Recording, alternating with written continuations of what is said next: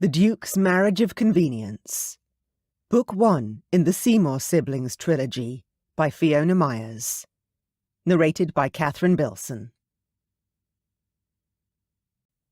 Chapter 1. A gentle breeze swept across the lush green pastures of the sought-after estate in the county of Somerset.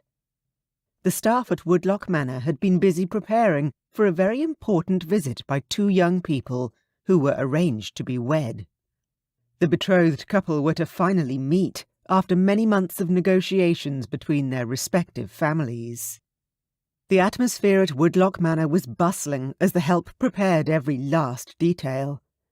The maidservants served a delicious breakfast on the terrace, while the manservants ensured the grounds were in pristine condition. Merriment and excitement were in the air. However, in the east wing of the manor, submerged nearly entirely in a bath of warm water, Lady Kitty Dunn did not share in the excitement of those around her. Of course, she would not openly admit her misgivings in front of the two young maids, who were busy washing her long black hair. The sweet aroma of flowers allowed her to drift into a surreal wonderland where there was no need for her to jeopardize her beliefs for anyone, let alone a man she had never met. Arranged marriages were simply archaic to Kitty's way of thinking, and she could not believe that she was being forced into such a dire situation. But her temporary wonderland dreams were very far from the real world, as she was fully aware. Her mother, Lady Dunn, the Countess of Dunn, had prepared her only daughter for this exclusive gala, as she ceremoniously referred to it, and proceeded to compliment her daughter's suitor as a man of integrity and outstanding reputation. He was considered one of the most eligible bachelors in the county, if not the country, and his wealth far exceeded most of the other eligible men. This was the sole reason Lady Dunn and her husband, the Earl of Dunn, had desired that James of Somerset wed their daughter. Despite the Earl's formidable reputation, their family was on the verge of bankruptcy. The Earl's business partner had embezzled a great deal of money from their joint business venture, leaving Lord Dunn to stand among the ruins of his fortune as the ashes rained down around him. Arranging a marriage between his daughter and James of Somerset would ensure their family's financial survival and rescue them all from a life of poverty. Of course, Kitty was well aware of the situation, but it most certainly did not stop her from expressing her distaste for the arrangement itself. Despite not having ever met Lord James, and the fact that she was in no position to judge him or despise him, she was, however, not impressed with the depths to which her parents had stooped. Her annoyance at her parents had somewhat coloured her view of her new suitor, even before their first meeting. Unfortunately, there was not much she could do regarding the situation. Plans had been made, and her family had travelled to Woodlock Manor to meet with Lord James. The bedchambers were far more luxurious than she had ever seen, with light rose inlaid wallpaper and gold trim. The furniture was constructed of solid cherry wood, and 3 large windows provided a panoramic view of the meadows outside. It was certainly a comfortable and luxurious lifestyle in which she was likely to find herself in future, but no amount of extravagance in the entire world would make her wish this of her own accord. "There you are, my lady," the maidservant said in a soft voice, and Kitty transferred her glance to the serving girl rather than continue focusing on the sunlight that danced through the drapes. "Oh, do make haste, child." Lady Dunn, who had been sitting quietly on a chaise near the window throughout the duration of Kitty's bath, spoke in an impatient tone. "There is still much to do." Kitty rose to her feet and allowed the maidservants to wrap her in soft muslin as she stepped out of the bath. The warm air inside the bedchamber allowed a comfortable transition from the heat of the bathwater to where she would now be dressed for her meeting with Lord James. The young maids worked gently and diligently as they first dried Kitty's tresses with a cloth, and afterward dressed her in her inner wear, the soft fabric skimming her skin. The sensation caused her to shiver, but it was more a reaction born of anticipation and nerves rather than excitement. The weight of responsibility sat heavily on Kitty's shoulders. She was aware this was the only way in which her family's financial survival could be ensured, and she most certainly did not wish for her mother and father to be punished for something that was entirely out of their hands.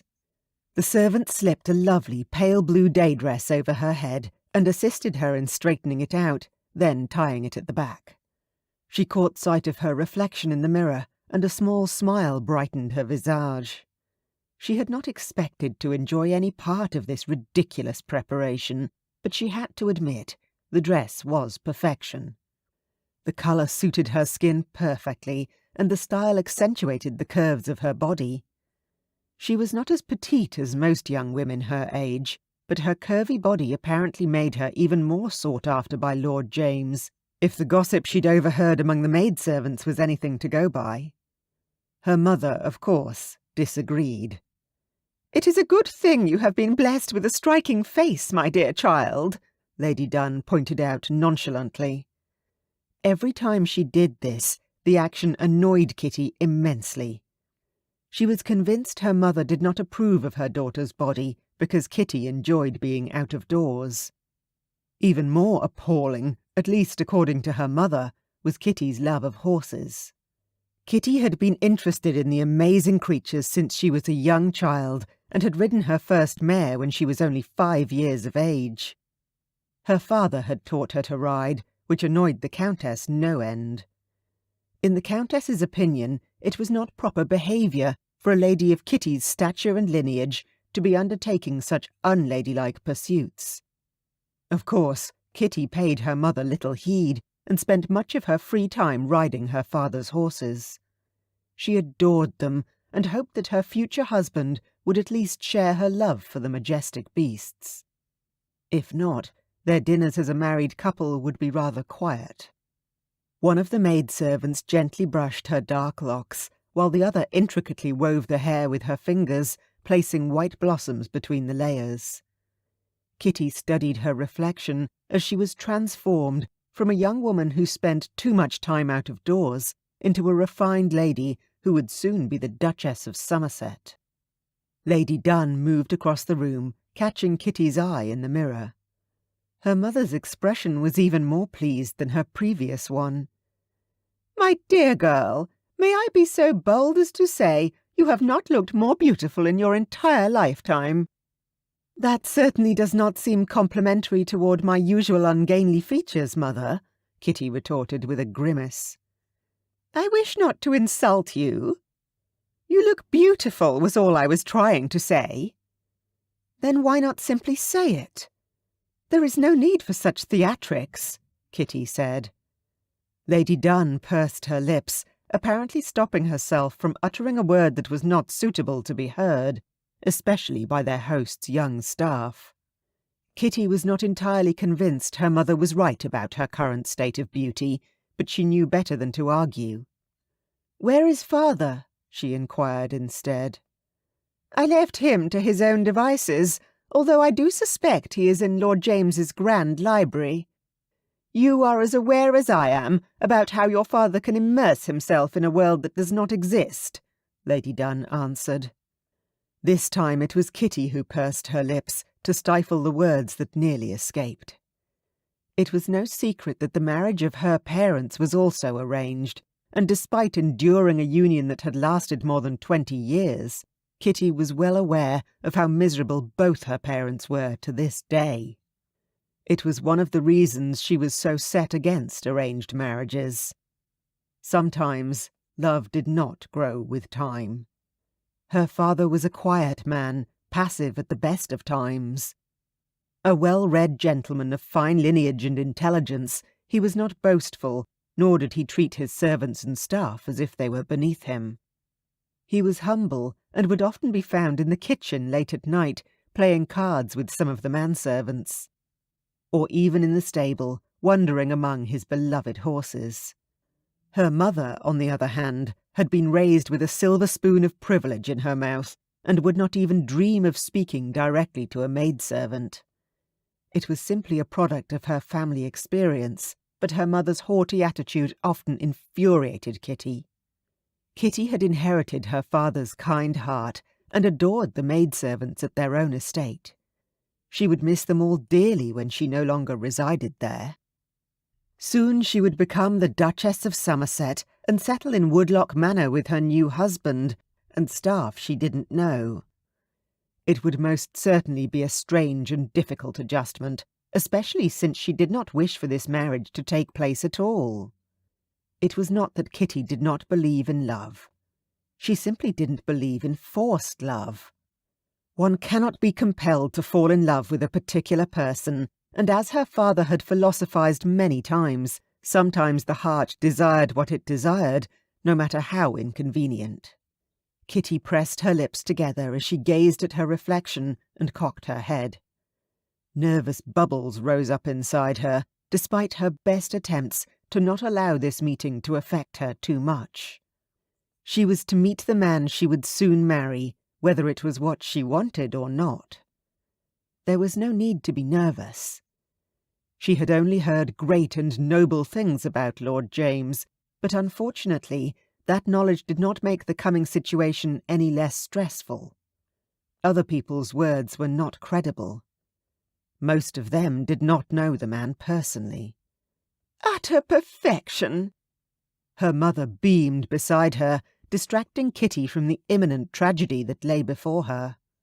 "There will be no doubt that His Grace will fall madly in love with you the moment he sets his gaze upon you, my dear." Kitty glanced at her mother over her shoulder and tried very hard not to roll her eyes. Perhaps her mother was under the impression Lord James may fall at her feet in a love-filled swoon, but she was not convinced. Not in the least. In fact, she was not certain that she would even meet with her betrothed. Through the window she eyed the thick foliage of trees on the other side of the meadow. It was abundant enough to get lost in, if one wished it. "Are you ready, my dear?"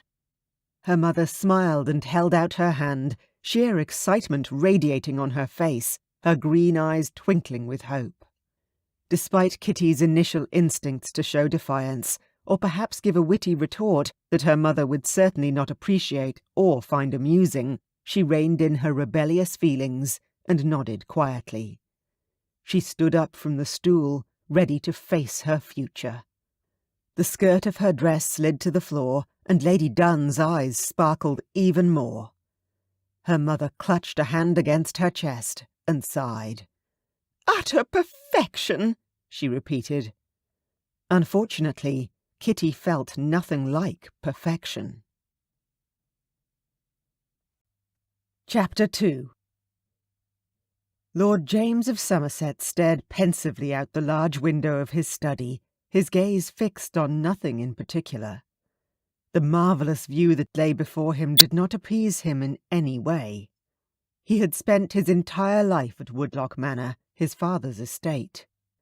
As the eldest son of the Duke of Somerset, he had inherited the property after his father's passing.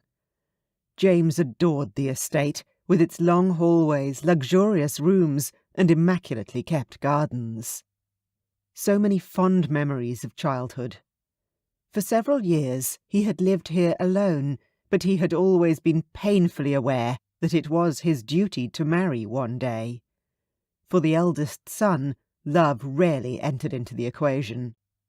He could not deny that he felt some bitterness in the situation, as his younger brother William and his sister Lizzie both had the privilege of marrying whomever they pleased. As the eldest sibling and heir to his father's lineage and title, James was responsible for carrying on the reputation of his family name.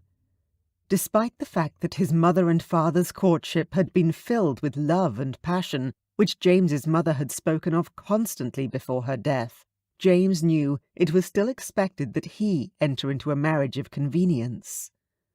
Unfortunately, there was not a woman he had met thus far who remotely stirred his feelings. Despite his parents' affection toward one another and their sterling example of a successful union, James had no desire to marry. When the Earl of Dun approached him at a gentleman's club in town, James was initially under the impression the Earl had been dipping rather heavily into his cups. The club was a notorious place where civilized men became quite the opposite, but much to James's surprise, the Earl was as sober as the morning sun. He was equally as surprised when Lord Dunn requested they speak in private.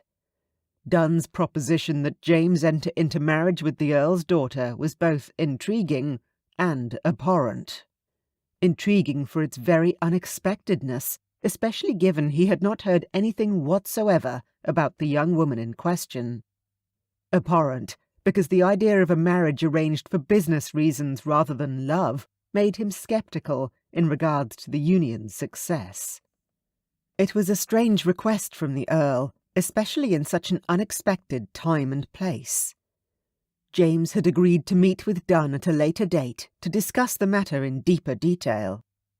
He had since learned the Earl and Countess of Dunn were one of the many families in Somerset with impeccable reputations, and Lord Dunn's business ethics and the manner in which he managed his enterprises were truly admirable. The same could not be said of the Earl's business partner, and James began to get an inkling of why Dunn had approached him with such an offer. Despite the fact that James was not previously aware Lord Dunn had a daughter, he deemed the offer one for serious consideration. The two men had met on a few more occasions to discuss the finer points of this arrangement, and they soon came to a mutual agreement. Although James felt forced to enter into an arranged marriage to appease his family, he decided that Dunn's daughter was probably the best option. He hoped his decision was one that would have made his parents proud if they were still alive. Of course, his brother and sister had been at pains to offer James their sympathies, but in James's opinion they had not seemed sincere. His two siblings seemed to draw significant amusement from James's painful duties, including his upcoming marriage of convenience. William had teased him relentlessly for agreeing to marry a woman on whom he had not yet laid eyes. "What if the young woman is not what you expected, dear brother? You are to be wed to her, expected to bed her, and spend the rest of your life with her, and yet you do not know how her face appears in the moonlight." William had laughed, shaking his head. "What if she is someone you simply cannot tolerate? Or perhaps the Earl has gone mad, and he does not even have a daughter." James wanted to growl at his brother, but instead he ignored the teasing. He had given Lord Dunn his word, and he was not prepared to break the arrangement, regardless of what the young woman turned out to be like. On the morning they were to meet at last, he waited in his study, confessing only to himself that he felt somewhat unsure. He caught sight of his reflection in the window, his dark brown hair meticulously parted and brushed neatly to the side, and he sighed. It would soon be time for the circus to begin. The sounds of his staff readying for the breakfast meeting with Dunn's daughter echoed through the hallways. They had been preparing for this occasion even before the sun rose. Lord Dunn and his family had arrived late last evening, and James had only met with the man briefly before retiring for the night. Lady Kitty had her own bedchamber, and Lord and Lady Dunn's chambers were next to their daughters. He had sent two of his best maidservants to Kitty's chamber to assist her with preparations, which James hoped would make her feel more comfortable.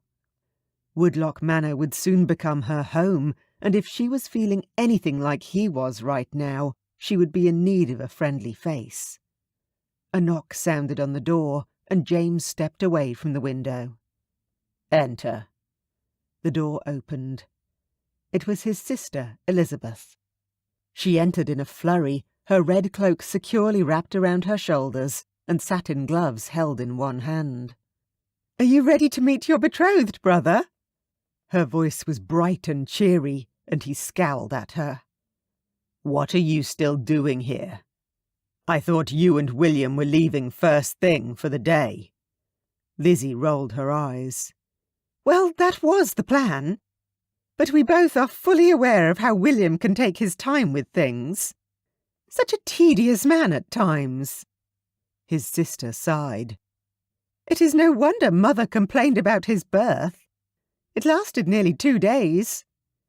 James's scowl slipped away and was replaced by a slight grin. He still recalled the stormy night his younger brother came into the world. To his young eyes, William had been the ugliest baby that ever existed. Even the horse's foals were much more handsome than William. Of course, his brother had improved in looks as he grew. He was now known as the dashing and handsome one of the family. "No hurrying William when he's not ready, I agree," he said with a chuckle. "Will you be well here on your own?" Elizabeth asked, causing James's nostalgic thoughts to evaporate. "I live at the estate by myself. Why would I not be well?" Elizabeth stared at him. "Because today is no ordinary day, brother. Today you will finally meet Kitty, your betrothed, your companion for the rest of your life." "Must you make it sound so dramatic?" James's scowl came back with a vengeance. "You've resided at this estate in isolation for far too long, and it will be a big adjustment to have someone else here. Will she be allowed into your chambers?"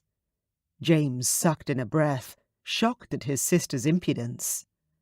"I hardly think that is appropriate." "You and I both know how private you are, brother.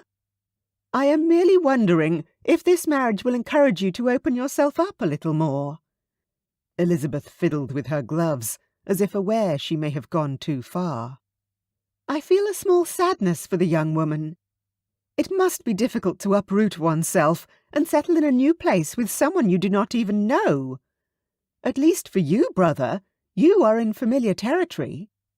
James stared wordlessly at Elizabeth and shifted his weight back and forth.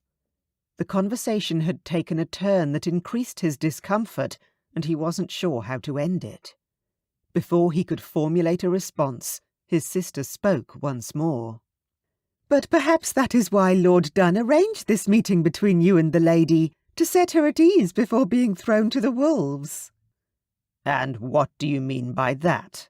James asked, his annoyance growing. "As I have mentioned many times in the past, James, the Seymour blood flows strongly in your veins, and that means you are stubborn and unwavering. In many cases that is a positive trait, but do not overdo it." "I cannot promise anything," he said. "James, she is your betrothed. Although it is a business arrangement made by both you and Lord Dunn, you agreed to it. Promise me that you will at least make an effort to help this young woman feel welcome and comfortable." His sister stared at him, her large eyes beguiling. He cleared his throat. "As I said, I promise." "I see you are making promises again, brother." William's voice interrupted them as he entered the study, his manner conveying the confidence that James wished he had. William appeared comfortable in any given situation, perhaps as a result of not being required to follow in their father's footsteps. Or perhaps his confidence sprouted from his dashing looks. William and he differed not only in personality and demeanour, but also in their features. James had dark hair and green eyes, as opposed to William, who was fair with blue eyes. William was also taller and leaner than James, which made the latter feel incompetent at times. He might be the oldest sibling, but when he stood beside his brother, people often looked to William, assuming him the one in charge of the family. That had its own set of disadvantages and problems at times. He could do nothing to change the situation, and had simply learned to live with it over the years. "I see you have finally graced us with your presence," Elizabeth said to William as she slipped on her gloves. "Shall we leave? The carriage is waiting downstairs." "Are we really leaving our dear brother to his own devices?" William grinned in amusement. "Or are you ashamed of your siblings, James? Or perhaps it is your bride of whom you are." "William, that is quite enough," Elizabeth interjected sharply. "Do not speak for me, Lizzie," James said, annoyance in his tone. He then turned to his brother. "This arrangement was drawn up between Lord Dunn and myself, for the good of the whole family, which means the two of you. It is not appropriate for you to say anything negative about Lord Dunn's daughter, William. That action is simply unacceptable and beneath you. There is no need to attempt to make me feel guilty for not inviting either one of you to this meeting. It is clear that you find the whole situation amusing and continue to mock me for choices I am forced to make." William's mouth opened and closed like a fish, considering James's words, and then he turned swiftly and exited the study. Elizabeth bowed her head. "I apologize." "Not on his behalf, sister," James said, as he raised his hand. Lizzie glanced up, her lips twisting a little. "Would you escort me to the carriage?" "Of course." She flashed him a brief smile, and they quietly left the study. Not a single word was exchanged as they made their way down the long corridor and through the great hall. Maidservants still scurried about, carrying large vases with flowers. James sighed.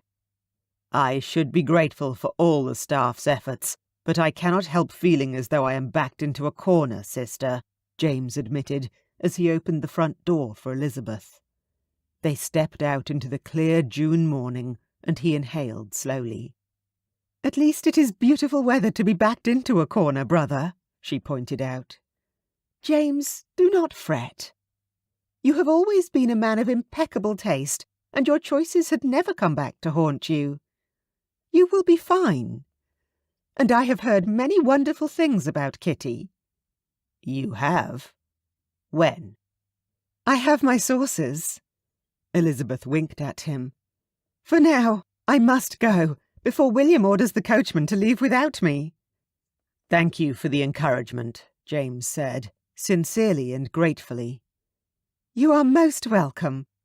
I will see you at dinner." Elizabeth placed her hand briefly on James's shoulder before making her way to the carriage, where their brother waited. James watched as she climbed onto the vehicle and they rolled out of the estate grounds. He stood perfectly still until the carriage was entirely out of sight, and sighed wearily. "Your Grace," he heard behind him, and he slowly turned. Roland, James's most trusted manservant, stood on the cobblestones. "Roland, pardon the intrusion, Your Grace, but breakfast is ready to be served on the terrace." "Thank you, Roland. I will be there shortly." "Very well, Your Grace," the man said with a nod. As he turned away, James called him back. "Roland?" "Yes, Your Grace." "Have you seen Lady Kitty, perchance?" "Indeed I have, Your Grace." "What can I expect?" James shifted his weight, wondering if he really wanted an answer. "It is not my place to say, or to judge a young woman solely by her looks, and not knowing her in the least. But she is beautiful, and on first appearance, a fine young woman to have as your Grace's wife," Roland answered politely. "The maids who tended to her this morning speak very fondly of her as well." Relief swept through James's chest, loosening the tightness around his heart. "That is indeed good to hear, Roland. Thank you." The manservant bowed his head. "It is indeed my pleasure, as always, Your Grace." Chapter 3. Kitty's heart pounded in her chest as she seated herself between her mother and father on the terrace. It was a magnificent day, the bright blue sky clear of any clouds, and the cheerful singing of birds from afar eased the nervous tension that held her shoulders taut. Within a few moments, she would meet the Duke of Somerset, the man her parents had arranged for her to marry. The man to whom she was expected to be polite, despite the feelings of dread curling around her heart. How could she keep up appearances as a delighted young lady who would soon be the Duchess of Somerset, when that appearance was anything but the truth? She must do it. There was no other alternative. Never in her entire life had Kitty rebelled against her father's wishes, and today, being fully aware of her family's precarious financial situation, she had no choice but to continue to act as he wished, even if it was at the risk of her own personal happiness. Kitty straightened her shoulders, lifting her chin as she noticed her mother's glare of disapproval from the corner of her eye. She inhaled slowly through her mouth, telling herself not to be so ridiculous. Lord James was just a man. No need to be this frightened of what the future would hold. Footsteps sounded from inside the manor house, slowly getting closer, in perfect tempo with her pounding heart. She turned her head toward the door as her mother and father rose to their feet. Quickly, she followed suit. The Duke stepped into the bright sunlight, and Kitty had to remind herself quite sternly not to drop her mouth open or stare too hard. Goodness, he was nothing like she'd expected. His chiseled jawline was much stronger and more masculine than the one she'd constructed in her imagination. With his dark brown hair, he was certainly a very handsome man. His posture and his broad shoulders spoke of a man filled with pride. Something flared in Kitty's belly as she stared into his intense green eyes. No, indeed. Lord James of Somerset was not what she'd imagined at all. She felt quite breathless until his gaze slid away from her to land upon her parents. "Your Grace!" Her mother and father were in unison as they greeted the Duke politely. "Lord and Lady Dunn," their host answered in return. "Welcome to Woodlock Manor. I do apologize for our brief encounter last evening. I had matters that required my urgent attention." "There is no need for you to explain, nor apologize, Your Grace," her mother said quickly. Kitty watched as her father and the Duke shook hands. As he walked to his seat, there was another flutter in her stomach. Something unfamiliar stirred deep inside her as his gaze met hers again, but much to her dismay, his jaw clenched. Kitty was certain she noticed a flicker of disappointment in his eyes. Her heart sank. Would he reject her before they had even spoken? "Your Grace, may I introduce my daughter, Lady Kitty Dunn," her father announced proudly. Kitty forced a smile to her face and leaned on the manners she'd been taught since the cradle. "It is a pleasure to make your acquaintance, Your Grace." She bobbed a little curtsy, wondering if that was too much. No one seemed to mind, so she added, "My parents have told me much about you."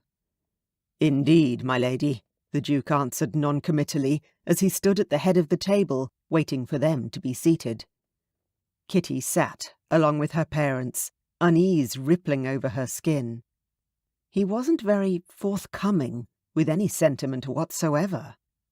"Your estate is magnificent, Your Grace," Lady Dunn said with a warm smile. "I've not seen anything quite like it before." The Duke glanced at Lady Dunn for a moment and nodded. "This place has been in my family for generations, and I am determined to ensure it will continue to be the gem of Somerset, as it is often referred to."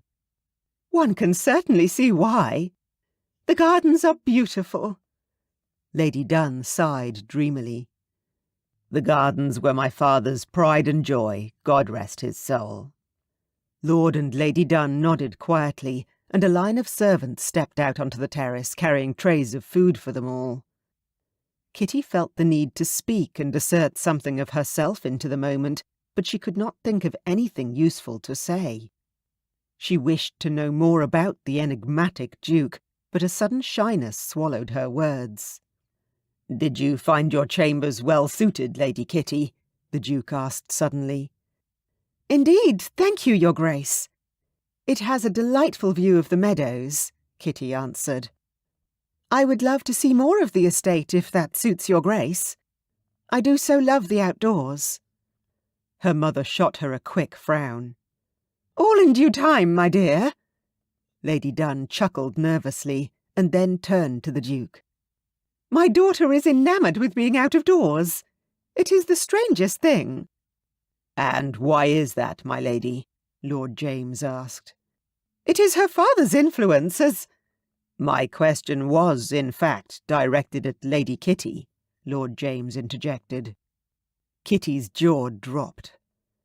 Not a soul on earth had ever dared to speak to her mother in such a manner. It was certainly bold, but also rather disrespectful. "I beg your pardon, Your Grace." Lady Dun's voice was soft as she reached for her teacup, but her glance at Kitty was full of warning. In contrast, the Duke's gaze was expectant as he stared at Kitty. She had not an inkling of the right thing to say. "I am my father's only daughter, and child for that matter, Your Grace, and we have a very close-knit relationship. He taught me many things, and we share mutual interests, such as our love of nature and horses." "Is that not rather improper for a young lady such as yourself?" the Duke asked. "Improper?" Kitty narrowed her eyes at the impertinent man before her. "Perhaps so, according to you and my mother, of course. But who are you to be so judgmental of a person without knowing her first, Your Grace?" Beside her, Lady Dun choked on her tea, and Kitty turned her icy stare away from the Duke and onto her mother. "You should not drink so fast, Mother." "My sincerest apologies, Your Grace. My daughter—" "Your daughter clearly is not aware to whom she speaks, and in such a disrespectful manner as well. Lord Dun, I was under the impression your daughter was polite and timid." Kitty glanced at the Duke incredulously. This was the man her father had arranged for her to marry. This arrogant, stilted jackanapes. Did he expect his future wife to sit around sewing or playing mournful tunes on a harpsichord, or any of the other passive indoor pursuits that a quiet, timid young lady might pursue? For a moment, she teetered on the verge of jumping up and running across the meadow, but eventually common sense reared up, and she bit back her annoyance. She lowered her gaze, doing her best to appear polite and timid. "My sincerest apology, Your Grace. I meant no disrespect." The Duke stared at her as if unsure whether she was genuine. After a moment, his jaw eased, and he nodded. Kitty spent the duration of the meal on the terrace in silence. She was annoyed with her parents, and with the Duke, and was well aware that as soon as she stepped back into her bedchamber, she would be confronted by her mother. She had no desire to listen to her mother's haranguing regarding her behaviour, despite being aware she had actually been quite rude. At times, she felt as if she was a constant disappointment to her mother. In the past, her mother's attitude had seemed unjust, but now, she knew she would truly be a disappointment to her mother if she did anything to jeopardize the arrangement struck between her father and James. After all, she did not wish to be the one who caused ruination for her family. When they had all finished the meal, Kitty noticed the Duke glancing at her again, and she straightened her shoulders. The tension in the air was evident, and much to her relief, the Countess spoke first. "Perhaps we should take a stroll through the gardens, to allow the Duke and Kitty to become better acquainted," Lady Dun suggested. "Or perhaps His Grace can show our dearest daughter the gardens."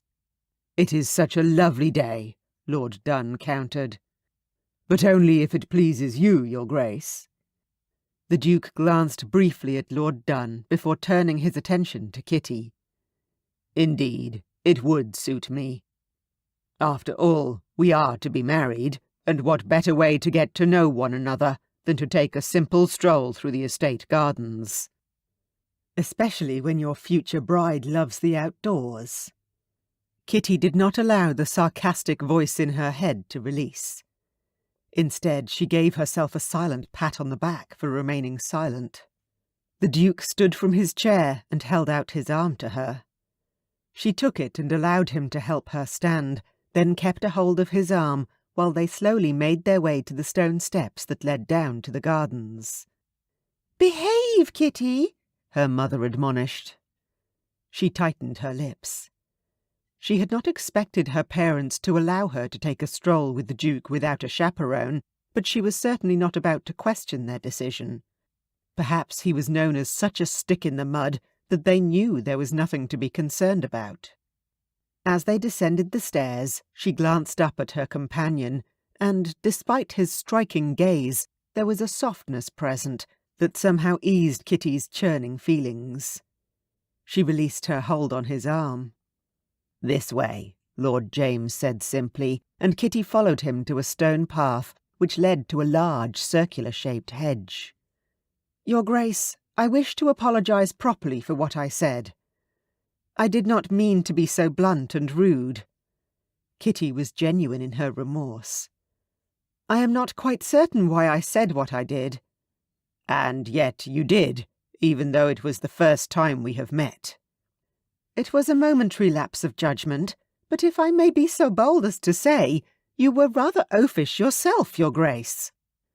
Kitty was not about to let him off the hook that easily.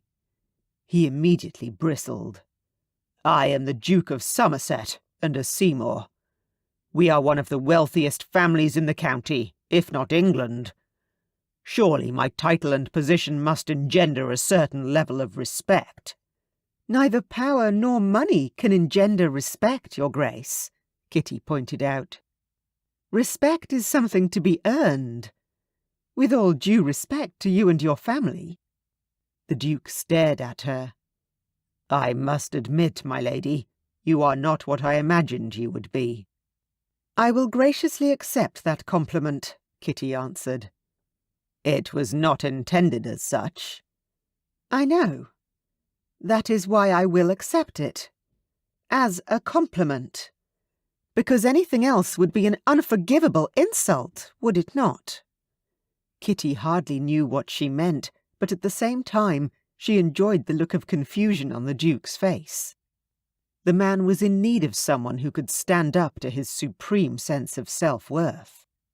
She lowered her gaze immediately after speaking. Did she really have to endure this man for the rest of her life?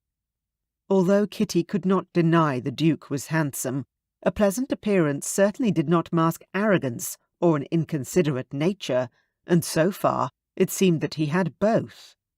"I am who I am, Your Grace," she said at last, when he didn't speak. "Despite my mother wishing I were a different person, I cannot change who I am without betraying myself." There was a long, drawn-out pause before he answered. "To thine own self be true." Kitty blinked, surprised by his response. "Indeed?" "What is your favourite thing to do, my lady?" James inquired. "As strange and unladylike as it may seem to Your Grace, I spend much of my time at my father's stable." James's shocked expression was one she'd come to expect from people. Undeterred, she continued. "I adore horses, even from a very young age.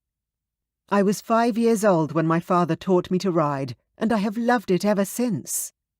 Kitty sighed dreamily, but soon realised how foolish she sounded.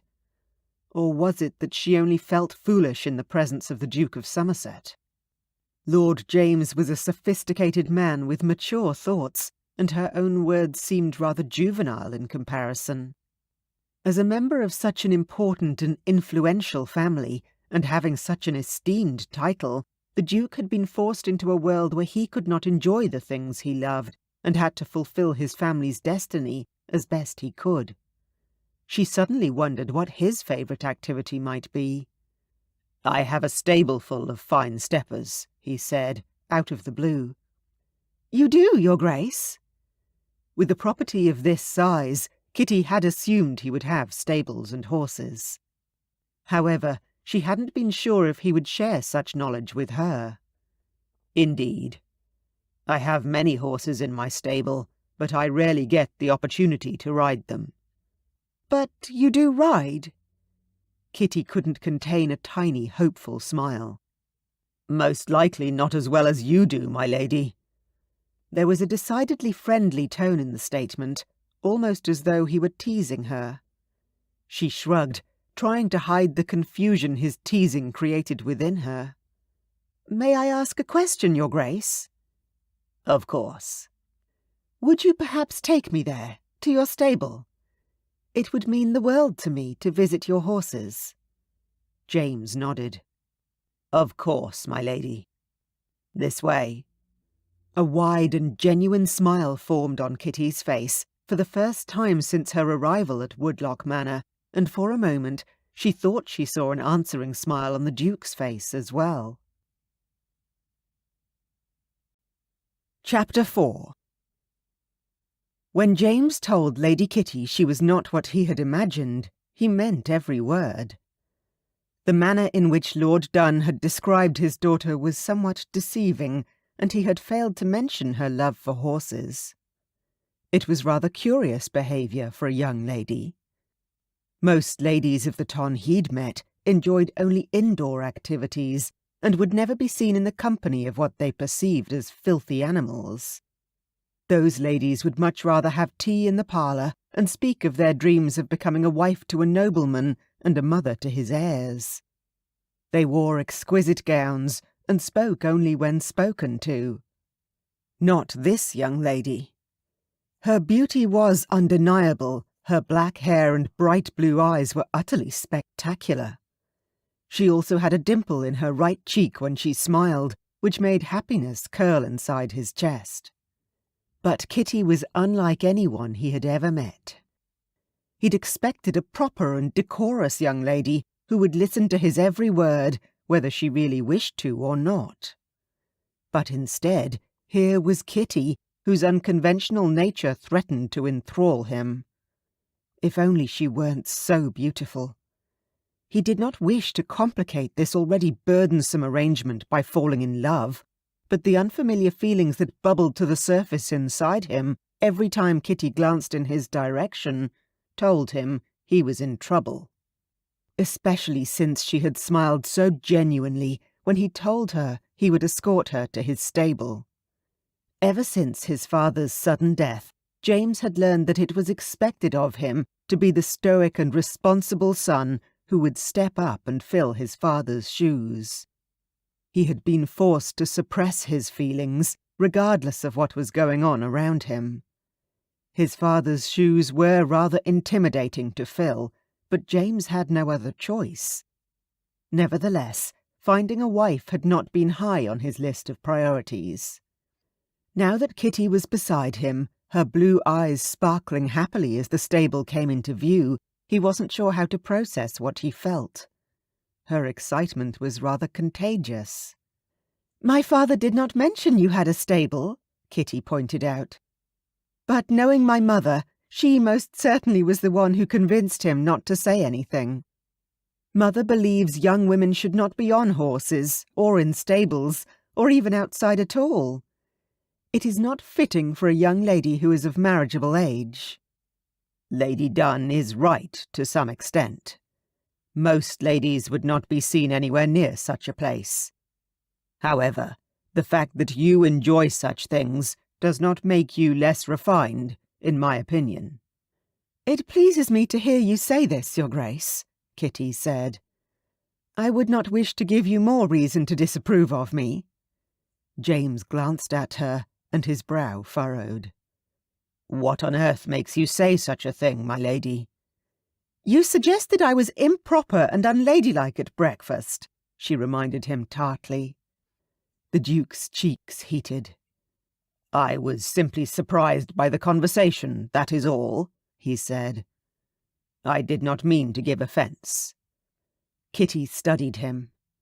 "Pardon my candour, Your Grace, but I am not oblivious to the situation in which we both find ourselves.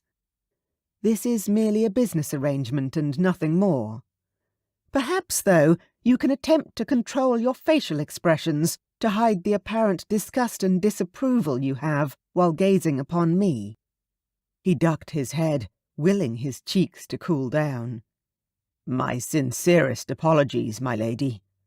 This beautiful and utterly frank young lady who walked beside him clearly did not understand why his visage carried a look of disapproval, but it was not the sight of her, nor anything about her, that had disappointed him. It was the innocence and abundance of life that danced in her bright blue eyes that disheartened him.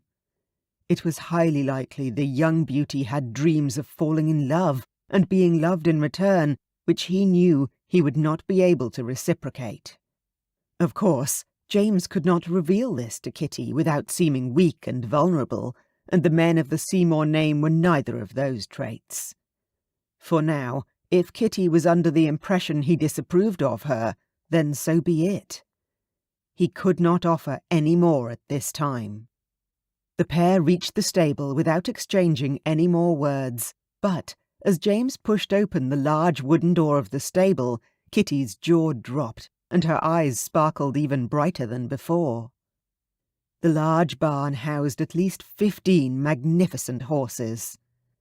Their coats shone with vitality, and their muscles were well developed.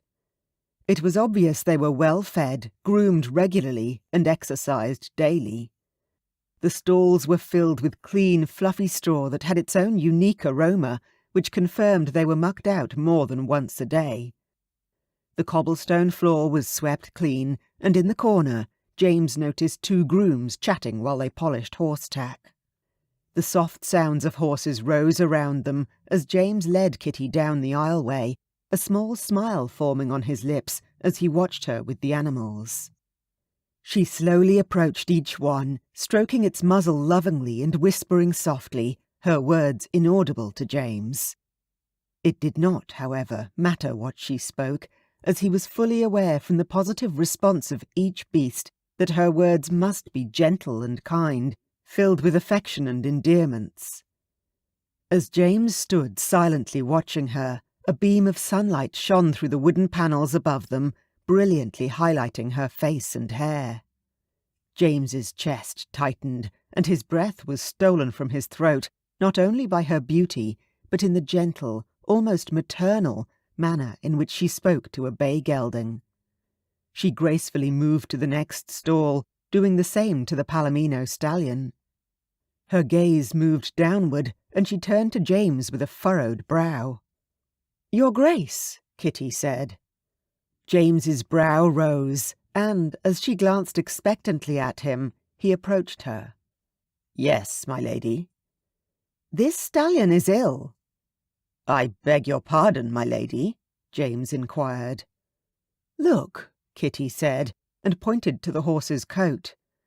"His coat is dull, and so are his eyes. He has not eaten any of his hay, and he seems rather lethargic." James narrowed his gaze, taking in everything she had said. "You are very perceptive, my lady." Why hadn't his grooms noticed the same thing? "You should have an animal doctor come and attend this horse, Your Grace," Kitty insisted. "I will have one of the grooms summon him. I promise you that, my lady." "Thank you, Your Grace," Kitty answered gratefully, slowly stroking the horse's muzzle. "My father taught me everything he knows about horses, when they are happy and thriving, and when they are ill.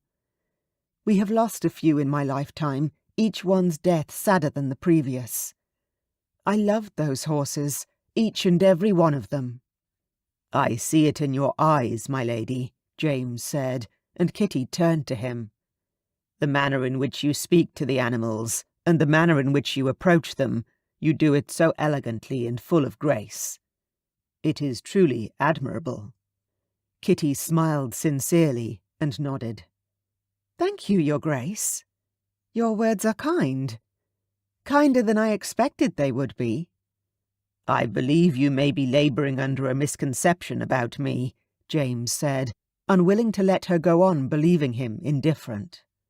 "And what precisely would that misconception be, Your Grace?" He'd never had to explain his personality nor his manners before, and he struggled to draw the correct words into his mind. He swallowed hard. "My father was a stern man who did not take kindly to those who opposed him, or those who did not fit into the parameters he had been taught to believe were right." "Your father would not have approved of our betrothal?" Kitty asked. "That is not what I was insinuating, my lady." "Tell me then, Your Grace," Kitty insisted, her jaw tightening in a determined way. "For a very long time I agreed with my father, even after his death. There was a proper way for people to behave, and there was an improper way." James had idolized his father and done everything in his power to uphold the standards that had been set for him. "Do you still agree with his way of thinking, Your Grace?" Kitty asked, cocking her head and waiting as if she genuinely wanted to know his answer.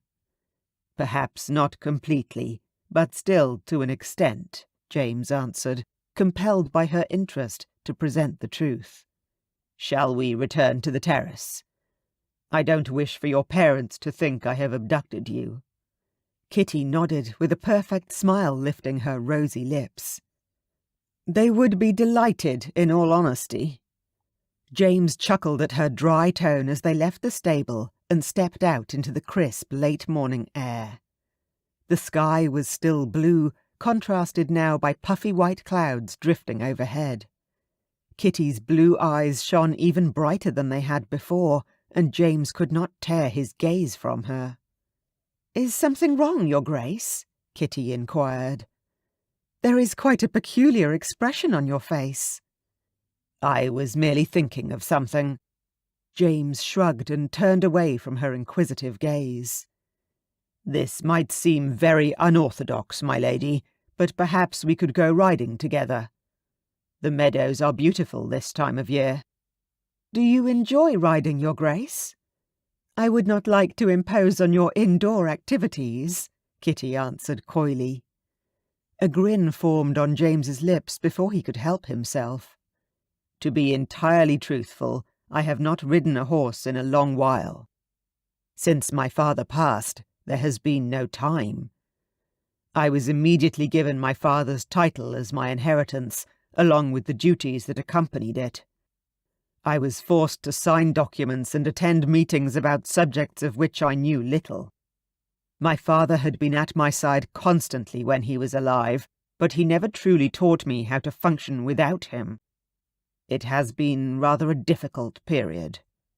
James cleared his throat. He couldn't believe he had just admitted that to a near stranger. "At times it still is," he finished quietly. Kitty's gaze dropped. "My condolences for your loss, Your Grace. I cannot begin to fathom what you must have been through, but I do know that you have more strength than you realize." James stared at Kitty, whose eyes lured him in an intimate gaze that he wanted to pursue, but knew he must not. "I would love to go riding across the meadows with you," Kitty said softly, then stepped back. A mischievous smile formed on her lips. "Perhaps I could interest you in a race as well." "A race? Do not be ridiculous, my lady." James scoffed. Even with his rusty riding skills, surely she could not expect to outride a duke on his own lands. "Are you afraid you might lose, Your Grace?" Kitty challenged. "Or are you merely not up for a challenge?" "Neither," James said firmly. "I simply do not wish to embarrass you." Kitty chuckled and shook her head. "Your confidence is amusing and enlightening, but I do believe I may win this challenge." "Fine, then. We shall certainly see," James said, as he held out his arm to assist her up the stairs that led to the terrace. "Tomorrow, at dawn. Meet me by the stable." "Wonderful." Kitty beamed and placed her small hand in the crook of his arm to ascend the stairs. "I hope your parents do not scold you for agreeing to my challenge," James stated. "In all fairness, I was the one who challenged you, Your Grace. And sadly, it will probably not come as a surprise to my family, nor will they think any less of you for accepting," Kitty clarified. "Do not feel one shred of remorse, Your Grace. I am fully capable of handling my mother. And father, too. You should concentrate on fretting over the coming race." Her sly smile and the excitement in her eyes lifted his spirits in a way that hadn't happened in far too long. "Then it is agreed. The stable at dawn." James placed his hand on his heart, as if swearing an oath.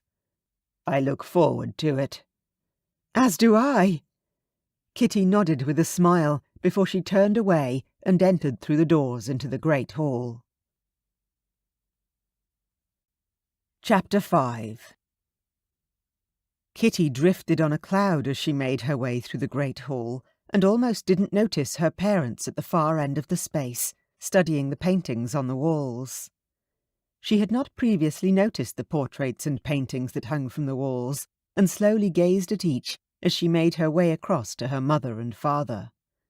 There were small descriptions beneath each portrait, explaining who the subjects were, and she realized for the first time that the Duke had siblings, a brother and sister. The family resemblance among them all was quite remarkable. The Duke's sister appeared to be a beautiful young woman whose eyes definitely resembled James. While the brother seemed taller and more lean than Lord James, there was a similar cast to the features that marked them as Seymour siblings. The short while she had spent in the stable with the Duke had certainly warmed her toward him, and she was under the impression he had become more intrigued and interested in her too. The manner in which he now glanced at her was different, though he still seemed to want distance between them, for a reason she could not fathom. It seemed to Kitty that he still thought of their arrangement as purely business. Perhaps leaving sentiment out of the deal was the best way for him to handle the situation at present, since he had mentioned he was not used to young ladies such as herself. She stopped before a large portrait of the Duke, pursing her lips as she studied his serious countenance. So different to the softening of his features when he deigned to smile or laugh. A strange feeling crept inside her. What would the Duke's lips taste like? And how would it feel to have his hand caress her cheek? Her heart began to pound, and her cheeks heated as she lowered her gaze to the floor. Her father noticed her then. "My dear child." Kitty took a deep breath, composed herself, and approached her parents. "Mother, father, I hope you do not mind, but the Duke and I—" Her voice trailed off as she glanced behind her, but there was no trace of anyone else. A small part of her had hoped he would accompany her inside, but to no avail. She glanced back at her parents, who stood quietly waiting. "His Grace and I visited his stable. The horses were lovely." Kitty beamed, but immediately noticed her mother's disapproving scowl. "He offered to take me riding in the meadow at dawn tomorrow. I am certain you do not have any objections to this, as you wish for the Duke and I to become better acquainted and more familiar with each other." Lord and Lady Dunn glanced at each other, but the Countess did not utter a word. "Father?" Kitty asked. "Of course, we approve," he answered at last, and Kitty raised her brow apprehensively. She was well aware her mother was embarrassed at the notion of her daughter taking a ride in the meadow, but at least it pointed to the Duke's interest in her. "I promise to be on my best behaviour, Mother. After all, the Duke would not have offered if he was opposed to spending time together, would he?" Kitty pointed out. "Indeed, and for that we are truly blessed and grateful." Lady Dunn breathed a sigh of apparent relief, but her lips were still tight, indicating her reluctance to fully support the excursion at dawn. "You will require a chaperone, of course." "Perhaps I could have him ask one of the grooms to ride with us. I am well aware of how much Mother dislikes horses, and I would not wish for you to feel abandoned in such a large and spacious estate," Kitty suggested, as she glanced at Lord Dunn for his thoughts. "That is a splendid idea, my dear," her father answered. Then her mother piped up. "Your father can keep me company while you frolic in the wilderness with your betrothed." "It is hardly frolicking, Mother. We will simply be riding the Duke's horses through the meadow." "No wilderness," Kitty corrected, but her cheeks heated at the mere thought of being alone with James, when no one could catch sight of them. A sudden burst of flutters spiraled inside her stomach. Would it be so very wrong to experience a kiss from your betrothed? Perhaps there might be a chance for her to taste the Duke's lips and feel the heat of his body against hers as they watched the sunrise set the sky alight in flames of reds and oranges. Her daydream, however, was rudely and very prematurely interrupted by the realization that they would be accompanied by a groom. Perhaps another occasion would arise when she could realize the strange fantasy that seemed to be taking over her thoughts. "Mother, may I read for a while in my chambers?" Kitty asked, clasping her hands together in front of her. "Certainly, my dear. The Duke has not informed us what he has planned for this afternoon, but as soon as he does, I may call upon you to join us. We would not wish you to miss any time with your betrothed." "Of course not, Mother," Kitty answered. As she turned and made her way to the main staircase, her mind whirled. She had no intention of reading demurely in her chambers. Instead, she would find her journal and write of all the feelings that currently bubbled up inside her. The excitement she felt in anticipation for tomorrow's race with the Duke was proving impossible to tamp down. The previous feelings of dread had been replaced by hope that the Duke was not, in fact, such a terrible match after all. Arranged marriage or not, she suddenly could not wait to see what the future might bring. She ascended the staircase and reached the top, practically skipping to her bedchamber. Once inside, she glanced around happily, but her smile soon disappeared. The trunk with her books, as well as her journal, was not in her bedchamber. It may have been misplaced and taken to her mother and father's room instead. She hurried out the door and quietly opened the door of the suite beside hers, stepping inside with some trepidation. She was not usually permitted in her mother and father's chambers without their knowledge, as it infringed on their privacy rules at home. Much to her delight, she noticed her small chest immediately and retrieved it from the corner. Perhaps in all the excitement, her mother had forgotten to inform her that it had ended up with their things. As she made her way to the door, a letter caught her eye. It was lying on the bed, half concealed by a lace-covered pillow. It seemed out of place somehow, as if someone had tried their utmost to hide it in a hurry. Kitty stood for a moment, torn, but the temptation was too great to resist, and she reached for the letter. Much to her shock and disbelief, it was addressed to herself, with her father's estate address penned below her name. Her heart sank as she opened the letter and read the words that had obviously been hidden from her by her parents. "My dearest Kitty, it has been many years since we have seen one another, and even longer since we spoke. 10 years to be exact, but it truly feels like a lifetime. A lifetime I spent without the sun in my days and the moon in my nights. I hope you remember the days we shared at the river where we would play.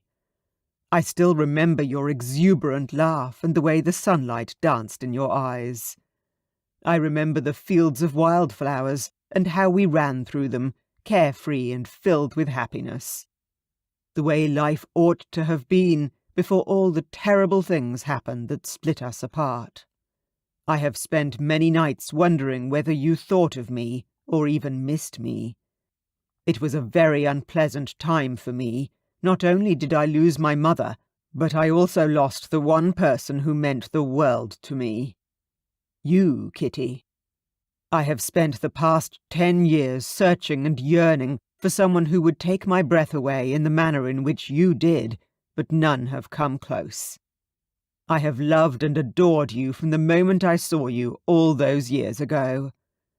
It was a moment I could never forget. I still think of you every time I see a yellow flower or smell the aroma of freshly baked bread. I hope you have not forgotten about me. Sincerely yours, Edward Walsh." Kitty lowered the letter, her jaw slack after reading the words meant for her eyes alone. Edward Walsh, who was most certainly the Marquess of Wyndham by now, had been her childhood friend for many years, until his mother passed and his father remarried. Soon after his second marriage, Edward's father relocated the whole family to the north, and despite writing one another letters, their friendship had faded over time. Kitty recalled the times Edward spoke of, including their excursions to the river and the fields through which they had run. She had known the young lord since she was 5 years of age, and their friendship was the one thing she had once treasured more than her horses. Tears blurred her vision as she lowered the letter written with Edward's perfect penmanship. Why would her mother have the letter in her possession? And why had she thought it appropriate to hide it from Kitty? As she turned, she saw her mother standing in the doorway. "You kept this from me!" Kitty's voice was raw and hoarse, filled with heartbreak. "I had no choice, my dear," Lady Dunn answered. "What does that even mean?" Kitty said, her heart thumping harder against her ribs as she struggled to keep from shouting. "How long have you had this? Does it matter?" Kitty gasped, swallowing hard against the lump that rose in her throat. "Of course it matters! I missed him every second he was gone. How dare you keep such a thing from me, Mother?" How could her mother not understand how she felt? "I did it for your own good, Kitty," her mother answered, and stepped inside, closing the door of the bedchamber behind her. "Can you imagine what His Grace would think if he were to find out about this? He would most certainly not follow through with the marriage, knowing that another man longs for his betrothed." "That was not your decision to make, Mother," Kitty argued. "It most certainly was," Lady Dunn hissed, and approached Kitty. "You are well aware of what is at stake. This marriage with the Duke must happen for the sake of our family's survival. Do you wish me to work as a seamstress, with our home gone and our fine belongings sold at auction?" Why did everything always come back to this same argument? And why was it all on Kitty's shoulders? "Mother, please dispense with the drama. It is not theatrics, Kitty. This is our life, our future, and that letter puts everything we have worked for at risk. I will most certainly not allow that to happen, under any circumstances." Lady Dunn snatched the letter from Kitty's hand. "Mother, I will not allow this to affect your father's arrangement with the Duke, and neither should you allow this to have any effect on you," her mother hissed once more. With her mother like this, it was pointless to even begin to attempt any form of defiance. Her mother's mind had been made up, and that was the end of it. Kitty knew her thoughts or opinions on the matter did not count. She left her mother's chambers without another word, and without her precious letter. Chapter 6. James glanced down at the book resting in his hands. His brow furrowed deeply as he considered his own actions and wondered at the motivation behind them. He'd just spent the better part of the morning and afternoon in the library reading about horses and how to properly ride them to refresh his memory. He told himself it was because he wanted to improve his chances of winning the race he had arranged with Kitty, but he had the feeling he didn't stand a chance of victory, no matter how many books he read. Kitty had been riding most of her life, and she had even recognized the signs of an ill horse when he and his own grooms had not, which meant he was likely doomed come dawn tomorrow. In a sudden explosion of sound that cut through the silence in which he'd immersed himself, the doors of the library burst open, and William entered in a rush. James stared at him over the top of his book. "What the devil?" "Our sister has lost her mind," William announced, with great theatrics and exaggerated arm movements. James simply gazed at him for a moment before rolling his eyes. "That is not exactly news, William." "You don't understand, James. This is rather serious." "It always is," James said, and returned his attention to the book. "What on earth are you reading?" William asked as he approached. "Equestrian etiquette? Good Lord! You are as crazy as Elizabeth." "I do not appreciate that comparison, William," Lizzie said, with a distinct tone of disgust in her voice as she entered the library as well. So much for my peace and quiet, thought James. I speak only the truth, William countered. Lizzie rolled her eyes. You wouldn't know the truth if it landed a facer on your chin. You are a fine one to speak, sister. Oh, go ring a peal over someone else. I am not in the mood, Lizzie said. James, who realised his solitude was now well and truly gone, snapped shut the book and placed it on the table to his left before standing up to face his siblings. What are you two arguing about? I saw Elizabeth engage in a rather intimate conversation with Lord Dorset, William answered. James glanced at Lizzie and raised a brow. Sister? She scowled and crossed her arms. It was not an intimate conversation, she insisted. He was standing rather close to you, Elizabeth, and his hand coincidentally brushed your arm and shoulder on more than one occasion, William scoffed. I saw it with my own eyes. As did others, I might add. Purely unintentional, I assure you, Lizzie said, and glanced through her lashes at James. He narrowed his eyes. There was more than a little guilt in Lizzie's expression. It was time to step in. Lord Dorset is known for being a rake, sister. I wouldn't want you to be associated with a man like him, James pointed out. Precisely what I told her, William said.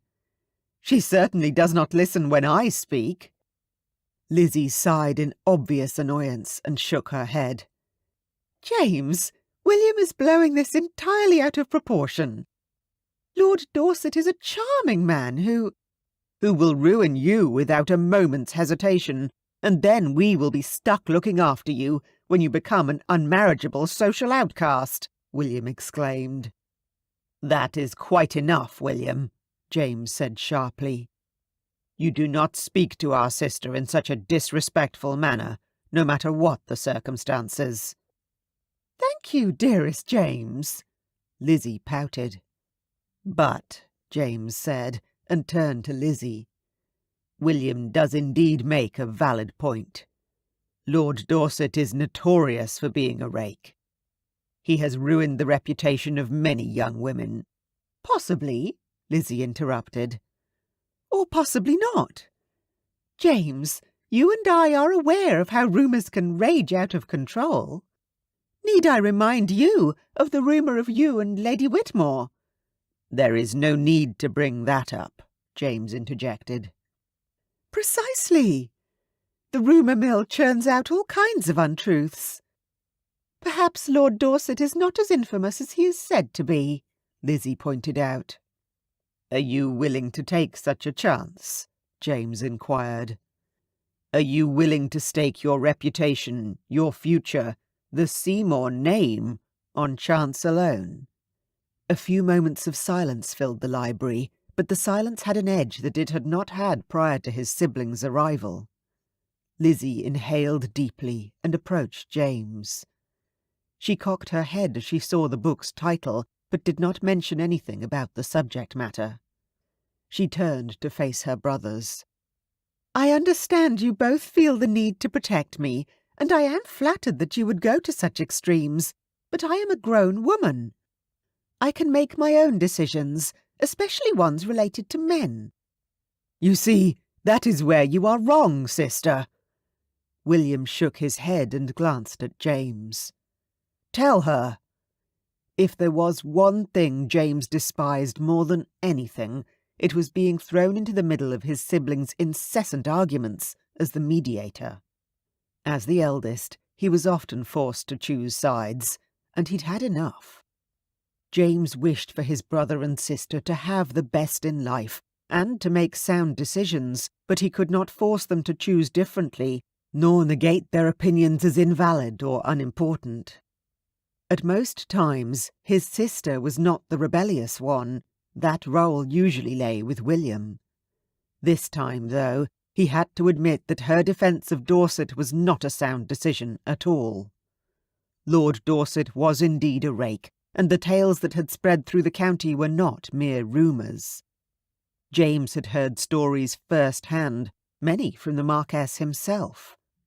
It was not something to boast about, but Lord Dorset possessed not even an inkling of remorse for what he had done to the many women who had fallen for his charming ways.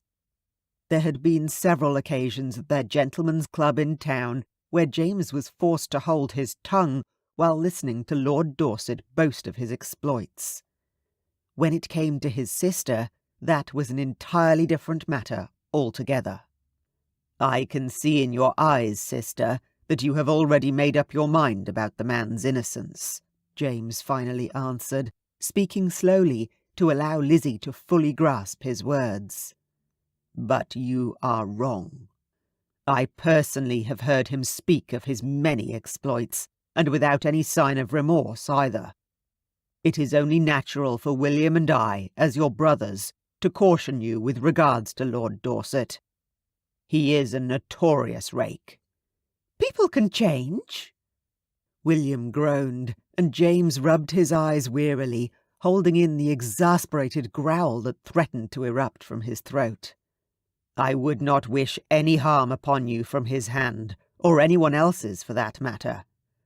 Understand, sister, that William and I are doing our best to look after your well-being." Lizzie's eyes softened, and she approached James, taking his hands in hers. "I value your opinion most in this world, James, and I love you with all my heart. I understand that you are concerned about me, as you are too, William, and I cannot express how appreciative I am. But my choices are still mine, and I am mature enough to deal with the consequences. Knowing you are here for me when I need you is enough. More than enough." William stepped forward, still huffing. "If he touches a single hair on—" "He will, William," Lizzie said, as she turned to him, releasing James's hand. "And I will more than likely allow him to do many more things to me, but that is for me to decide, not you. Is that clear?" James exchanged a worried glance with William, but instead of uttering anything that might lead to another rift, or even cause Lizzie to rebel further, he turned to his sister. "As clear as the bright blue sky, sister."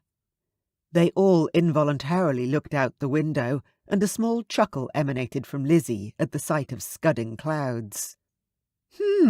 She said primly, but a satisfied smile formed on her lips, and she nodded at James. "Now, tell us, why on earth were you reading a book on equestrian etiquette?" James glanced down at the book and shrugged his shoulders, trying to hide his sudden embarrassment. "A bit of light reading." "I hardly find that believable," Lizzie scoffed. "Why the sudden interest?" "Perhaps it has something to do with his new wife," William suggested. A twinkle of intrigue appeared in Lizzie's eyes. "Of course. Tell us everything." "There is not much to say, Elizabeth." "Nonsense, James. You have clearly gone to great lengths to read up about a subject in which she must be interested." "Is that usually a good sign, William?" Lizzie inquired. "Either that, or James simply wishes to sharpen his equestrian knowledge," William answered. "Though why now, today, and only after meeting a certain young lady—" "All right, all right." James folded his arms across his chest, unaccountably agitated by the attention on his love life.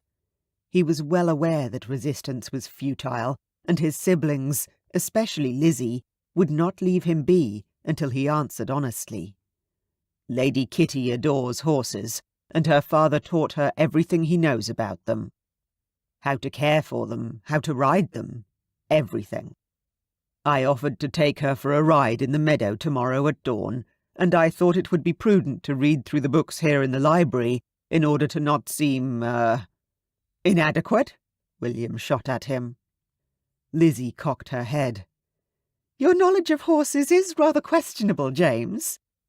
You do not even like them." James couldn't stop the sigh that emerged. "I don't hate them, Elizabeth." Her brows rose, but before she could speak, William jumped in. Clearly it does not matter whether James likes horses or not." He grinned. "Look at him, Lizzie. He is practically changing himself for this woman." Lizzie smiled sweetly. "Is it true, James? Have you fallen in love already? Did you fall in love with Kitty the instant the two of you met?" "Don't be ridiculous." James felt the heat rise in his cheeks, and he shifted uncomfortably from one foot to the other. "Tell me truthfully, James. Is she beautiful?" Lizzie inquired. Another sigh escaped, and he couldn't lie. Not to his sister. "More beautiful than I ever imagined she would be," James answered. "But it is more than that. Kitty is unlike any other woman I've ever met. She is not afraid to be herself. She speaks her mind, and even though she tries very hard to please her mother and father, she is still true to herself. Also, she is witty and kind. Elizabeth, you should have seen the manner in which she spoke to the horses. Soft and caring, maternal even." Lizzie and William exchanged intrigued glances that James tried hard to ignore, and then Lizzie chuckled. "It seems as though our brother might be marrying for love after all, William." Lizzie's words resonated in his mind. Was it true? Had he fallen for Lady Kitty Dunn at first meeting?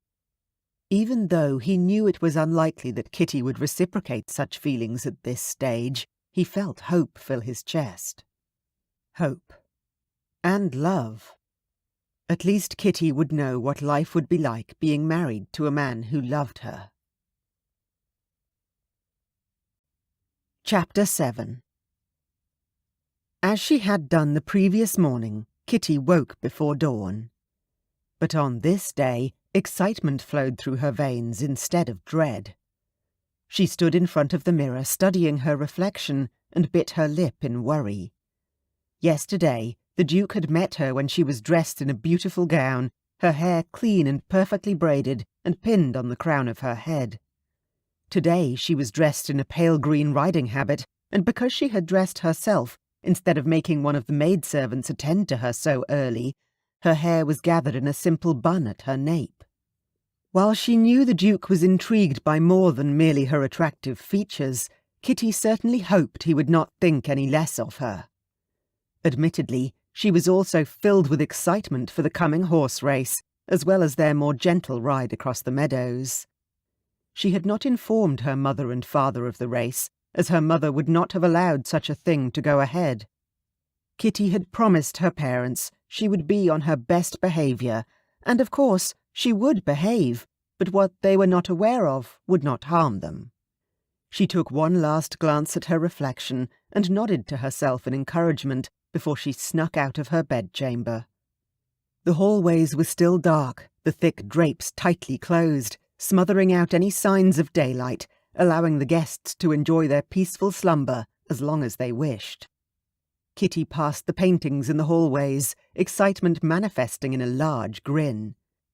She passed several servants, greeting them happily until she descended the main stairwell. The great hall was ominously dark as she passed through it, the eyes of the portraits hanging there following her eerily. Kitty did not, however, allow the creepy paintings to deter her from her goal. A maidservant noticed her approach the door to the terrace and hurriedly ran to open it for Kitty. "Have a pleasant ride, my lady. The meadow is beautiful this time of the year." "Thank you, I will indeed," Kitty answered. She stepped out onto the terrace and made her way down the stone steps to her right. Somehow, she'd been under the impression the Duke would not inform anyone who worked at the estate of their whereabouts. But upon further consideration, she came to the realization that James would have had to inform everyone for his own safety and hers. Woodlock Manor was his estate, his home, and he did not appear to keep any secrets. He spoke candidly regarding his father and how he had been raised. It pleased Kitty to see his openness extend toward her so easily. He had certainly warmed up in a most unexpected manner after those first few minutes at the breakfast table. When her parents had informed her of the arrangement that had been struck with James of Somerset, she had been devastated at the thought of being forced into a marriage she did not want. But when her father explained the terrible financial situation in which their family found themselves, she had reluctantly agreed. She did not wish to defy her parents and cause her family's ruination. Kitty still had an obligation to her parents, and she was well aware that the fate of her family now rested on her shoulders. She did not have any siblings with whom this responsibility could be shared, hence the only way to ensure her family's survival was to marry a wealthy, entitled man. For the first time, Kitty found herself hopeful about the future.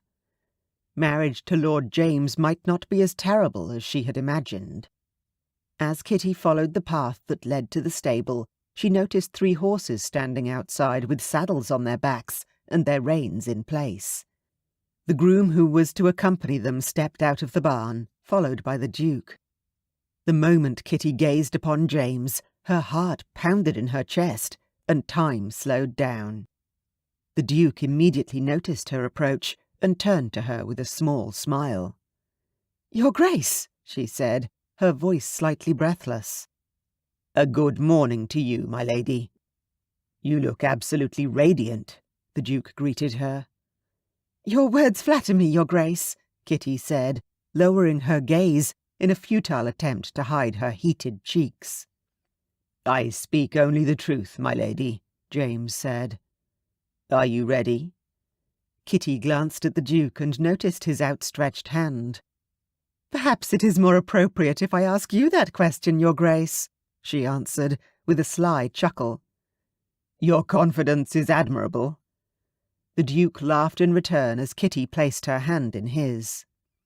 James led her to the snow-white stallion that stood a short distance from them, beside a chestnut that she assumed was meant for him. "Your horses are beautiful, Your Grace."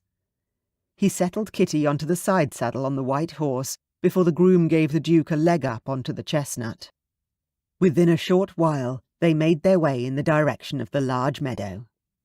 Kitty adored the feeling of being on the graceful and majestic white stallion's back, her body moving up and down and learning the creature's gait as he trotted through the tall grass. It had been too long since she had been able to ride her horses, which sadly were no longer in her father's possession. As soon as the news came to light with regards to his business partner and the scoundrel's theft of finances from the company, Lord Dunn was forced to sell off many of their assets, which unfortunately had included the horses. Of course, Kitty had been devastated, but she understood the necessity. This was why it was important for her to make certain her union with the Duke went smoothly. Although it would not bring her beloved horses back, it would most certainly ensure that her father did not lose his estate as well as his business. Her father had, in Kitty's opinion, already lost enough. She gazed at the sky as the sunrise illuminated the area in a warm glow, and a shiver of delight ran down her spine. The meadow was extraordinary, and the man riding his horse beside her was even more so. She could tell he was perhaps a little rusty in the art of horse riding, but overall he had an excellent level of skill. His hand was light on the reins, which meant a lot to her, as she could not abide those who treated their mounts with heavy-handed disrespect. The light fell on James's face, accentuating his features, and Kitty could not help but stare at him longer than usual. His dark hair blew softly in the fresh breeze, and his shoulders were relaxed as he gazed out across the landscape before them. "The meadow is beautiful, Your Grace. I have not seen anything like it in my entire life. Not even riding the countryside with my father," Kitty said. "It is quite beautiful," he said. "I have not been out here at the meadow for a long while. I will have to remedy that in future." "Other matters required your undivided attention," Kitty said with a nod. "Thank you for bringing me here. It is calming and relaxing. A welcome break from the bustle and ruckus of the manor." "If you are referring to your parents," James said with a grin, "I could not agree with you more, my lady, and it is my utmost pleasure." Kitty chuckled in amusement and glanced at James. "You and I should do this more often, Your Grace." James glanced at her with a furrowed brow, and she pursed her lips briefly before blurting out, "When we are married, this could become a new family tradition, perhaps." The thought of spending the rest of her life with James was now more than palatable. When he did not respond, she lowered her gaze. Had she pushed too far? "I understand if you do not wish to do that, Your Grace. It is, after all, simply a business arrangement between you and my father." "Is that what you think, my lady?" James asked. "It does not matter what I think, Your Grace. It is the truth, is it not?" Kitty asked. "You had not met me before yesterday. You do not know nearly enough about me to fully support this marriage on any basis other than a mutually beneficial business arrangement." "My lady, just because we only just met does not mean—" Kitty waved her hand. "You do not need to make excuses, Your Grace. I am aware of the situation, and I accept it." "You misunderstand, my lady. Yes, this is an arrangement forged between myself and your father. But until I met you, I wasn't. What I mean to say is—" James coughed and then sighed. "My lady, what I'm trying to say is that once we met, any doubts I might have had about the situation just melted away. If this wasn't what I wanted, I would not have gone through with it," he said. Kitty's brow furrowed. "How can you say such a thing, Your Grace? You barely know me." "But that which I do know of you, my lady, appeals to me very much," the Duke pointed out. "And what precisely do you know?" Kitty asked, allowing a shy smile to escape. "Your ferocity, the manner in which you stay true to yourself, regardless of what others may say. The love you have in your heart toward the things that make you truly happy. Your obvious kindness toward others," James answered. Kitty's knees weakened, and she was infinitely grateful she was not standing, as she may have fallen on her face. "Your words are very kind, Your Grace." "They are true, my lady." The Duke smiled at her, the corners of his eyes crinkling in a very enticing manner. Kitty reciprocated the smile until hers turned into a sly smirk. "Perhaps it is time you and I prepare for that race you proposed." "As I recall, it was—" His voice trailed off. "Perhaps we should." Kitty chuckled and steadied her horse. She had great faith in this wonderful white beast. "Shall we race to the top of that hill in the distance?" The Duke glanced in the direction Kitty motioned and nodded. "Very well." "And whoever is the winner—" Kitty brought her hand up to her chin and pondered for a moment. What sort of prize would be worth having? "The winner can decide a suitable punishment for the other, in a manner of speaking. It can be anything he or she wishes," the Duke suggested. Kitty found his suggestion intriguing and rather appealing, so she nodded. "That is an excellent suggestion, Your Grace." "I thank you, my lady." The Duke seemed slightly nervous as Kitty positioned her stallion beside his, and she glanced across at him. He was fidgeting with his reins. "Is everything well, Your Grace?" "Indeed. Why do you ask?" Kitty shrugged her shoulders. "You seem nervous." "Nonsense." Then he seemed to relent. "It has merely been some time since I rode a horse, let alone raced with an opponent," he admitted. "I can understand that, but in order to preserve my honour, please do not allow me to win." "I do not feel that would be in any manner a compliment," Kitty felt compelled to say. "Just in case you were considering that option." "Understood, my lady." The Duke nodded. "Excellent. Are you ready?" "As ready as I will ever be." The Duke looked at the groom waiting on a smaller horse nearby.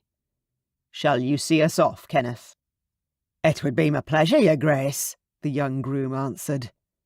3, 2, 1, go. Chapter 8. The moment Kenneth gave the signal, Kitty took off, and James realised he stood no chance against her. She would win the race on her own merits, and not because he allowed it. Instead of focusing fully on guiding his horse toward the hilltop finish line, he kept watching Kitty far more than he should have. A few moments after they started, her long onyx hair somehow became undone from its neat confines and blew in the wind behind her like an amazing velvet cape. The vision seemed to free her from the societal norms he had been accustomed to, giving him goosebumps and shivers of delight as he watched her. James's horse started to fall further behind, and he shook the reins and urged the animal on with a gentle nudge in the flanks. Soon the chestnut stallion caught up to Kitty's horse, and they raced side by side along the meadow through the tall grass. James could not recall the last time he had felt such freedom in his soul. The wind rushed through his hair, and he realised his mouth was wide open in a grimace of determination. It was all thanks to Kitty. Before he'd met her, he had spent his life either beside his father or confined within the walls created for him by his father's life. He had been raised to be the responsible son, the heir to his father's title, and the person who would represent and carry forth the family name and heritage in his offspring. But somehow, careening madly across the meadow with Kitty racing by his side, his entire life up to this moment seemed a waste. All those tedious events and social gatherings, the mindless chatter and the predictable topics of conversation, dulled in comparison to the feelings that pulsated through him as they raced. Kitty was the first to reach the hilltop, of course, and she waited for James to reach her with an enormous and obviously proud smile on her beautiful face. "I do believe congratulations are in order, my lady," James said, as he reached her and took a moment to catch his breath. It did not appear that Kitty had even exerted herself. Was she even breathing hard at all? "Perhaps I am more out of practice than I initially thought." Kitty giggled and shook her head, her dark locks tumbling down her shoulders. "You did quite well, considering, Your Grace." "Considering that I am the Duke of Somerset, an old curmudgeon, and only useful when I am sitting inside at quiet pursuits. Surely I should be able to win a race with a beautiful maiden on my own estate." His tone was teasing, and she responded with another light laugh. "Hardly an old curmudgeon, Your Grace. As to the rest—" She shrugged nonchalantly and stared at the countryside around them.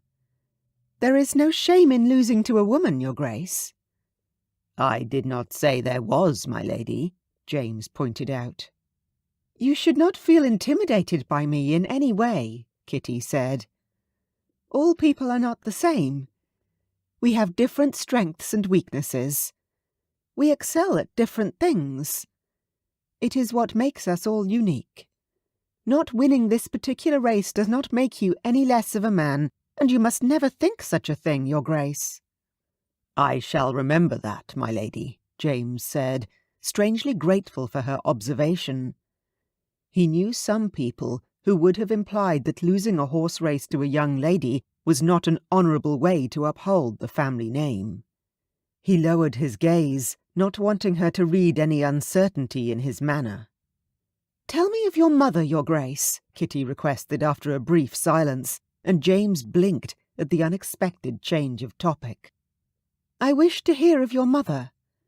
You have not really mentioned her at all." "I do not often speak of her," he admitted quietly. "I have indeed noticed. Why is that?" Kitty asked. "My father was an important man, an inspiring man, and most people admired him greatly," James answered, not sure why she was asking about his mother. "With undeniable certainty, I can say that your mother was likely the true pillar of strength for your father." James sighed and nodded. "Indeed." My mother and father met and fell irrevocably in love. Their romance was something I saw with my own eyes was real, and yet I found it rather unrealistic to believe. How can a person gaze upon someone once, and without even knowing their name, fall in love? Even after all the years they were married, all the years my siblings and I watched them look upon one another in the same manner they always had, it still seemed like an illusion to me. People were under the impression they had the perfect marriage. "But you knew the truth?" Kitty asked. "It is not what you think, my lady," James answered.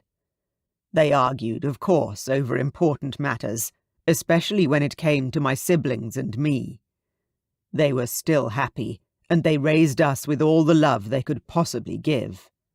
We grew up in what was essentially a happy home. It was their love for one another that did not fade, which surprised me and made me think it was all for show." He paused and gazed out at the rolling hills below them. On my mother's deathbed, I asked her whether it was all a lie, a ruse, to keep me believing there was such a thing as true love. She replied that each of us was born as half a soul, and when we find the other half of our soul, we will instantly know. We will feel complete with that person, even if the union does not make sense to anyone else. She followed her heart, and it led her to a life with a wonderful man who loved her and gave her 3 beautiful children. It was not an easy road for my mother, as she had to endure whispers from my father's family, who believed she was only marrying my father for his title. "But she truly loved him." Kitty spoke softly, her voice filled with longing. James struggled to continue through the pain evoked by his memories. "Indeed, she did. She told me that very day. Even though their marriage was not perfect, the manner in which they brought out the best in one another was the perfection she had always wished for. It was the way that my father looked at her that made it perfect." James's heart suddenly ached for his mother and father. He had lost them too soon and would give anything to have them alive and well. He had relied on their guidance too much, and now he was empty and lost. Except when he was in the presence of Kitty. The young lady beside him gave James the strength to speak of his mother for the very first time since her death. He had not even spoken to his siblings about the loss he felt, and yet here he was, pouring out his heart to a woman he had only met one day prior. The woman he was set to marry. Although it may have seemed odd to some, James felt comfortable in her presence, and he had received no judgment from her, even when she could clearly see that he was not one to easily process nor exhibit sentiment. Kitty's understanding nods and gestures provided hope that he was not a heartless or foolish man, such as he often felt in the company of others, but rather a man who simply required someone with the ability to see below the surface to the real James of Somerset. "That does, indeed, sound as perfect a marriage as any woman could wish for."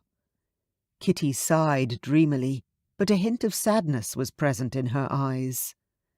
James stared intently at her. "I apologize, my lady," he said, surprising himself as much as her. He had not intended to speak aloud, but the words formed on his lips before he could suppress them. "For denying you the privilege of experiencing that kind of life." Kitty, who appeared wise beyond her years as she sat calmly on the back of the snow-white stallion, gazed out into the distance, straightened her shoulders, and then looked squarely at James. "Things could have been much worse, Your Grace." "What do you mean?" "You could have been old, unattractive, uninteresting, and difficult to speak with," Kitty answered, and then shrugged. "But luckily, you are none of those things." "You flatter me unnecessarily, my lady," James said, as he lowered his gaze. Although Kitty's words were complimentary, he still felt guilty for uprooting her against her will. He wished for her to be happy here at the estate, and with him, which meant that at some point he would have to reveal his growing feelings for her, even if there was a high risk of being rejected. He opened his mouth and then closed it again, deciding it could wait. Things were going well so far, and he did not wish to complicate the situation unnecessarily. He most certainly did not wish for things to become less comfortable between them. "Your Grace, forgive me for being frank, but you are not at all what I expected," Kitty admitted, with a slight cringe. "I most certainly had an idea in my head of what a man should be to grab my attention, and I didn't expect, well—" She trailed off, and her cheeks turned delightfully pink.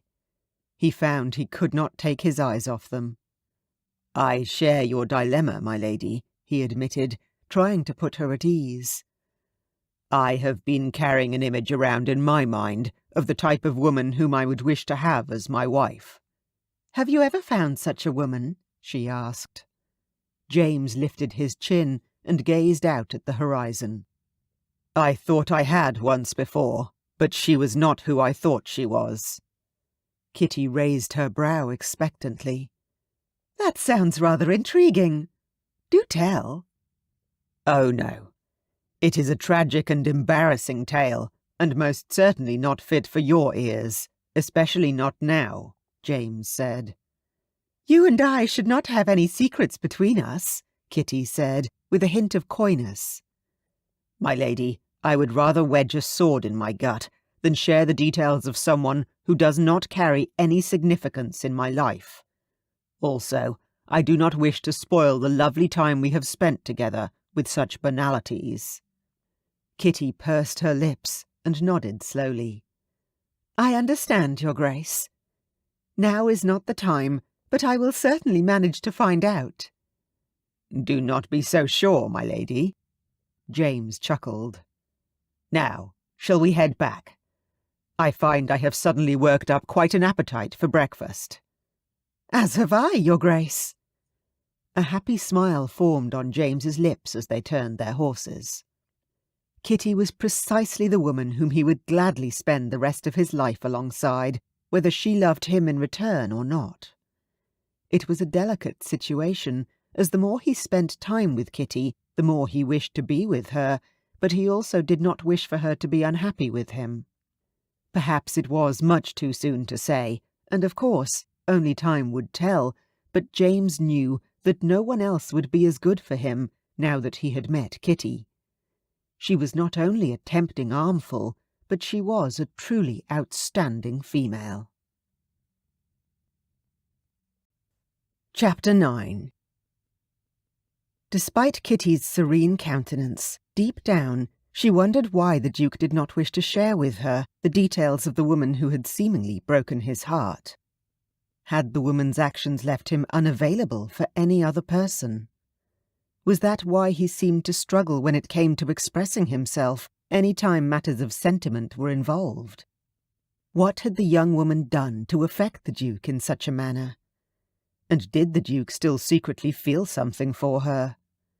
So many questions, and no answers were forthcoming. Kitty lowered her gaze to the horse in front of her and sighed. "It is so lovely up here. Part of me doesn't want to return to the manor house so soon." "We have been a while, and we would not wish for your parents to worry," James said. "Oh, no. We wouldn't wish that, of course." "If I may say, my lady, it was lovely spending time with you without the presence of Lord and Lady Dunn," James said. "With all due respect, of course." Kitty nodded knowingly. "My parents can be especially tiresome as well as intimidating at times. Particularly my father, or so I have been told." "It is not your father I am attempting to avoid, but your mother. Lady Dunn can be rather, again said with the utmost respect and no offence intended in the least, persistent," James admitted. Kitty couldn't help the slight laugh that escaped her. She appreciated the fact that James meant no disrespect with the words he spoke in regards to her mother, but she wholeheartedly agreed with him. The Countess was tedious, incessant, and rather annoying at times. "I am aware you mean no disrespect or offence, Your Grace." At times I feel the same, especially when she insists that what she is doing is what is best for me. Her intentions are noble and good, but mostly I feel she does not know me at all, nor what is best for me. Perhaps all women act in such a way when they become mothers. She recognized James's attempt to reassure her and smiled. Perhaps, but I do hope, in all honesty, I will not be like that with my children, Kitty answered. She'd never even given marriage a second thought before the month prior. The thought of having children, of becoming a mother, it had seemed too far in the future to even consider. Suddenly, it was all closer than she'd realized. After all, one of her duties as the Duchess would be to produce an heir or three, would it not? I believe you will be a wonderful mother, my lady. One day, of course, James said. Your words are kind, Your Grace. Kitty smiled. The Duke cleared his throat. As we are to be married, I was wondering if you would consider calling me James when we are not in formal company. The request surprised and delighted her at the same time, as he had already become James in her thoughts. I would very much like that, James. What a lovely name it was. She enjoyed saying it out loud. If you would call me Kitty, she added shyly. James's eyes lit up, and a smile graced his handsome face. Come along, Kitty, he said. A delightful warmth filled her as they guided their horses back across the meadow.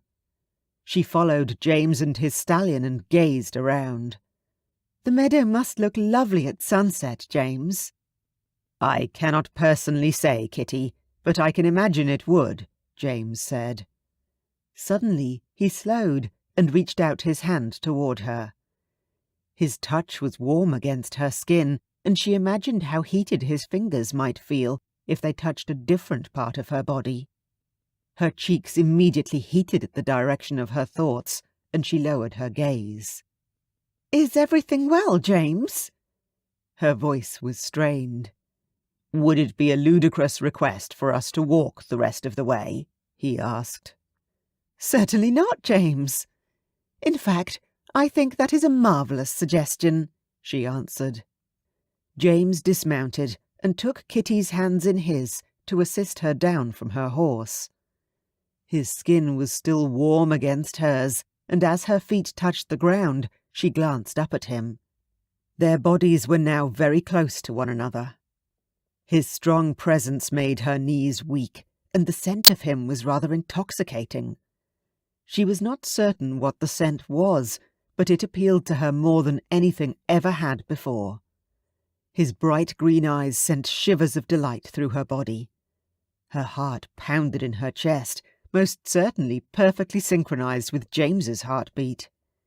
She wished for nothing more than for James to take her in his arms and kiss her, but to her dismay he released her and stepped away, handing off the horse's reins to the waiting groom.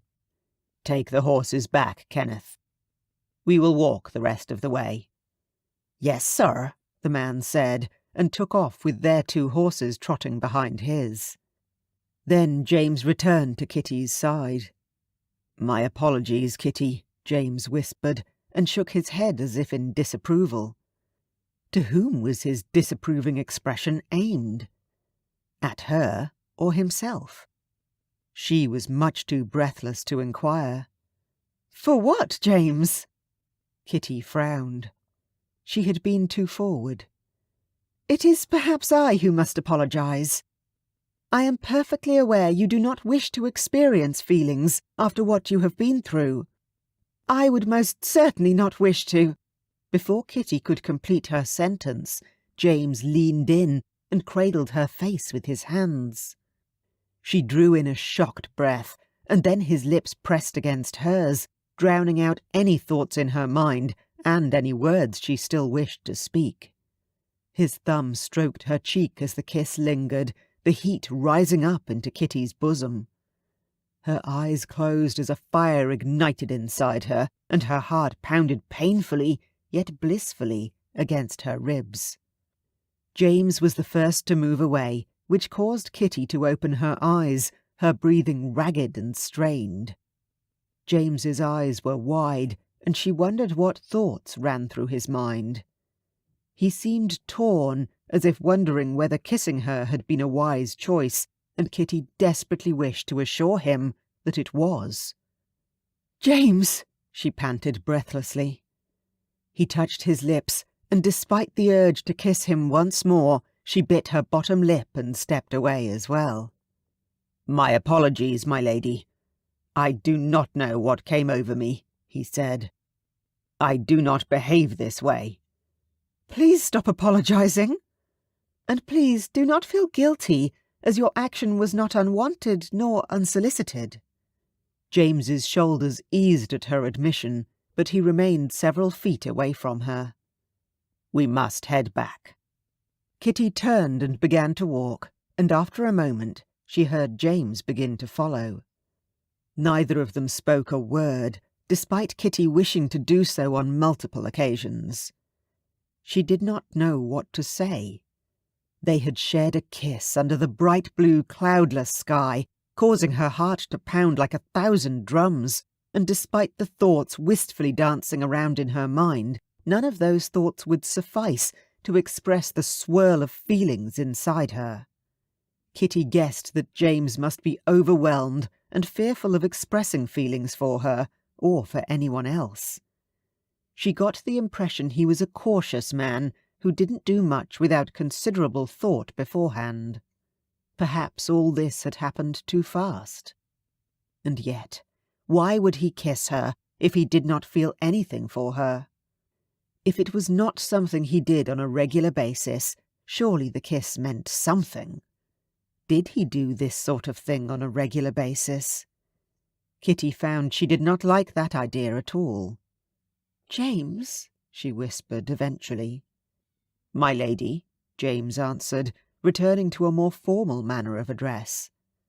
"Have you ever kissed another woman in such a manner?" Kitty asked boldly.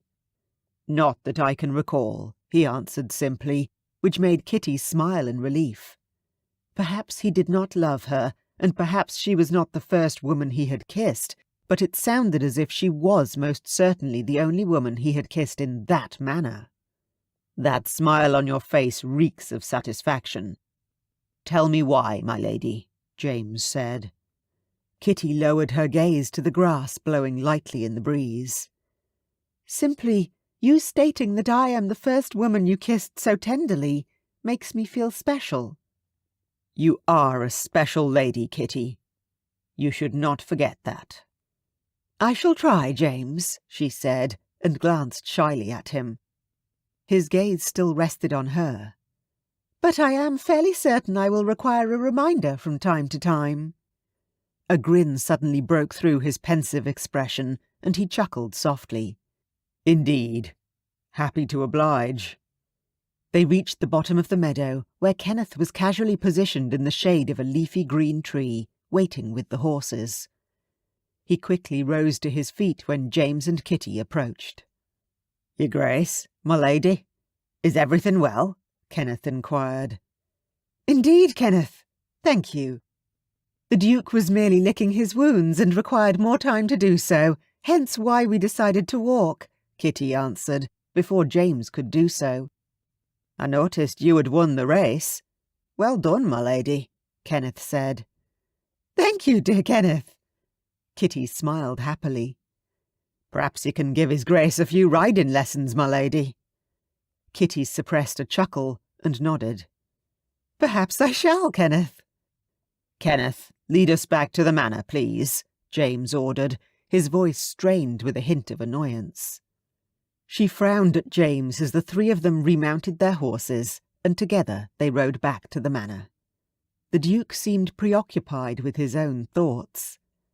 Occasionally he would return her gaze with an intent look, and Kitty began to wonder if she had accidentally hurt his feelings with her joke to the groom. Walking along the pathway between the manor and the stable, the horses came to a stop, and James dismounted. He stood beside Kitty's horse and assisted her in her own dismount, although, truth be told, she was perfectly capable of doing on her own. Of course, She did not make him aware of that fact, as she did not wish to add insult to injury. The last thing she wanted to do was to alienate James after they had begun to connect on such a deeply personal level. The groom led the 3 horses to the stable, and Kitty turned to the Duke. "That was a lovely morning, James. I thank you for that." "It pleases me that my lady had a delightful time," he said. As he turned away, Kitty reached for his arm. "James, wait." He glanced at her over his shoulder and turned to face her. "Is everything well?" she inquired, a strange feeling of nerves rising up inside her. James's eyes seemed dark and troubled as he gazed silently at her, his jaw clenched. "There is something that requires my attention," he answered after a pause. "Can I be of assistance to you, Your Grace?" Kitty spoke softly. "No." His answer was curt, and he turned away once more, disappearing through the doors of the manor. Kitty bit her bottom lip in a mixture of disappointment and concern. She couldn't understand the sudden change of temperament. Was it her?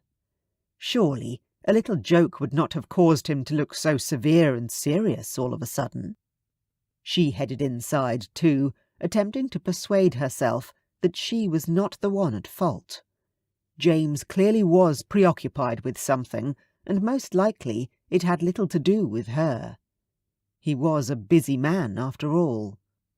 By the time she had changed and arrived at the breakfast room, she had almost convinced herself that all was well. Chapter 10. Much later that night, as the manor darkened and quieted down for the night, James paced around his bedchamber, the rain drumming hard against the windows. He could not forget the kiss he and Kitty had shared earlier that morning, but feelings of unease had arisen alongside the attraction. James had vowed to himself, ever since Lady Montgomery exited his life, that he would not allow any other woman to reach that vulnerable part of him. And yet, in a contrary part of his mind, he wished Kitty would appear at his door and inform him that he needed to kiss her again. The taste of her sweet mouth still lingered on his lips as he stared out the window. In fact, he couldn't stop thinking about the taste of her and her delicious scent. He wished desperately to possess the courage to go to her and explain why he was acting so foolishly in trying to keep her at a distance. It had been a long while since anyone had expressed such an interest in him and made him feel the way he felt during their kiss. He had not spoken much during dinner and excused himself earlier when he received a letter from an old acquaintance. The letter gave him the chance to retreat to his study. Perhaps that retreat marked him as a coward who did not deserve to have such a fine young woman as Kitty to be his wife. The rain continued to pour down, and it was rather odd to remember that, only hours ago, there was not a cloud in sight. The storm had arrived faster than anyone could have predicted, but James's paranoia suggested this might be an omen. An omen for what, though? Its meaning was still unknown. He continued to stare outside, musing on his relationship with Kitty, until movement caught his attention. It was only for a moment, but James's brow furrowed as he stepped closer to the window. A dark figure opened the door of the stable and rushed inside. James's jaw clenched, but he was fairly certain it was simply one of his grooms. No person in his sane mind would enter the stables in this downpour, unless it was part of their duties. Thunder rumbled in the distance, and James stepped away from the window, closing the drapes. He recalled a memory from his youth where his mother had warned him and his siblings of the dangers of thunderstorms, and that they should never leave the drapes open. Her words echoed in his mind as clearly as if she spoke them for the very first time. James sighed as the nostalgia struck him in the same manner as thunder and lightning struck the earth. He sat on the leather chair in the corner of his chamber and reached for the book that lay on the table beside him. Perhaps the tone would distract him from thoughts of the delectable Kitty and what she might be doing right now. He settled into a comfortable position and immersed himself between the pages of an old philosophy book his father had adored, as the fire in the hearth provided much-needed heat to warm not only the entire room, but also the cold chill he felt inside. He was unsure how much time had passed when a soft, barely audible knock sounded on his chamber door. He wondered if he had imagined the sound. Another knock sounded, more urgent than the previous one. He closed the book, placing it on the table beside him, and made his way to the door.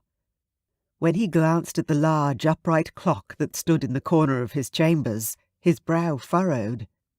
It was nearly midnight, and his servants were well aware he did not wish to be disturbed tonight. He reached for the door and opened it slowly, sucking in a deep breath at the sight of a drenched Kitty standing in front of him. Her hair was dripping wet, her dress clung to her body, and her lips trembled violently, whether with the cold or fear was not clear. "My lady!" He quickly stepped aside, allowing her to enter. Propriety did not enter his head at this moment. "Are you well? What has happened?" Kitty entered without a word, and James closed the door. As he reached for a woolen blanket to wrap around her shoulders, she turned to him with an intent expression. "Was it you I saw out at the stables earlier?" he asked. "What the devil were you thinking, venturing out on a night like this?" She shivered violently before answering. "I love walking in the rain, but the downpour got so heavy." She trailed off, and he shook his head, unsure of everything when it came to his betrothed. She was so conventional, and yet so not in many ways. "What did I do wrong, James?" Kitty inquired suddenly, her voice hoarse and breathless. He frowned. "I do not understand, my lady." "We had a lovely morning, and we shared parts of ourselves with each other."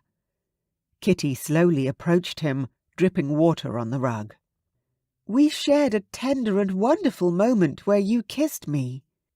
You even openly admitted that you had never kissed any woman in such a manner, yet you did not speak much during dinner, excused yourself early, and now you are refusing to use my name and staring at me as if I'm a stranger."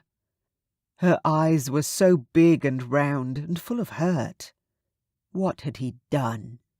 "My lady." "It's Kitty when we are alone," she said, a fierce flash in her eyes catching him off guard. "Remember?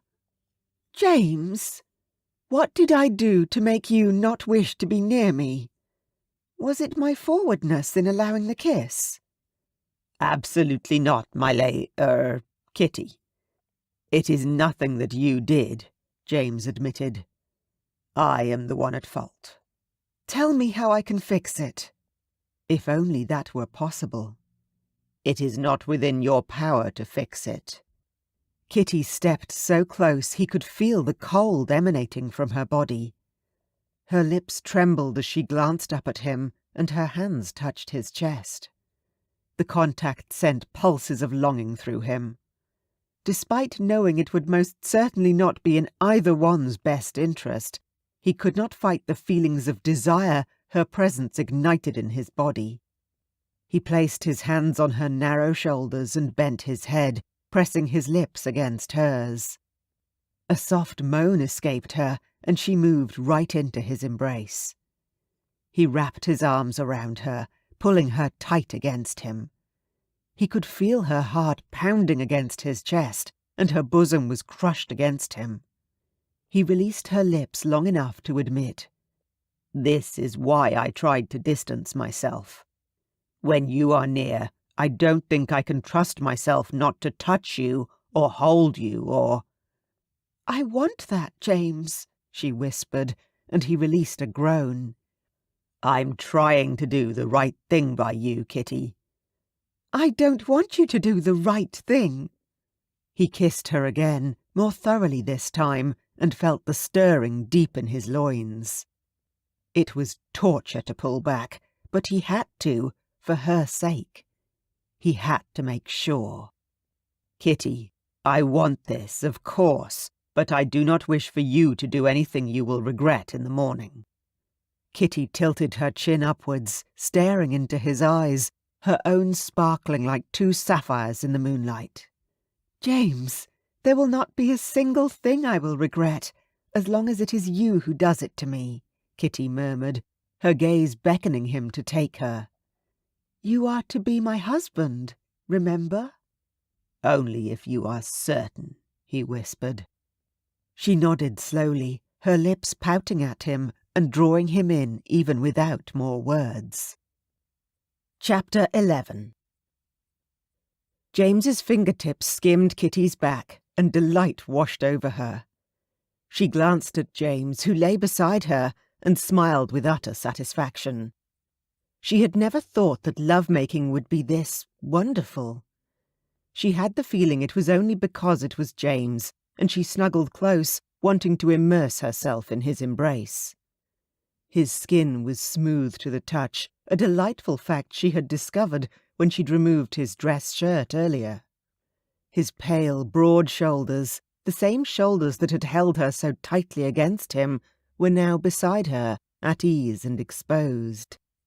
Kitty rolled onto her back, allowing James's fingertips to graze across her stomach. Little goosebumps arose in the wake of his touch, and she shivered, but this time her shivers were not born of cold. She couldn't believe the effect of his presence on her body. Was she so wanton that once was not enough?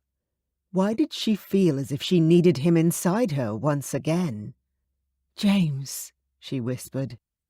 "Kitty," James said in return, a slight smile lifting his lips.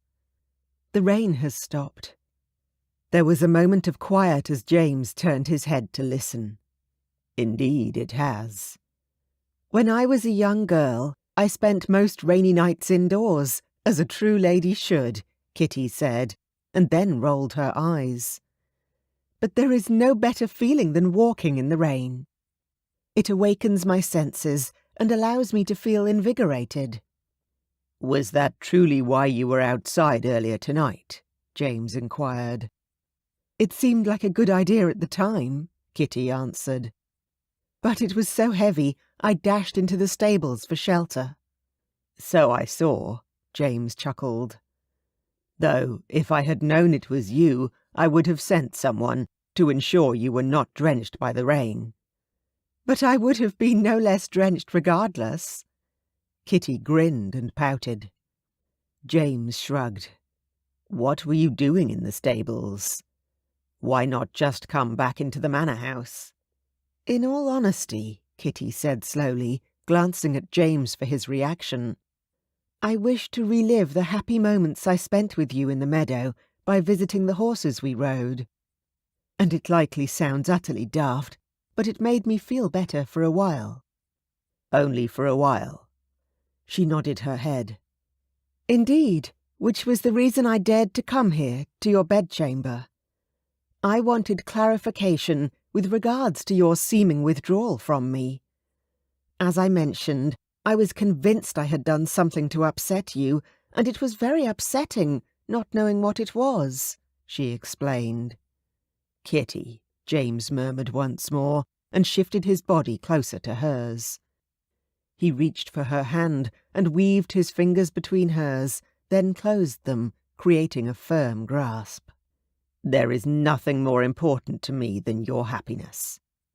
Despite not being acquainted with you for a long period of time." "Or even a week," Kitty chuckled with amusement. "Indeed," James smiled. "Despite knowing you for only a handful of days, it does feel as though we have known one another far longer." "I could not agree more, James. Why is that?" Kitty placed their interlocked hands against her chest. Hopefully, the act would allow him to feel how hard her heart was pounding. He must know by now that she was far from indifferent to his presence. "I am not entirely certain. I attempted to rationalize it in my mind, but I could not. I still cannot, in fact. Opening up to people is difficult for me, and feelings are difficult for me to understand. Even my own, sadly. Your father taught you to hide your feelings, Kitty whispered, and turned to look at him. She could tell her guess was right by the sadness in his eyes. She understood such sadness. She had been raised in a similar manner. Both of them had been taught to appease their parents at any cost. Kitty slowly pushed herself into a sitting position. James, I must return to my own bedchamber. I wouldn't wish for my mother or father to see me here. There is no telling what my father might do. I understand, James answered, and sat upright as well. He reached out his hand to her and smiled tenderly. Perhaps we can speak during breakfast, with Lord and Lady Dunn present, of course. Kitty's eyes widened, and a wave of panic moved through her gut. To discuss what precisely, James? He chuckled and shook his head. Not this, my lady. I simply wish to discuss the plans for our wedding. I confess, I am rather excited by the prospect now. A swarm of butterflies appeared in place of her panic, and the tension in her shoulders eased. As am I, James. That would be lovely. She slid off the bed and gathered her scattered clothing. She dressed while James watched, thanking heaven for the front fasteners on her dress. When she was done, she held her shoes in her hands, which were still drenched from the rain, and approached the bed. She leaned closer to him and grinned. It has truly been a pleasure, Your Grace. Indeed it has, my lady, James murmured in return, and pulled her in for a final kiss on the lips. I look forward to breakfast. As do I, Kitty whispered, and without another word she left his bedchamber, hoping her parents would not catch her in the dark hallways, nor hear her as she returned to her own chambers. Kitty glanced surreptitiously at James across the breakfast table and noticed the smile on his lips. Was he remembering their encounter in his chambers last night? Did he still feel her touch on his skin, as she most certainly felt his? Their eyes met in a brief yet powerful moment before her mother interrupted. I am delighted to hear you wish to shorten the engagement, Your Grace, but what prompted this decision? There is no need to wait, Lady Dunn. When your daughter and I went riding in the meadow, we had a very interesting conversation. We have come to know one another quite well, in fact, and it only seems fitting that we marry as soon as possible, James answered. The Duke is correct. Why wait? Lord Dunn agreed, smiling his approval. Indeed, James answered, and glanced at Kitty. Your daughter is a wonderful young lady, and she will make an excellent wife. She has poise and grace, and is a daughter who should fill you with delight. Your words are kind, Lady Dunn beamed. We are utterly proud of her and the woman she has become. As you should be. James's smile was directed straight at Kitty. Her heart pounded in her chest as he speared her with that smouldering look. It promised much in the near future. She couldn't wait. If I may, Your Grace, her father interjected, could I perhaps suggest a wedding nearer to Christmas? Our family normally travels to Somerset, and that timing would be ideal. Without wavering, the Duke answered, It is entirely Kitty's decision. Kitty's jaw dropped as she glanced at James in disbelief. From the very beginning of this arrangement, she had felt as if she had no choice, no opinion, and no control over anything, and yet James had now passed the decision of when they would marry to her. Of course, she wished to marry him sooner than anticipated, but she was unsure of how soon would be appropriate. Tomorrow? Perhaps an autumn wedding would please my lady, James suggested when she hesitated. Kitty pursed her lips, considering. Autumn was her most adored season. How had he guessed? Possibly she'd mentioned it in passing, and James had remembered that small and seemingly insignificant detail. Whatever the reason, it sounded perfect. She sighed happily and nodded. "Autumn is my favourite time of the year, Your Grace." James nodded knowingly, which meant the world to Kitty, and she reciprocated the gesture. "With all due respect, Your Grace, I understand your wish to marry my daughter at the soonest, but is that not perhaps too soon?" Lady Dunn said, a scowl of disapproval on her aged face. "My daughter is still a child." "I am most certainly not a child, Mother," Kitty corrected. "My lady," James said to the Countess, and shifted in his seat to have a better view of Lady Dunn. "I understand you and Lord Dunn have raised Kitty from the moment she came into this world, and what a fine woman she has turned out to be. For that, I thank you. As Kitty has mentioned, she is not a child any longer, and despite still being your daughter, she is free to choose, as she will be even after we are married." Lady Dunn opened her mouth to speak, but then shut it again. James's opinion of her meant a great deal to Kitty, and she knew already that she would never tire of this wonderful man, to whom she had given herself so freely. The moment reminded her of the tale he had told her about how his mother and father had fallen in love so quickly. She hoped she would be lucky enough to have a long and happy life with James. There was silence around the table until her father finally spoke. "So be it. Our daughter shall have an autumn wedding." "There is certainly much to prepare," Lady Dunn said. "Indeed," James agreed.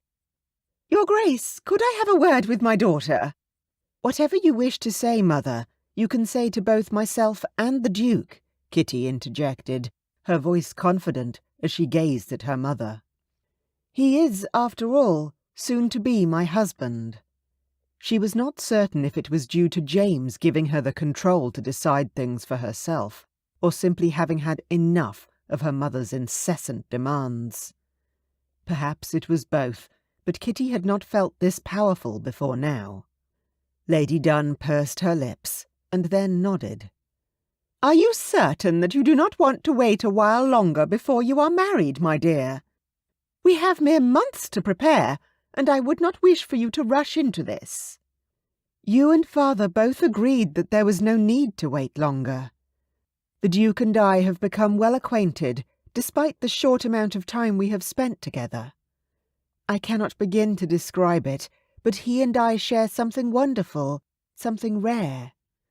I would not call it love quite yet, but there is certainly something there," Kitty explained.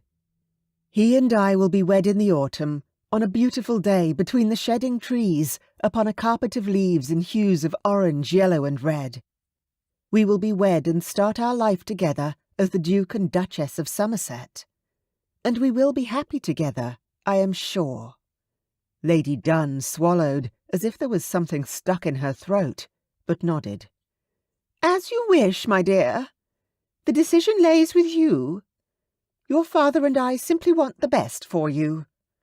Why was her mother changing her mind now? She had all but forced Kitty into this marriage from the very beginning. "I am aware of that, Mother, and that is why you have arranged for me to marry the Duke." "There is no better man," Kitty said. Lady Dunn glanced at her daughter, a hint of apprehension flickering in her eyes. "Your words are kind, my lady," James said, and she smiled confidently at him. Urgent footsteps sounded in the hallway outside, and the butler appeared in the doorway, closely followed by Kenneth. The latter's face was flushed, and his eyes panic-stricken.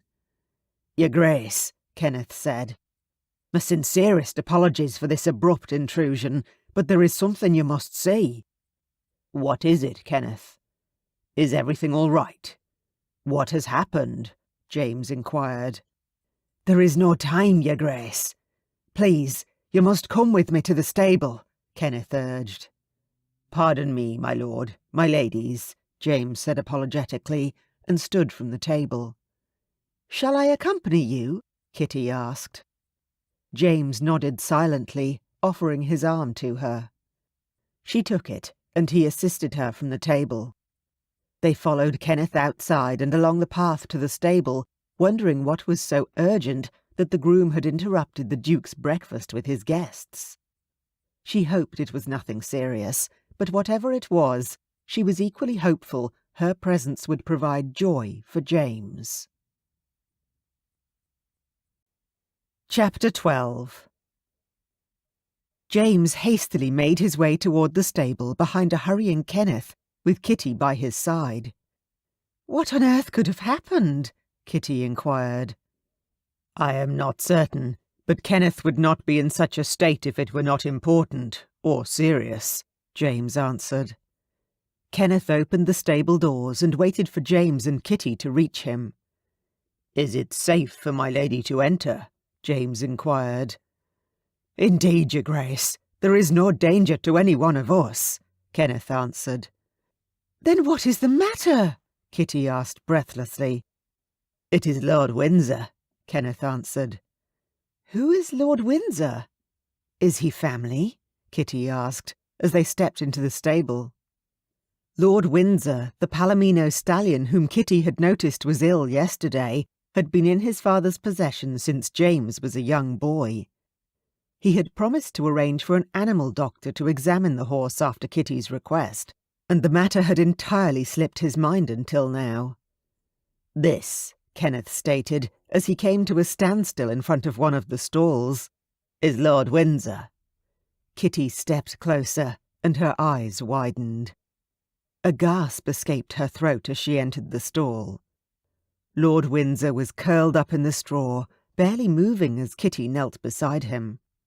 James approached Kenneth and placed his hands on his hips. "How bad is he?" "He is not getting any better, your Grace. He refuses to eat or drink. I am even surprised he is allowing my lady to enter his stall. His behaviour was troubling last evening. His eyes appeared." James raised his brows expectantly and waited for Kenneth to continue speaking. "Demonic," Kenneth said, in a hushed tone. "Is there anything more we can do?" James asked. "Your Grace, this horse needs to be seen by an animal doctor, as I mentioned before," Kitty said, annoyance in her tone. "My lady." James sighed and turned to her. "Lord Windsor is an old stallion and—" "And what? Does he not deserve to live?" Kitty asked incredulously. "That is most certainly not what I am insinuating, my lady," James proclaimed. "You must understand, though, that there is not much an animal doctor can do. He will most likely have the animal put out of its misery." "How can you be so heartless?" Kitty rose from the ground, her eyes snapping with fury. James stared at his fiancée, surprised by her aggressive attitude. "I am not heartless, my lady. I am merely realistic. The horse doctor cannot perform miracles. Lord Windsor is an elderly horse. There is nothing more we can do for him." "You do not know this for a fact?" she exclaimed.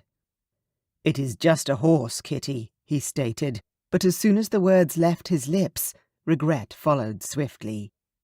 He was well aware of how much she adored horses, and his words were cruel, even from one who did not love horses as much as she did. Tears formed in her eyes, and she pursed her lips. "My lady," James began, and stepped toward her, ready to apologize.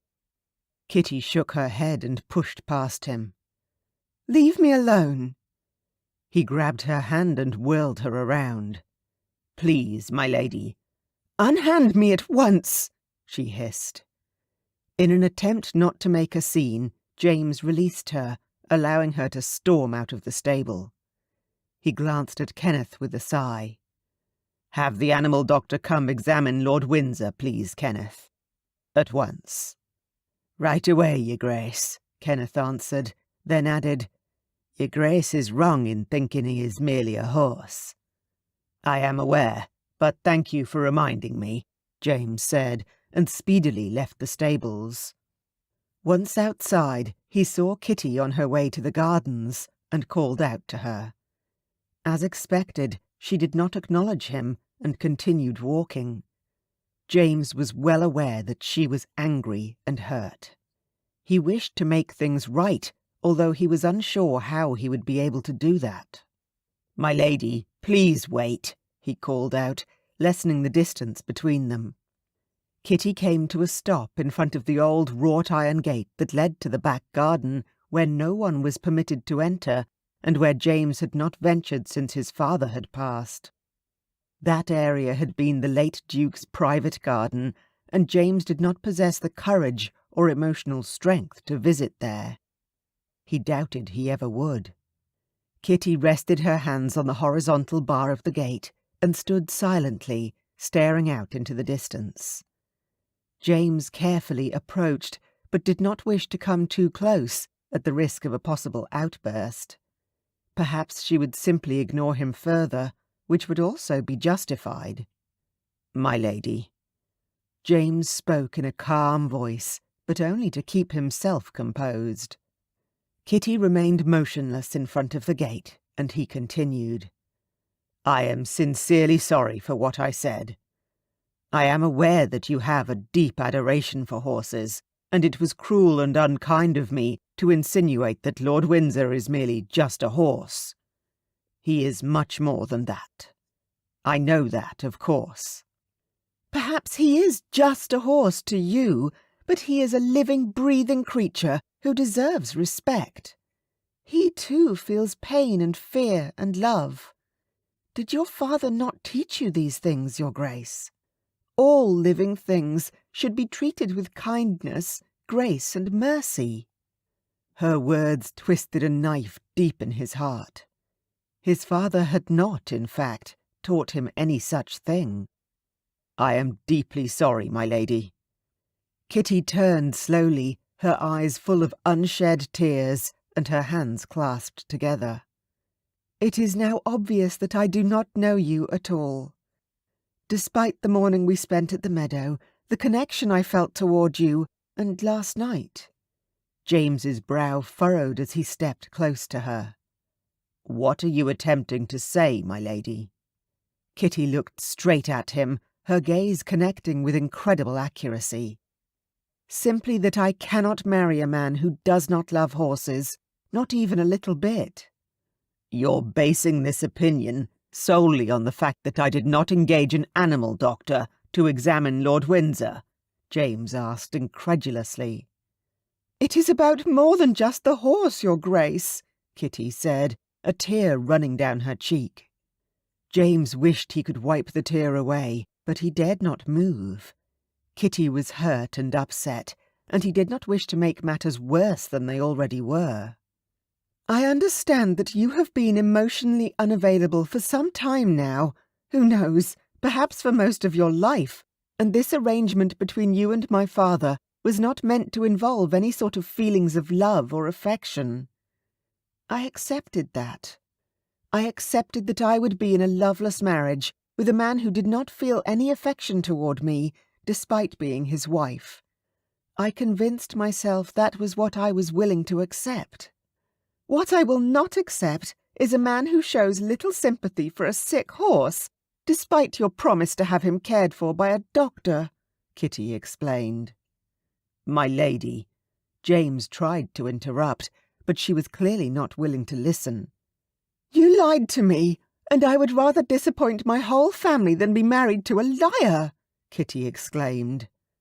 Sudden anger rolled through James's gut as he stared at the woman before him. A person to whom he had opened up and committed to being married to for the rest of his life. How could she say such a thing? He garbled the first thing that came into his head. "And I would rather die alone here on my estate than be married to a controlling woman who constantly needs to be reminded to behave with decorum." Kitty's mouth dropped open, and her breathing became ragged. "My initial impression of you was correct. You are simply a miserable man that no one else would ever want. Perhaps now I understand why you're still alone, Your Grace. I pity you." The insult was unwarranted and untrue. "And no other man will want a defiled woman," he shot back. As soon as he uttered the words, he wished them back, but it was too late. She had infuriated him by the mere fact that she wished to end their arrangement due to a horse, but that did not excuse what he had just said. Kitty's eyes widened, and she took a step back, as if she couldn't bear to be near him a moment longer. "I shall inform my father of our decision, and we will leave as soon as possible. I do not wish to remain here, where I am clearly no longer welcome." James's heart hurt, but pride caused him to lift his chin and look down his nose. "Indeed. The sooner the better." "Of all the mistakes I have made in my life, you are by far the biggest." Before James could utter a response, Kitty turned on her heel and stormed off in the direction of the house. James growled angrily, his jaw clenched. He could not believe what had just transpired, and all because of a horse. Perhaps it was in both their best interests to part ways, as things had obviously become more complicated than he had ever imagined they might. When Lord Dunn had proposed the arrangement, James had assumed the arrangement would remain purely businesslike. He had never expected to have feelings for his betrothed. But as the feelings had risen up inside him, he knew it was only a matter of time before he fell in love. And therein lay heartbreak. Eventually, he had known she would reject him, or worse, only tolerate him for the sake of appearances. James had heard tales of married noblemen who despised their wives, and whose wives, in turn, despised them. Of course, they were civil and even affectionate at times while they were in the public eye, but behind closed doors he couldn't imagine a colder and more lonely existence. Clearly, he had been correct. She had rejected him already, and all because of a horse. As he walked back to the manor house, he hoped that he would be able to ignore the pain in his heart that had surfaced the moment the first angry word was spoken. Chapter 13. "I beg your pardon." Her mother's eyes were wide as she closed the door of Kitty's bedchambers and stared at her in disbelief. "I am not marrying that man, and it is best if we leave now. I do not wish to be here a moment longer," Kitty explained, and turned to Lady Dunn. "Plus, he agrees. He wants us gone as soon as possible." "Kitty!" Her mother clutched her bosom. "Where does this mutiny come from? Not an hour ago, you and the Duke spoke of moving up the wedding date, and now you are informing me that the arrangement is cancelled, and a mutually agreed cancellation at that." "I have had a change of heart," Kitty answered, as she approached her travelling chest and opened it. "Clearly, so has he." As she opened the wardrobe, removing her gowns and dresses from inside, her mother inquired, "This does not have anything to do with the letter from Edward, does it?" Kitty froze. The letter from Edward Walsh had slipped her mind entirely. "If it does, I do urge you to reconsider, my dear." "It is not because of Edward's letter, Mother, despite the fact that you hid it from me," Kitty answered. "Don't be so dramatic, Kitty. I did that for your benefit," the Countess said, throwing her hands in the air. "And that turned out swimmingly, wouldn't you agree?" Kitty asked. She turned and froze as her father stepped into her bedchambers. His jaw was clenched as he stared at her, making her feel small and powerless. "I have seen many theatrical performances in my life, my dear, but nothing to quite such an extent," her father scolded. "Announcing to everyone who would listen that you wished to leave and never return to Woodlock Manor was beyond the pale." Kitty nodded her head. "I meant every word, father." "Is this about the letter from the Walsh boy?" her father inquired as he turned to his wife. "It is not regarding the letter, father." Kitty sighed and threw another dress into her chest. "Enough with the theatrics, Kitty! Why did you terminate the agreement?" her mother asked, her expression serious. "James was not the man I thought he was. He turned out to be precisely the kind of man I would avoid at all costs." "Did the Duke hurt you in any manner?" her father demanded. She could not and would not ever lie about such a thing. "Physically, no, father." "My dear Kitty, I have spent many hours organizing this arrangement. It would ensure our family's survival as well as—" Kitty's patience had reached its limit. "I will not marry that man, father." Her parents glanced worriedly at one another, and finally her father stepped forward. "My dearest Kitty, we have no money, and the Duke will provide us with the financial stability we so desperately require." Require? No, they wanted luxury. "I do not care," Kitty whispered. Lady Dunn paled and asked with a sharp tone, "Do you wish to leave us poor and destitute? What would people think? What would they say?" "I do not care," she exclaimed angrily. "Put me out to work as a seamstress if you must. I will not marry him." Her mother's expression blanched. However, her father appeared unaffected by her anger and approached. "Kitty, please think clearly and soberly with regards to this decision. It does not only affect you, but your mother and me as well." "I apologize, father." Kitty sighed and took her father's hands. "I understand that you relied on this arrangement, but I cannot go through with this." "If you would tell me precisely why." "One of the Duke's horses was ill, and I pointed it out to him, advising him to call an animal doctor to examine the horse.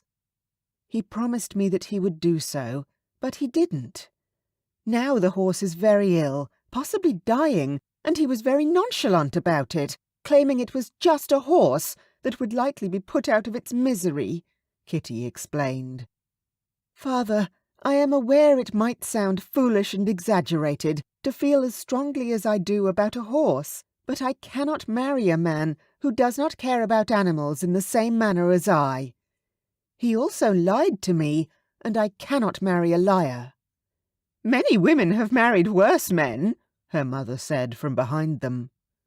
"Quiet, Penelope," her father commanded, and glanced back at Kitty. His eyes had softened, and he squeezed her hands lightly. "Are you certain, my dear?" Her mother gasped and interjected, "You cannot consider—" "I am sure, father," Kitty answered truthfully. Her father's love of horses won through. She saw his understanding in his gaze as he nodded thoughtfully. "What will happen to us, George?" her mother asked plaintively. "I am not quite certain," her father answered, and turned to his wife. "But I assure you that I will do everything in my power to ensure you are well taken care of, even if it means selling my estate as well as my business." Her father released Kitty's hands and walked toward her mother, who had begun to cry. As he placed his arms around his wife in a light embrace, Kitty was riddled with guilt. It was all her fault that their financial woes had not come to a satisfactory end. Soon they would probably be evicted from their home and have to resort to living in the slums, or even on the streets. Kitty bit her lower lip, as she was well aware that her mother would not survive something as tragic as that, and that it would all be Kitty's fault. Nonetheless, Kitty could not go through with the marriage, and even if she wished to, for the sake of her parents, James had made it very clear that he would most certainly not agree to it. Not now. Not again. Especially not after the words she'd said to him and the ones he'd thrown straight back at her in his anger. Her chance to save her parents was gone, and there was little she could do to rectify it. Within the hour, several of James's footmen carried their suitcases and trunks outside to where their coach was waiting. The footman loaded the luggage onto the coach, and while her parents climbed inside, her mother still silently weeping, Kitty glanced at Woodlock Manor one final time. The breeze blew against her face as she gazed out at the gardens, the flowers blooming in vibrant colours across the lawn. She would miss the decadent sunlight, and her lungs would miss the fresh country air. Her heart would miss the feeling of exhilaration she had experienced riding across those meadows, a place she had unexpectedly found happiness and contentment. Her gaze travelled up to the manor house, and in a large window on the second floor, she noticed James standing motionless, staring directly at her, his arms crossed across his broad chest. Although a million thoughts rushed through her mind, what she still wished to say, what she could have said, and what she wished she had not said, none of it mattered now. Kitty stared at her former betrothed for a few moments, tempted to raise her hand in a strange farewell. Eventually, she managed to rein in the impulse, and instead simply turned away and climbed into the coach with her parents. The air inside was stuffy and tight, even before the coach started to move. Kitty lowered her gaze, staring at her hands clenched on her lap. "My dear, are you all right?" her father inquired. Kitty glanced up at him. "I am, father. I simply cannot wait until all this is over and we are home once again." "For however brief it remains our home," a small voice whispered in her mind.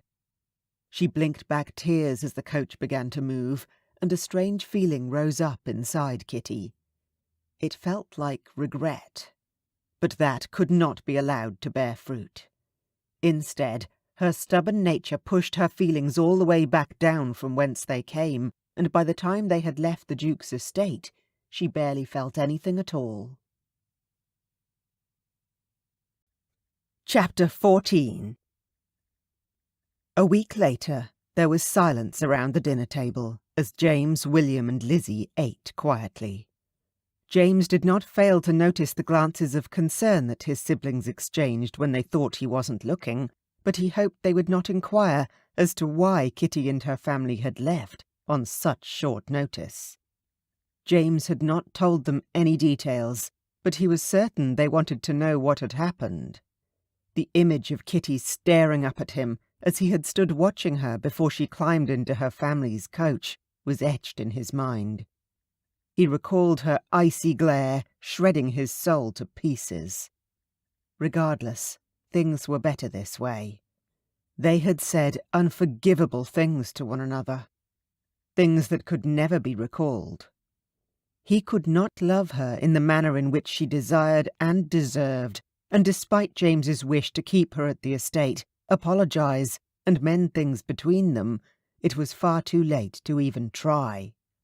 "Out of sheer curiosity, James, are you not going to discuss this with us?" Lizzie spoke finally, breaking the silence. The awkward tension still remained. "Discuss what?" James asked, not glancing up. "Do not be so obtuse. The fact that Kitty and her family left on such short notice is not something you, or anyone else here, can ignore, brother," Lizzie answered. "Was there an emergency that required Lord Dunn's attention?" "No." James's answer was simple and concise, and he hoped that would be the end of the conversation, but he was well aware of his sister's insistent and tenacious nature. "Then what was the reason for their sudden departure, if it was not an emergency?" "I do not wish to discuss it," James answered. "It has been several days since their departure, and you have said nothing.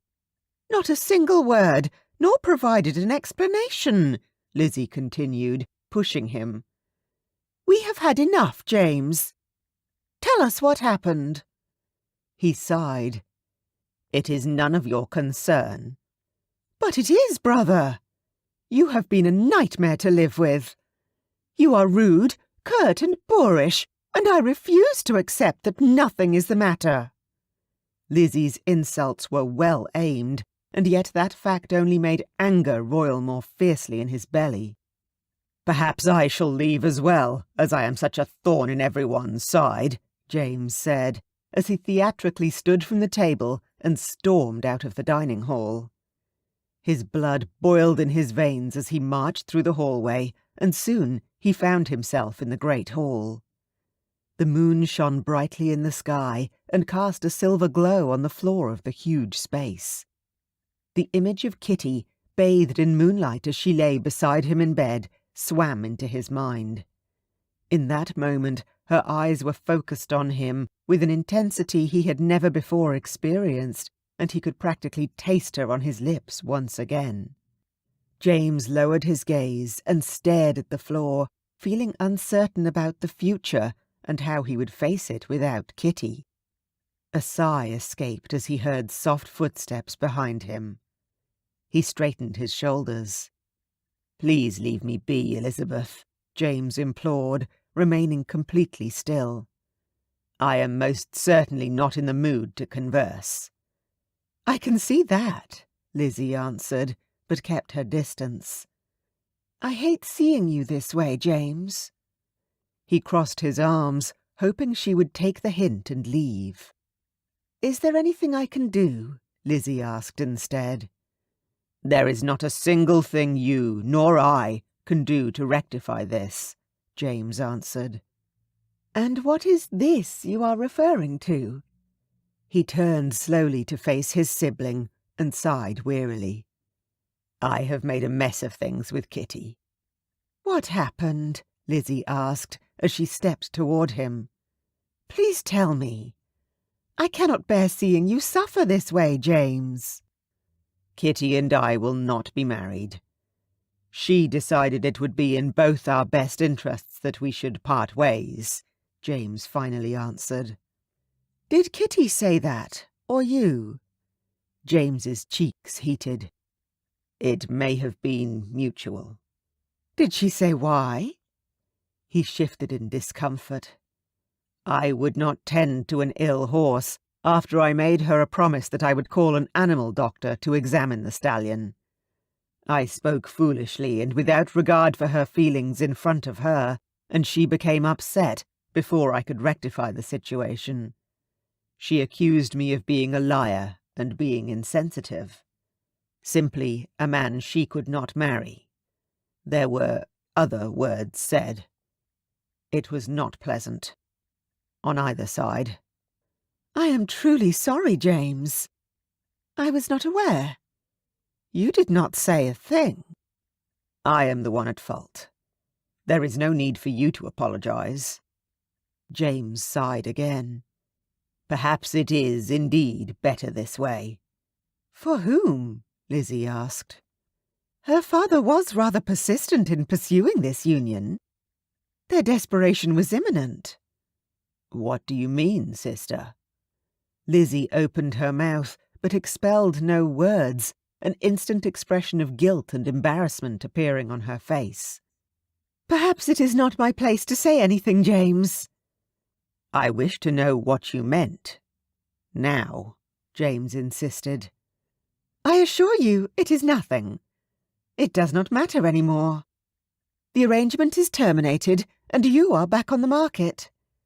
Lizzie forced a smile. "Hardly. I wish to have nothing to do with women ever again."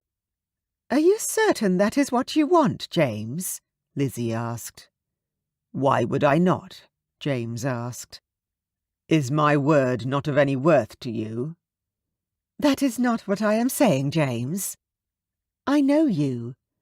I have known you my entire life, and I know when you push people away, it is usually for good. It has happened quite a few times in the past, the most recent being Lady Penelope." "Do not," James warned. Lizzie raised her hands in defeat and spoke quietly. "You and I both know how those types of situations affect you, and it pains me to think that once again you are going through this, alone." "But you are not alone, brother," Lizzie said, and placed her hand reassuringly against James's shoulder. "You do have us. William and I do love you, you know." "Thank you, sister." "You were very fond of her," Lizzie pointed out. Not at first glance, of course, but the manner in which you gazed at her was endearing. Kitty is a beautiful woman, James answered, and cleared his throat in order to prevent himself from uttering something foolish and revealing. But like any beautiful woman, she had a flaw. She thought more of horses than she did of me. You did not honour your promise, Lizzie admonished, and James stared at her in shock. It is true, so do not dare stare at me as if I am the liar, brother. James swallowed hard. I lied to her. Is that what you wish to hear? Why did you lie to her? Why did you make a promise to her you could not keep, or never intended to keep in the first place? Lizzie asked. He didn't have a good answer for that. He cleared his throat before continuing. I did not think it was so important. I was aware that she adored horses, but it did not occur to me how much. I should have listened to her, taken note of what was important to her. Perhaps then she would not have left. James sighed. Lizzie cocked her head. You are in a bind, brother. No, I am not. It is over, and now I will carry on with my life. Kitty can now find herself another husband, a man worthy of her hand, James said. Lizzie shrugged her shoulders and sighed. I wonder if you do this on purpose. Do what? James asked. Lizzie glanced at her brother and cocked her head. Do foolish and inconsiderate things to ensure people do not come close to you or prevent you from coming close to them. James gasped, narrowing his gaze at his sister. That is absurd and presumptuous. It is not, Lizzie said, staring hard at him. You purposely push people away by doing and saying foolish things in the hope they wish nothing to do with you. You would rather be alone, wallowing in self-pity, than feel vulnerable with someone who sees the broken soul you are on the inside. That is enough, he snapped. He didn't want to hear any of this. No, James. It is time you heard this, whether you wish to or not, Lizzie said, pointing her finger at him. You were bearable when William and I were younger, but after Father passed, you disappeared. You are now a mere shell of the man you were before. Things began to improve, and then Mother passed, and you were worse than ever. That was enough. Elizabeth. I am not done, Lizzie said, as she dismissed him with a simple hand gesture. I understand Father raised you to be his successor and his heir to all this, she said, motioning to the manor around them. And there are many things that rest on your shoulders. Responsibilities William and I cannot begin to fathom. It has not been easy for any of us with you shutting off your feelings. Pushing away the people who care for you and love you is not the answer, including Kitty. Or rather, especially Kitty. James stood straighter, stiffening his spine. You are mistaken, Elizabeth. Kitty does not love me. She made that fact perfectly clear during our argument. Lizzie cocked her head. It certainly seems that way. You are mistaken, James repeated, with a sterner and clearer tone. Lizzie shrugged. Perhaps I am. It was indeed Kitty who snuck out of your bedchamber in the early hours of the morning, was it not? James glared at his baby sister. You have no right to spy on me. Oh, please, spare me the lecture. Lizzie rolled her eyes, then examined her reflection in the glass pane of the large window. And I was not spying on you. I merely happened to be roaming the halls at the same time. And I am supposed to believe that, James scoffed. Believe what you wish. It is the truth, Lizzie said.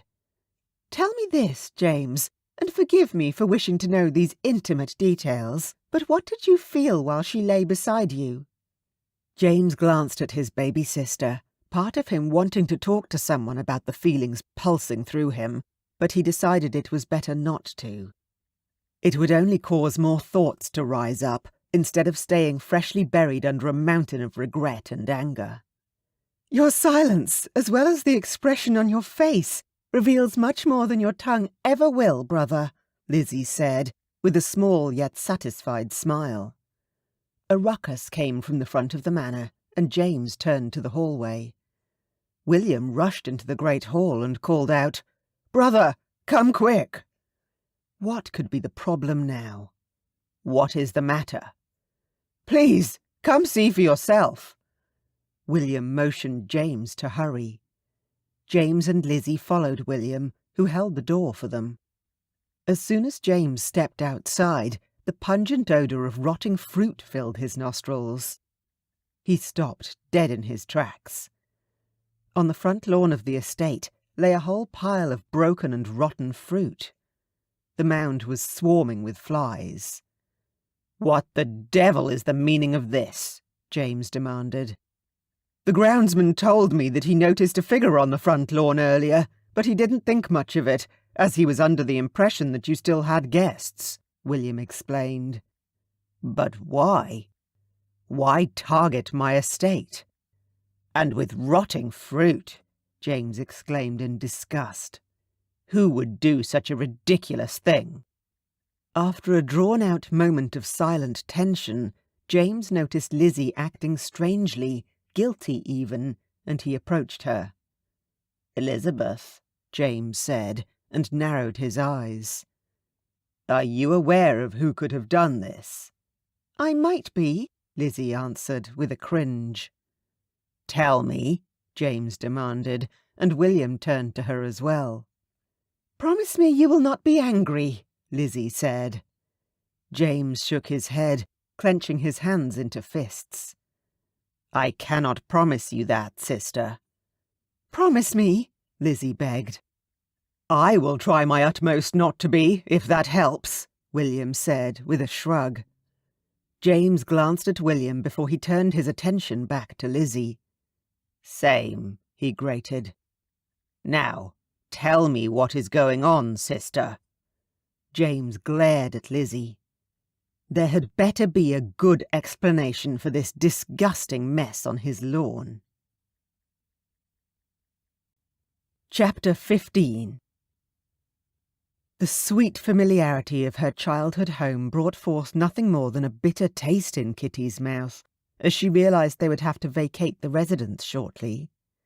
The townhouse had been in their family for generations, and it would be a heartbreaking torment to see it sold at auction. She stared out the window of her personal suite, a book lying open on her lap, but she paid it no attention. Instead, she stared at the dark brown coach that came to a halt in the street. Kitty was not certain who was inside, but in all honesty, she did not care. Her gaze simply landed upon it, while her thoughts kept returning to Woodlock Manor. It had been a week since their departure from James's residence, but the memories lingered. Her heart did not ache any longer, and her eyes did not shed tears, but her mind still wandered. Through the meadow, down the hallways, and finally to James, where she had lain curled in his embrace sharing a bed, if only for one night. The faint sound of knocking on their front door spun her thoughts from the clouds, yet she didn't move. Someone else would answer. Perhaps it was the clergyman from the debt collector's office, or the collector himself. Perhaps it was Mr. Cornish from the bank.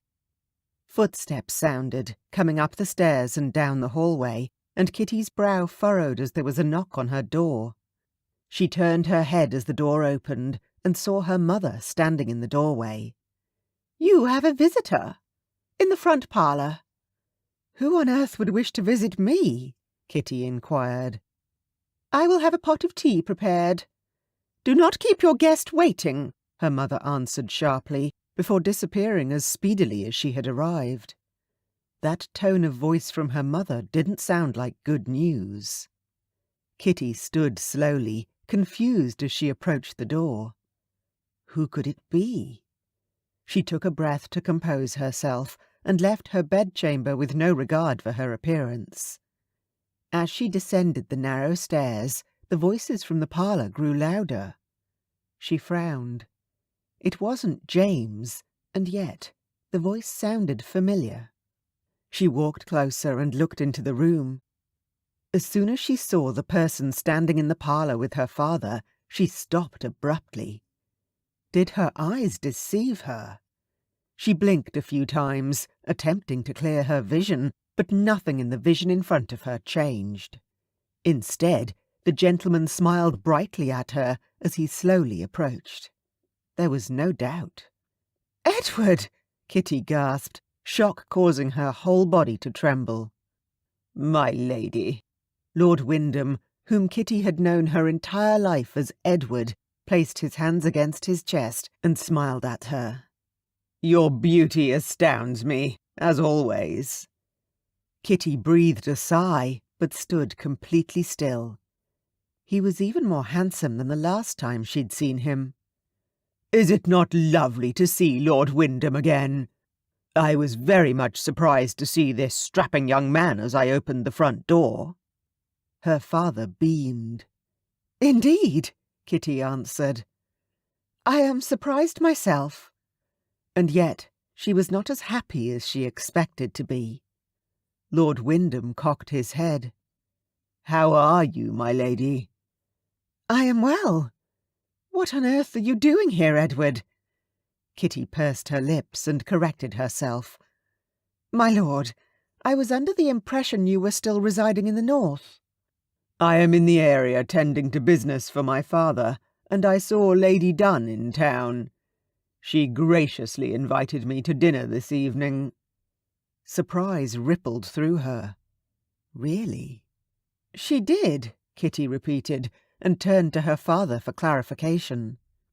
"It will certainly give us all a chance to hear what Lord Wyndham has been doing the past 10 years, will it not, Kitty?" her father said, obviously happy with the current turn of events. Kitty forced a smile and nodded. "Certainly." "Are you well, my lady? Does it shock you to see me in your home?" Lord Wyndham inquired. Kitty lifted her chin, pushing away the melancholy that had consumed her for days. "It has been a long while, my lord. I am merely surprised. It is lovely to see you." Edward chuckled happily. "That is a relief. I did not wish to startle you." "Your mother informed me that you received my last letter," Lord Wyndham said, his eyes wide and expectant. Kitty swallowed the lump that rose in her throat. "Indeed I did. It was quite a letter. You certainly have a way with words, my lord." "I meant every word, my lady." Kitty opened her mouth to respond, but at that moment her mother entered the room and jumped into the conversation. "My goodness, Kitty! It seems as though you have seen a ghost." "A ghost from her past, undoubtedly." Her father winked with amusement at his wife. Edward took a step toward them. "Perhaps your daughter and I can come to some sort of agreement." "Regarding what?" Kitty asked. Edward turned to her, meeting her gaze with an intensity that shocked her. "I would much rather say this to you in private, but I wish to marry you, Kitty." Kitty's jaw dropped, and her mother gasped beside her. "Why on earth would you wish to marry me, my lord?" "Kitty," her father warned. "It is quite all right, my lord," Lord Wyndham assured with a smile. "I was certain Kitty wouldn't make it easy. After all, I was the one to leave all those years ago."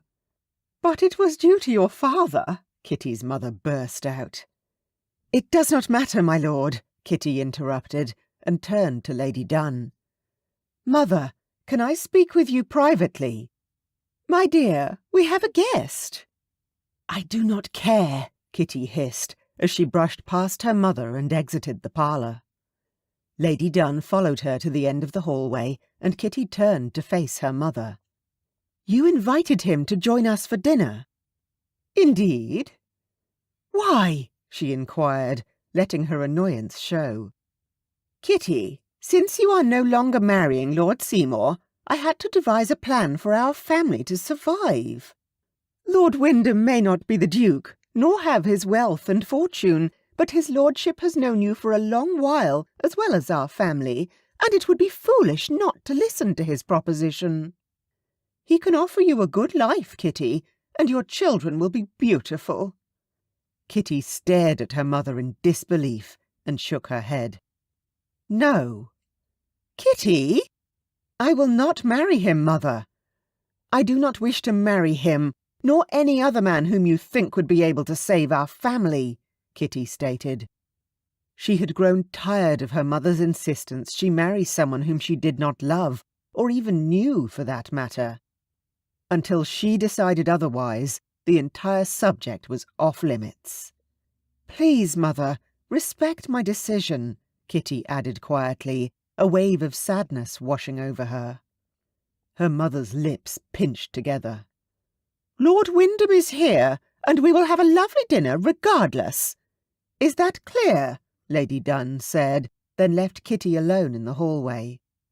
Alone, with a broken heart, and a determination to make her own decisions for her future.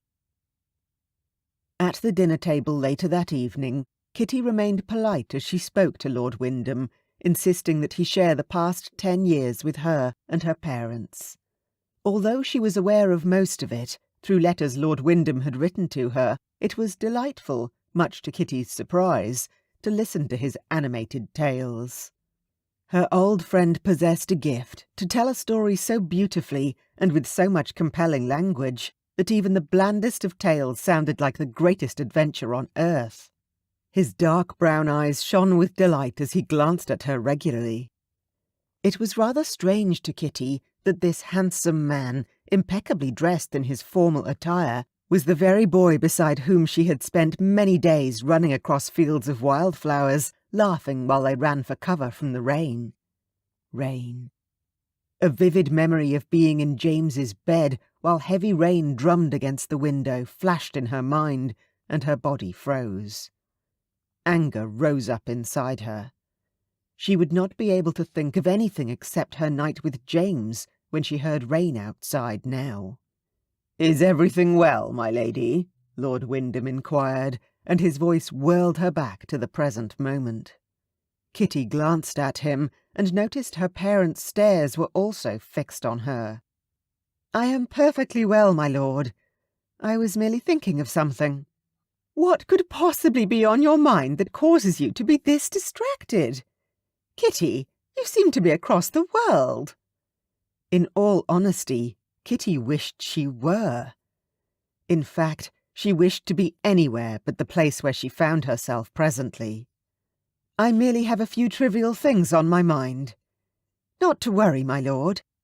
"It is nothing to concern yourself with," Kitty stated. "Pardon me for a moment." Kitty stood from her seat and quietly left the dining room. Her chest ached as her heart was yet again betrayed by the memory she'd attempted to forget. Her mother and father had disappointed her tonight. They were well aware, from her harsh words and her tears on their journey home from Woodlock Manor, that she never wished to have anything to do with any man ever again. They still only thought of themselves. She entered the study and opened the large window, allowing the cool, fresh air to flow into the room. She took slow, deep breaths, attempting to calm the storm inside her heart. Alas, it did not work. A soft knock on the door caused her to sigh wearily. "Please, mother, leave me be. Have you not tortured me enough this past week?" "My lady." Lord Wyndham's voice inside the room made her jump, and she whirled around. "My apologies, my lord. I was under the impression it was my mother." "There is no need to apologize. It was rather unmannerly of me to simply assume you would allow me to speak with you privately," Lord Wyndham said, and slowly approached Kitty. "I am truly sorry you have been tortured by Lady Dunn." Kitty scoffed and shook her head. "She seems to enjoy it." "If I may ask, What is the reason she torments you, my lady? Kitty sighed. It is a rather long and tediously tiresome tale. I wish to know. I would rather not say, my lord, Kitty answered with a frown, and walked past Lord Wyndham. Much to her surprise, Lord Wyndham's hand reached out to grasp her arm, yanking her backwards. She gasped as she turned her head to Lord Wyndham. His dark brown eyes darkened even more. "Oh, I insist, my lady," he said, and for the first time she realized his gaze was filled with malice rather than affection.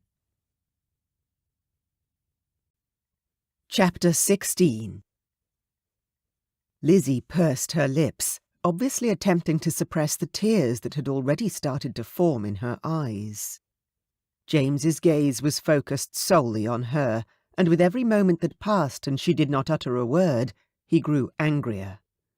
"Elizabeth, tell me now," James exclaimed. "Calm yourself, brother," William said, but Lizzie shook her head. "Do not scold him, William. James has every right to be angered by what I have done and what led to this awful situation." A tear ran down her cheek. "Tell us, Elizabeth," William insisted. Lizzie drew in a slow, deep breath and glanced at James. "You were right in regards to Lord Dorset." James narrowed his eyes at Lizzie.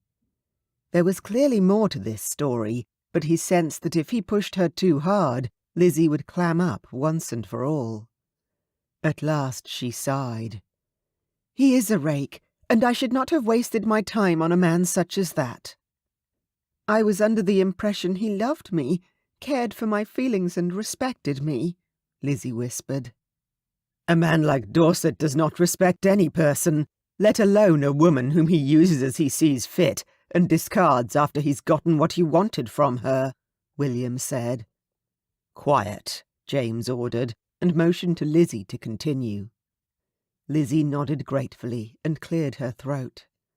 "Lord Dorset promised it was different with me and convinced me that he had feelings for me. I was a fool because I believed him. I was too infatuated with Lord Dorset and too blinded by his charms, so I failed to notice anything else."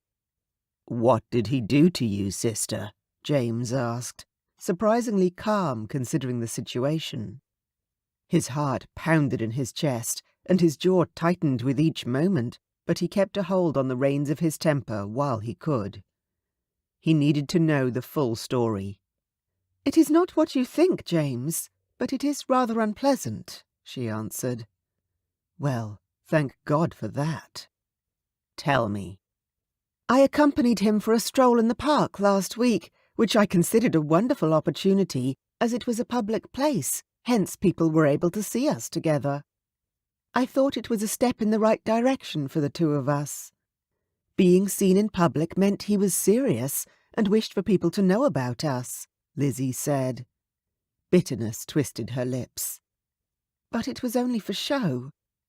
As soon as we reached the border of the park, he led me through the trees, where no person was able to see us. He spoke soft words in my ear as his hands grazed over my body. I was delighted, as his affectionate touch proved to me that he had changed. Lord Dorset then proceeded to kiss me." "Is it necessary for such intimate details?" William asked with a growl. James agreed. He'd heard more than enough. "Did he do anything that warrants me beating him to a pulp?" "Not in the manner in which you think, brother," Lizzie answered. "When things became too heated, I brushed him off, as I did not feel it was appropriate. He grew angry and stormed off.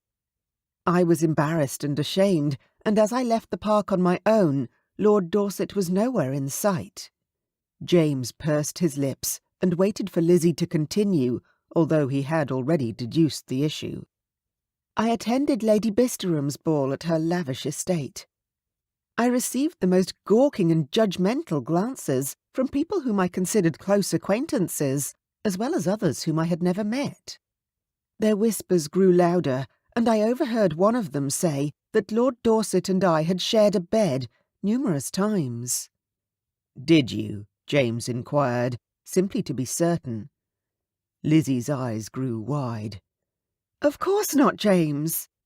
They are spreading lies about me, and soon my reputation will be ruined, if it is not already," Lizzie answered, the dismay evident on her face. "I cannot believe you questioned me with regards to that." "I simply had to be certain, sister," James answered. "Nevertheless, people now think I am a light-skirted woman, thanks to Lord Dorset. Hence, the reason I have been hiding myself away in the manor. I do not wish to be the subject of people's gossip or judgment." "And the fruit?" William asked with a furrowed brow. "It is a way to express distaste for Elizabeth. She is rotten and spoiled, and no man should go anywhere near her. Rotten fruit. It is the perfect metaphor," James answered absent-mindedly. "Indeed," Lizzie said, and turned away from her brothers. "I certainly did not consider it being such a momentous thing. It is a rather outlandish act, do you not think, James?"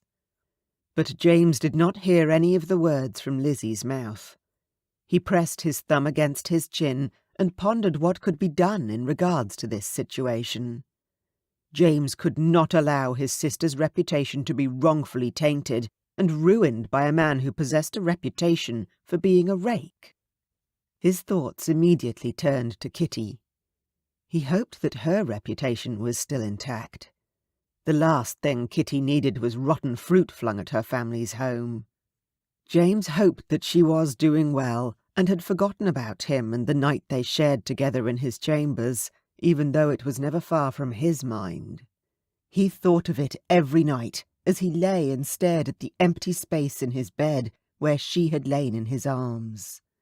She had fit so perfectly in his embrace.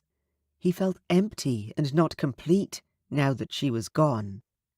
James heard Lizzie repeatedly uttering his name, more desperate with each passing moment. He had to take a stand on behalf of his sister. He turned to Lizzie, who was nearly frantic. "James, please answer me," Lizzie insisted. "My humblest of pardons, sister. What was it you asked?" he said apologetically. "I am not certain what to do, James." Lizzie's tone was desperate and filled with guilt. "I did not think he would do such a thing to me, but I was foolish. I am sincerely sorry for allowing myself to be swept away by a man such as Lord Dorset. You and William warned me about him, yet I was under the impression that I was able to take care of myself. I am a stubborn woman, and I probably deserve all the malicious things that are to happen to me because of it." Lizzie hung her head with a sob, and James's heart broke. What a fragile thing a woman's reputation was. "Nonsense! You are our sister, and we will do everything in our power to ensure this does not become an issue," William stated. "True, brother?" William glanced hopefully at James, who continued to stare at Lizzie. Lizzie raised her brow expectantly. "James?" Lizzie whispered. "The things people are saying are untrue?" James asked, needing to make sure that he was correct before he ventured forward. "Yes." "All of it," James emphasized. "One kiss. That was all I permitted, I vow to you, brother," Lizzie said, her eyes wide and guileless. "Very well.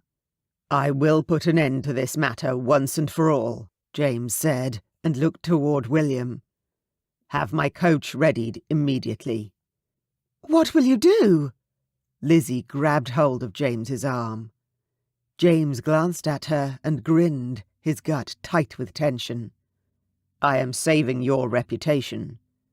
Please do not question how I will accomplish it.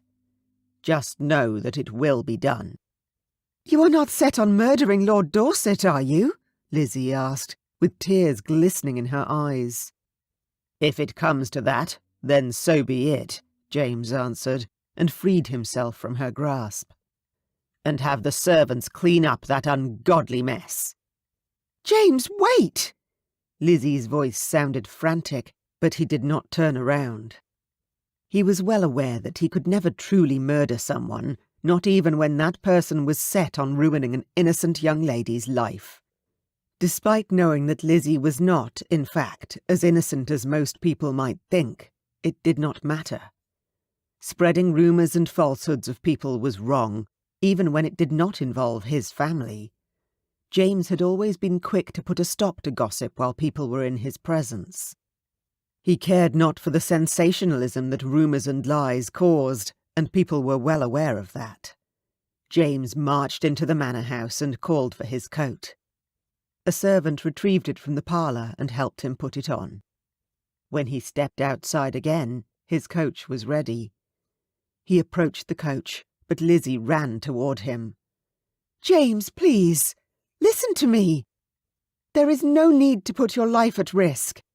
"Sister, you asked me to assist you, and that is precisely what I am doing." "I am not murdering anyone, so leave me be," James said.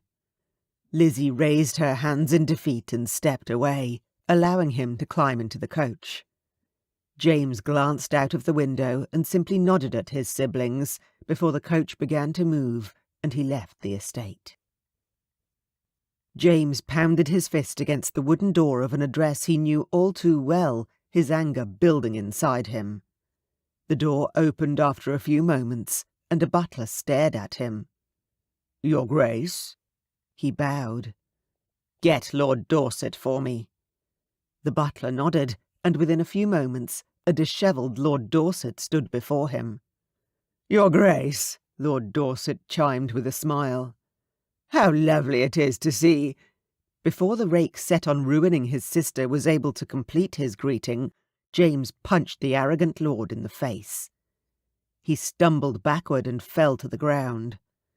James reached down, grabbed him by the collar of his shirt and dragged him outside, where several people began gawking at the ruckus. "Unhand me, you brute!"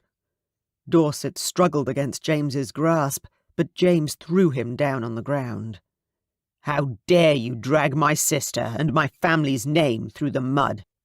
Spreading lies about her purity and her character as a young woman is untrue and unforgivable," James growled. "Your sister is the one spreading lies, as she does with her legs." Even lying on the ground, Lord Dorset grinned smugly. James knelt and punched Lord Dorset once more. The man groaned as blood trickled from the corner of his mouth. "You are a liar, and you will set this straight," James said. "I will not allow you to ruin my sister's reputation because she wouldn't become another notch on your bedpost." James grabbed Dorset's collar and stood, forcing the man into a standing position. He glanced around at the crowd forming around them. "Tell everyone here how you spread lies about my sister," James ordered. "I will not." Lord Dorset spat, blood trickling down his chin. "Tell them," James yelled, and tightened his grasp around the cad's throat. Lord Dorset gasped for a few moments until he panted, "Very well. I never laid a finger on her. Everything I said was untrue. It was only to boast of another conquest." The people who had come closer to witness Lord Dorset's confession gasped and whispered amongst themselves. James turned to Lord Dorset and snarled, "If you ever go near my sister, or any other young woman whom you attempt to ruin, I will tear you limb from limb and feed you to the dogs. Is that clear?" "Yes," Lord Dorset whispered. James released Dorset from his grasp, and the man fell to the ground, groaning at the impact. James stepped away and walked back to his coach without another word. He glanced intently at the people on the street who had witnessed his altercation with Lord Dorset. "To clear matters up," James announced to the spectators, "as I am certain there will be many tales circulating with regard to this incident, let it be known that Lord Dorset is a rake. He ruins women by promising them the moon and stars, then discards them as soon as he has gotten what he wanted from them. Those who oppose him and reject him, he smears their names, as he did with my sister. That will not happen again. Keep your daughters and your sisters away from this man, as he is more worthless than a street rat." James turned and climbed into his coach, not the least bit interested in the murmurs behind him. He had done what he came to do, and that was the end of it. Chapter 17. Kitty stared into Lord Wyndham's eyes, and her blood froze in her veins. Despite his outward appearance being the same as it had always been, there was a sudden and evil darkness emanating from deep within the man she had considered a childhood friend. Kitty was unable to move as fear pulsed through her. "My lady, your mother wishes the best for her only daughter, and who am I to argue with that? She did, in fact, invite me to dinner, so desperate was she for me to marry you," Lord Wyndham sneered. His tone made Kitty straighten her spine and find her tongue. He thought he'd won, did he? "My mother is under the impression she knows what is best for me," Kitty answered, struggling against Edward's grasp. "Now please, unhand me at once." He glared at her, then loosened his grip abruptly, stepping away from Kitty as though disgusted. "What happened to you, Edward?" Kitty whispered. "You are not the man I remember." "Many things change in a decade, my dear. You, of all people, should be aware of that," Edward answered, and paced around the room. "While I was adapting to my new life in the north, there was not a day that passed when I did not think of you. I wondered what you were doing, and why you'd forgotten me." He sounded hurt, which did not correlate with the scary behaviour from a moment ago. "My lord, you were a very large part of my life, and I could not simply forget you." "Then why did you?" he inquired, as he stopped abruptly in the centre of the room. "I didn't," Kitty said, shaking her head. "Of all the people your mother could have chosen, she chose James of Somerset," he spat. Kitty's mouth dropped open. What did Edward have against James? "He was the wealthiest prospect, and according to her, our children would be very handsome," Kitty said, her heart constricting at the thought of James. Despite her inability to ever admit it to anyone, even herself, she missed the Duke desperately. She still spent every night staring out her window, hoping James would come to her rescue, now more than ever. "Did she not think I was good enough for you? It was only after the Duke rejected you that she found it in her heart to consider me." Edward glanced in Kitty's direction. "It was not James who rejected me, my lord. It was I who rejected him," Kitty pointed out. Lord Wyndham cocked his head. "Why is that?" "I could not marry a man such as him, regardless of how wealthy he is. Wealth does not excuse a heart of stone." Perhaps she had been callous in her decision to accuse James of not being a man she could marry. Had she been unreasonable and too quick to judge him? Perhaps James had been meaning to send for an animal doctor to examine and treat Lord Windsor, but had not had the time to do so. He was a duke with all the obligations the title carried, and entertaining her family at the time. Her stomach tightened as the thought took hold. Perhaps she had jumped to conclusions too soon. Her heart ached for James, his touch, his kiss. "Kitty!" Edward's voice called her back to the present, where she had little desire to be.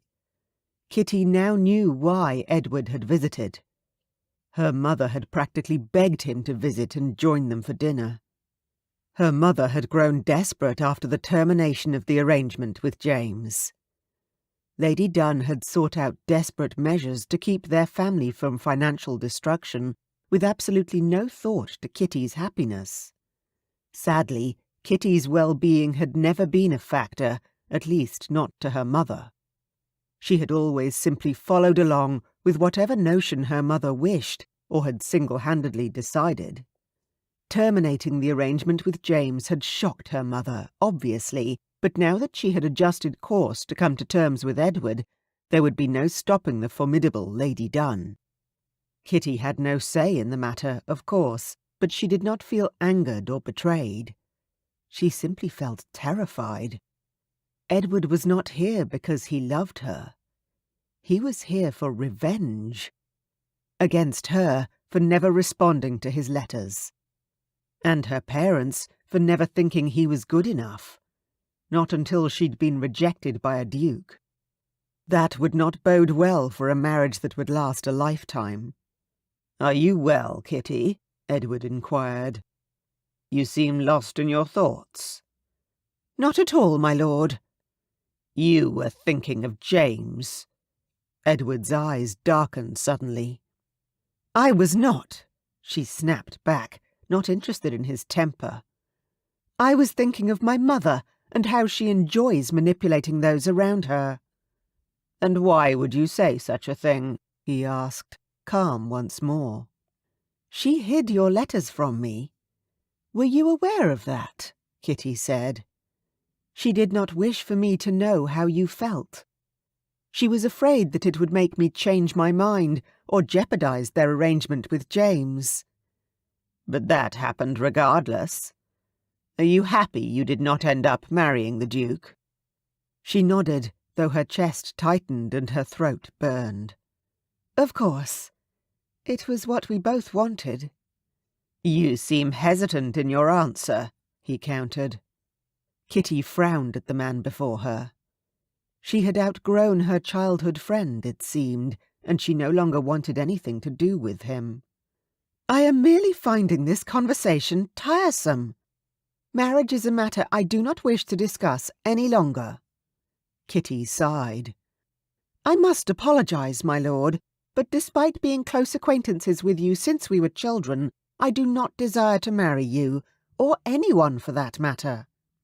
I am exhausted and overwhelmed, especially given the fact that my father—" "Is losing all his money due to embezzlements by his business partner," Lord Wyndham interrupted, and Kitty's eyes widened. He knew about that, and yet he still wanted to marry her. Before she could answer, however, he continued, "I am aware of many things involving you and your family, my dearest Kitty." "It is rather unsettling," Kitty admitted openly, and shrugged her shoulders in discomfort. And so was the fact that he had kept a personal eye on her and her family. "Well, imagine how I must feel knowing that you shared a bed with James," he said, his eyes narrowing.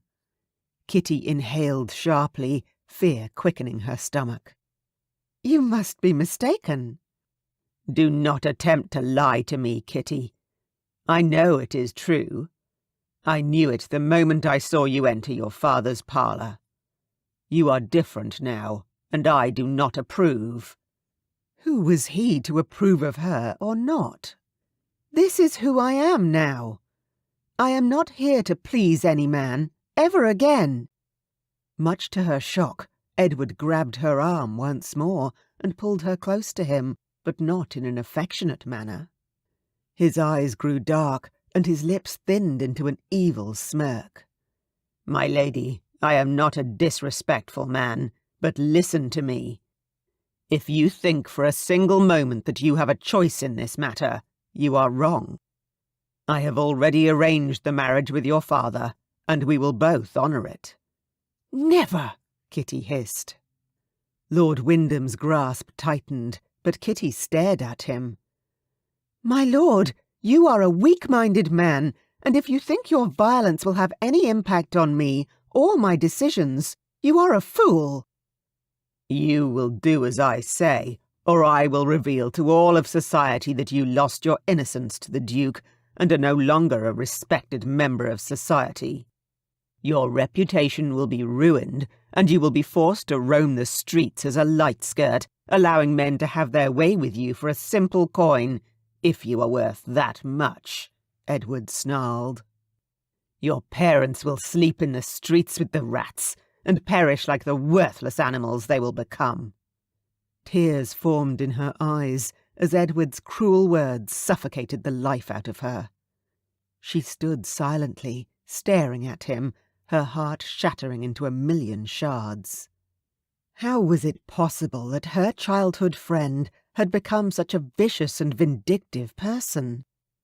Her heart ached for the child she had known and cared for, but she did not care at all for the cruel man standing before her now. Kitty could still live with a tainted and ruined reputation, but she could not allow her parents to live among the rats and perish in such a manner.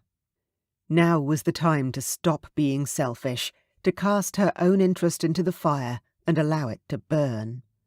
Her family required her assistance and cooperation. "Very well, my lord," Kitty breathed, then shuddered as she said, "I will marry you and serve you as a wife should a husband." A smirk formed on his mouth, and he said with a satisfied tone, "I am delighted you see it my way."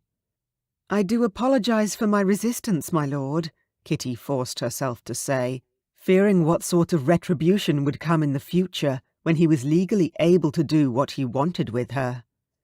"It is your fire that I always adored about you, my lady," Edward whispered as he tenderly stroked her cheek. A rush of disgust surged over Kitty, but she kept her composure, simply nodding at him. "Perhaps we should rejoin my parents for the remaining portion of dinner. Would you not agree?" "Indeed," he answered. "You and I will have the rest of our lives together." Chapter 18. "I can't believe my knuckles are still bruised," James said, as Lizzie wrapped his hand in a bandage soaked with alcohol. "I still cannot believe you punched him," Lizzie said, her tone annoyed and yet full of pride. "Several times," James pointed out, with a painful wince. "That hurts, Elizabeth." Lizzie glanced at him apologetically and continued wrapping his hand. "I cannot believe you threw a punch that actually made him bleed," William chuckled. "Where did you learn to be such a brute?" "When the reputation of someone you love is at stake, even the gentlest person can become a fighter," James said, not regretting his actions for a moment. "Indeed, and I appreciate it more than I will ever be able to express," Lizzie said. "I only wish I'd been there to see it for myself. Thank you, brother." "You do not need to thank me," James said quietly, meeting his sister's gaze and smiling at her. William went on. "It's wrong to spread untruths about another person for your own personal gain. It astounds me that he was under the impression he was going to get away with it. But James, you took care of him, in front of a crowd as well. Dorset was certainly not expecting that. Even though you did it for Elizabeth, you are now my hero." James grew quiet and lowered his gaze, wincing one last time as Lizzie finished wrapping the bandage around his hand. "Brother," Lizzie whispered and touched James's chin. "Are you well?" "It is not only my hand that is bruised, Elizabeth." "Did Lord Dorset hit you?" "Where?" Lizzie inquired, and examined him briefly. "No, it wasn't Lord Dorset. This was caused by my own hand," James said. "I don't understand," Lizzie answered, with a furrowed brow. James sighed wearily. He'd come to this decision earlier, but it was more difficult to say aloud than he'd originally thought it would be. He took a breath and braved the dragon. "I wish to make amends with Kitty." Lizzie gasped. "I was under the impression she made you miserable," William scoffed. Their sister whirled on him. "Can you not see he is even more miserable without Kitty?" Lizzie snarled at William. "I was never truly miserable with her," James pointed out, and glanced at his sister. "I wish she was here with me right this moment. I wish I had the courage to say all the things I still carry within me that I was given the chance to say and chose not to, because of my own cowardice." "Which things?" Lizzie inquired, her eyes sparkling with hope. Oh God, he had to say it. Aloud. Right now. Think of it as practice before the real thing with Kitty. I am in love with her, Elizabeth. I must be. I cannot stop thinking of her. The entire estate reminds me of moments with her. I spend my days thinking of her, and I spend my nights wishing I had not told her to leave. She left on her own, James, William pointed out. The young lady could have stayed if she wanted. James shook his head. That was incorrect. No, I told her to leave and to never come back. That she was no longer welcome here. James sighed, feelings of guilt and remorse welling up inside him. I said terrible things to her. I was such a fool, chasing away the only person I wanted near me. James, Lizzie sighed and placed her free hand on his arm. If I could merely tell her that I am sorry, and I wish for her to come back. Lizzie glanced at William over her shoulder and bit her lower lip. William exhaled and turned away, avoiding James's eyes. What is it? James asked, and glanced at Lizzie. He shifted away from her, his hand out of her grasp, and she glanced at him intently. There is something you must know, James, Lizzie said quietly. What is it, Elizabeth? James asked once more, his tone filled with more urgency than before. Kitty is already betrothed to another, Lizzie answered carefully. What? James exclaimed, and jumped up from the low stool, gaping down at Lizzie. Kitty is betrothed to Lord Wyndham, Lizzie repeated with more clarification, and stood as well. Since when? James demanded. How was that possible? It has only been a couple of days. Lady Josephine, a mutual friend, spoke to me during our visit at the tea-house, Lizzie explained. And you were under the impression that you shouldn't inform me of this? James ran his hand through his hair, frustration twisting his gut. I only wish to protect you, James, Lizzie insisted. I do not require your protection. I am a grown man. With the heart of a boy, Lizzie interjected. James stopped and stared at his sister angrily, his jaw clenched. How dare she say such a thing?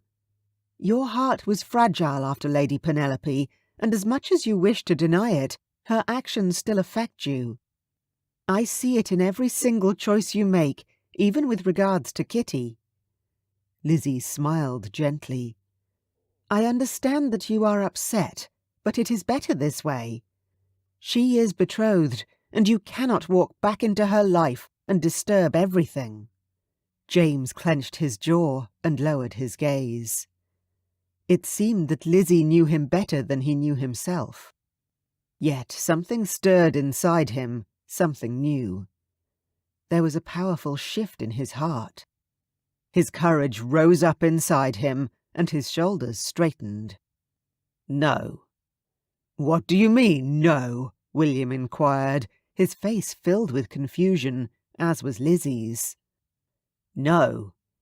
I cannot allow Kitty to marry that man. He is not right for her. She is not meant to be with him. She was meant to be his wife. No other man would suit her the way he did. You don't even know the man. How can you make such assumptions? William scoffed, but a smile formed on Lizzie's lips. I am the man Kitty is meant to be with, James announced. I have been licking my wounds for far too long. What are you going to do? William asked, his eyes wide with surprise. Don't fret. There won't be any violence involved, or at least none that I intend, James assured his brother. Before you go, brother, William said suddenly, are you certain this is the right thing to do? James glanced at his brother and narrowed his eyes. William shrugged. Think it over. Please. No. Enough thinking. It is time for me to be the man she deserves. A man she can depend upon. I cannot simply give in. Kitty means too much to me to let her go." "And if she does not reciprocate your feelings?" Lizzie inquired. James glanced at his siblings. Better to be hurt again than regret inaction. At least then I will know her true feelings. "Perhaps, but it will leave you shattered beyond repair, just as you were when Lady Penelope—" James waved his hand to stop Lizzie from spouting off any more of her unwanted opinions. Lady Penelope pretended to be someone she was not. She deceived me and used me for her own personal gain. There was not a moment where Kitty acted unlike herself. She was honest with me from the moment I met her, and she never pretended to be someone whom she was not. No woman will ever have my heart as she does." "That is obvious," Lizzie whispered. "Indeed." James sighed, letting some of the tension leach out of his system. "Go to her, brother," Lizzie encouraged him. "Go to her and tell her all these things you told us. Pour your heart out to her. Tell her how you feel. No woman who willingly gives herself intimately to a man deserves to marry another simply for the sake of her family." James glanced at her and cocked his head. How did she know? "No one told me. I could see it in her eyes," Lizzie assured him, and James nodded at her. "Now go, before it is too late." As James swiftly left the parlour, Lizzie turned to William. "You did not tell him," William pointed out with a scowl. "I was not the one from whom he needed to hear it. That is now in Kitty's hands." Lizzie turned away and gathered her medical supplies from the table. Chapter 19. Kitty reached out and touched the delicate petals of the white flowers that grew in her mother's garden. Despite the space being very small, with only a few flowers and plants, Kitty often retreated there for solace and to have a few moments to herself. Those moments, however, could often last hours, and most times it was her father who would prompt her to come inside. Today, he was nowhere in sight. Perhaps he had seen the expression on her face as she and her fiancé had re-entered the dining room, or noticed the fingerprints on her arms caused by Edward's hand. Could he have noticed her new-found passivity to everything Edward said? If he did not realize it was a silent cry for help, her father did not know her very well. Kitty sighed wearily as she leaned back and rested her head against the wooden fence and closed her eyes for a moment, awaiting her father's arrival. Despite trying to be strong for her family, grief welled up inside of her, and she began to quietly cry. This was not the life she had imagined for herself, not even as a young child. She had often dreamt of meeting a wonderful man, whom she had once hoped would be Edward, but after she'd accepted his proposal, she had soon realized that the boy of her dreams had turned into the man of her nightmares. Footsteps along the path that led around the side of the townhouse toward the garden caused her to open her eyes and wipe the tears from her face. She did not wish for her father to see her cry, as it would only worsen matters. The wrought-iron gate unlatched, and as she glanced up, her heart thumped against her chest with wild recognition. "Your Grace," Kitty said. "What on earth are you doing here?" "Good afternoon, my lady." He bowed stiffly, and she curtsied in response. "Lovely to see you," Kitty responded automatically. James chuckled and answered, "We're both aware that is not true." For the first time in too long, her lips tugged up into a smile. "I choose not to respond to that." "Perhaps it is better that way," he said. "What are you doing here?" "I was under the impression you didn't wish to see me again, whether it be at Woodlock Manor or anywhere else," Kitty said. James's presence was overwhelming to her already devastated nerves, and she had to fight with all her inner strength not to faint or cry. Is it true? Are you betrothed to Lord Wyndham? James inquired. Kitty gasped. How do you know of that? My sister informed me. It seems that she and my brother learned about it, and they didn't think I should be made aware of it, James answered. It didn't take you long to find another suitor, which is rather alarming. She stepped closer, surprised by his statement. Why is that alarming? It gives me reason to believe that you have an urgency to marry. Am I correct? Kitty sighed. Your Grace, with all due respect, you don't know me, my situation, nor the reason why I am betrothed to Lord Wyndham so quickly after our arrangement was terminated, Kitty stated, desperately fighting back the tears that stung her eyes. Why would it matter to you? You chased me from your estate, warning me never to return. James sucked in a visible breath. I was angered that you wished to end our betrothal, especially after we shared a night together that meant absolutely nothing, Kitty bit out, struggling to keep the bitterness from her voice. She'd given James her virginity, her maidenhead. It had meant everything to her. It meant something to me, my lady, James corrected softly. It was nice to hear him say the words, but her stomach twisted with anger. You do not need to feel any remorse for what happened that night, Your Grace. It has not ruined me as a person, nor tarnished my soul, although Edward was never going to let her forget it. But your heart has seen better days, James pointed out. As has mine. Now she wanted to scream and escape his presence before she burst into tears. Is that why you came here? To tell me that you're feeling terrible for upsetting me because you feel guilty? Kitty asked. No, I didn't come here out of guilt. Then what? Kitty exclaimed, growing more frustrated by the minute. He is not the right man for you, Kitty, James said. And you are, Kitty said, raising her eyebrows in question. James nodded. In fact, I am. Oh, my Lord. That is utterly ridiculous. You proved to yourself, and proved to me, that you are not, Kitty scoffed. But I am. You intrigued me the moment I set eyes on you. You were not what I expected. You made me feel alive for the first time in a very long time.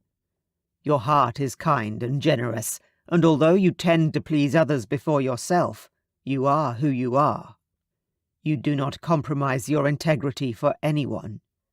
Your love for my horses was heartwarming, and I would have you know I sent for an animal doctor, and Lord Windsor is doing much better. He is eating and drinking and thriving. A smile formed on her face, and a tear ran down her cheek. That is good to hear. I am certain he would love for you to visit him, James stated. Kitty cocked her head to the side, confused by this sudden turn. I thought I was no longer welcome at your estate. We both know I didn't mean it. Just as you didn't mean to end our arrangement. So confident of how we both feel. Since when? Kitty sighed. She didn't have the strength for this conversation. You can't do this. Not here, Your Grace. Not now. I am betrothed to Lord Wyndham. I can't. She turned away before her tears got the better of her. You can simply end your betrothal with him. I wish it were that simple, Your Grace, Kitty whispered. Why is it not? James asked. Kitty didn't answer. She couldn't. James would hate her if he knew the truth about how much she was sacrificing now. He thought she was strong, but she wasn't. My, oh my. Both Kitty and James turned at the snide voice. Edward stood beside the gate, glaring at them. Your Grace, lovely to see you, Edward sneered with a mock half-bow. I wish I could reciprocate those feelings, James answered dryly. "Have you come to congratulate Kitty and myself on our pending nuptials, Your Grace?" Edward asked with a smirk. "You and I both know that is not why I'm here," James said, and straightened his shoulders. Strangely, he stepped in front of Kitty, as if to shield her from any kind of attack. While Kitty appreciated the unexpected gesture of chivalry, she immediately dismissed it, stepping to the side to better watch the exchange between the two men. "Then why precisely are you here?" Edward asked, glaring at James. "Not that it is any of your business, but I have come to release Kitty from your arrangement," James answered. "I am afraid that is not possible. Our wedding has already been scheduled. Cancel it," James ordered. Kitty gaped. James was serious. This new, decisive version of the man who had captured her heart was rather surprising, in a good way. "There is nothing you can say that would make me back away from this arrangement, Your Grace," Lord Wyndham pointed out, crossing his arms. "Name your price," James answered. "There is no amount of coin that can make me change my mind." "Are you certain of that?" "I am very wealthy, and I can certainly make you disappear from the face of this earth for less." Kitty put a hand over her mouth to stifle a gasp. James was willing to pay Edward to leave. "Are you certain you wish to do that, Your Grace? Waste all that money on a woman who keeps secrets from you?" Edward asked. "Kitty and I have no secrets from one another," James answered with the utmost confidence. Edward looked at Kitty. "Perhaps you wish to inform him of the true reason your parents needed you to marry the Duke of Somerset, my lady," Edward suggested wickedly. Kitty's heart, which had been beating heavily, began to thud painfully. How had she never seen the ugliness beneath the facade of Edward's handsome face? He was a truly despicable man, and she was supposed to marry him.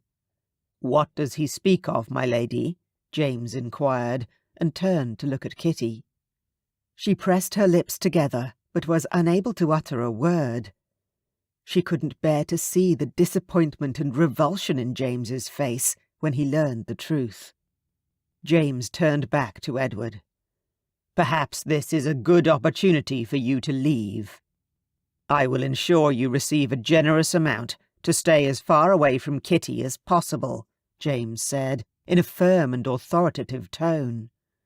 "This is not over," Edward sneered. "The Seymour family is under the impression they may do as they please, but that will soon change." "I do not take threats lightly, my lord," James growled. Edward narrowed his eyes before turning to leave the small garden. The creaking sound of the gate closing caused Kitty to cringe. James turned back to Kitty. "What did he mean, Kitty?" She realized that now was the moment to speak. She couldn't keep James in the dark any longer. She clutched her hands together. "You didn't have to do that, James. It is because of the very thing Edward spoke of that we are in such a predicament." She automatically reverted to the use of his name when he used hers. "He mentioned the true reason we were to be wed."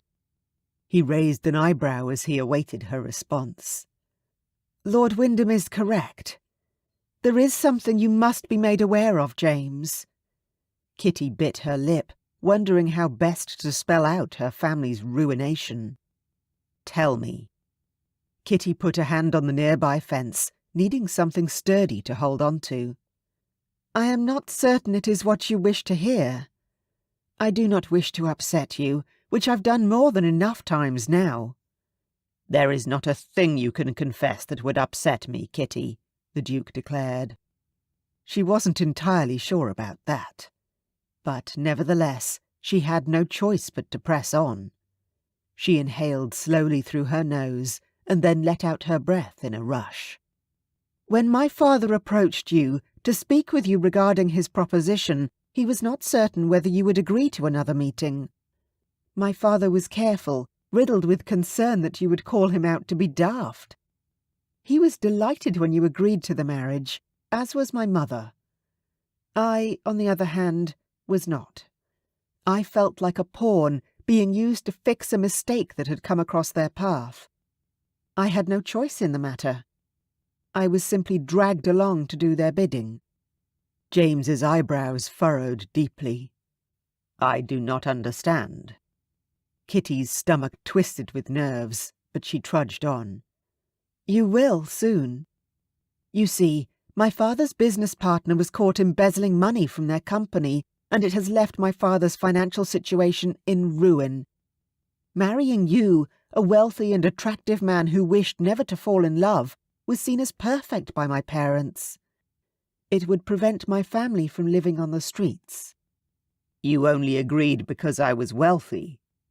James's brows came down in a scowl. I did not agree to anything. I was forced into it, Kitty contended. James sighed. So it is your parents who are the villains in this piece. Kitty bit her lip. Will you forgive them? James nodded. Of course. Arranged marriages are often about security and finances. I only wish they'd been more upfront about their true motives. Kitty forced out a laugh. A marriage is a most advantageous connection. You would get someone young and sturdy to provide you with heirs, and my parents, I suppose, would get to keep from financial ruin. James's lips lifted into a smile. Just so. Her eyes widened. He didn't seem as upset as she had expected. In fact, he didn't seem upset at all. Instead, he simply stared at her, his gaze intense. And you, Kitty. Me? Yes. Is our arrangement now only palatable to you if it means saving your family? It is obvious that is the only reason you were putting up with that other chap. He nodded his head in the direction Edward had gone. Oh, no. Kitty shook her head. I admit it was that way at the start. I had to behave perfectly in order to impress you, to save my family. But then... Then what? James asked, stepping forward. Then you took me to the meadow where we had our race. When I became better acquainted with you, something rose up inside me. I was comfortable with you, and it wasn't because of the money. I was under the impression I had lost my mind, Kitty explained, shaking her head. But I simply lost my heart. To you, James. His eyes bored into her, as if trying to see right through to her core. You had. Indeed. I was convinced it was impossible for a person, especially myself, to fall in love as quickly as I had. That night in your bedchamber, Kitty. Please allow me to finish, Kitty demanded, and James nodded in acknowledgement. That night I saw a different side of you. Sensitive, vulnerable, and I saw those walls you've erected around your heart come tumbling down. The way you stared into my eyes, the tender manner in which you kissed me, it changed everything. I knew then it was more than a mere arrangement, for you as well as me. Kitty's cheeks heated. It was difficult to share her intimate feelings, but she had to show him how she felt. Those feelings never truly stopped, not even after I told you I couldn't marry a man who does not care for horses, or who lies. I think I was simply overwhelmed by the strength of my feelings, and not certain how to properly deal with them. I do apologize for all those terrible things I said. I deserved them, James admitted. I said terrible things too, and for that I apologize, my lady. I'm not a perfect person, and I do not claim to be. I make mistakes. We all do, she interjected. But the biggest mistake was to allow you to leave my estate. I fought with myself as I watched you standing by the coach. I desperately wished to stop you from leaving, but I was afraid. Afraid you did not reciprocate my feelings. Afraid I might get hurt again. I would never hurt you like that, James, Kitty answered, and reached out her hand to him. He clasped it tightly. I am aware of that now. Kitty smiled. Tell me what happened with the other woman. Lady Penelope, James asked, and as Kitty nodded, his jaw clenched. There was a beat of silence. I met her in town, he said after a pause. Her father was a marquess, a very respected man, but also a gambling man. He was in trouble with a few people. He owed them money, quite a large amount. Lady Penelope assumed the identity of someone other than his daughter. He stopped and sighed, so she waited. I was not acquainted with her, or had even seen her from a distance, but she introduced herself as Lady Penelope. She merely used me for my wealth, to steal from me, and I allowed it. I fell for her lies, and it cost me dearly. I would never do that to you, James. I vow to you, Kitty whispered. Even if you were the poorest man in the world, it would not matter to me. It is you I fell in love with. And I you, Kitty, James whispered as he leaned in and tenderly took her lips in a kiss that stole away her breath. Chapter 20. The sweet scent of the white flowers that grew in the small garden at her parents' townhouse filled the air around Kitty. One of the servants had woven some of the flowers through her hair into a crown, especially for their garden wedding celebration, and it was a perfect day. Kitty inhaled deeply as the scent engulfed her, allowing her to beam happily at her new husband, James of Somerset, who stood across the lawn, speaking to his brother William and another lord. Her white muslin gown blew gracefully in the light breeze, the material brushing against her skin. Opting to keep her hair loose had been a trying topic, especially between Kitty and her mother, but Kitty had gotten her way in the end. It was her and James's special day, and she could not be more thrilled at how it had turned out. After 3 months, which seemed to fly by in a whirlwind of balls and social events, their engagement announcement, the planning of their wedding, as well as the new partnership James had entered into with her father to save the family business, things had become less strained overall.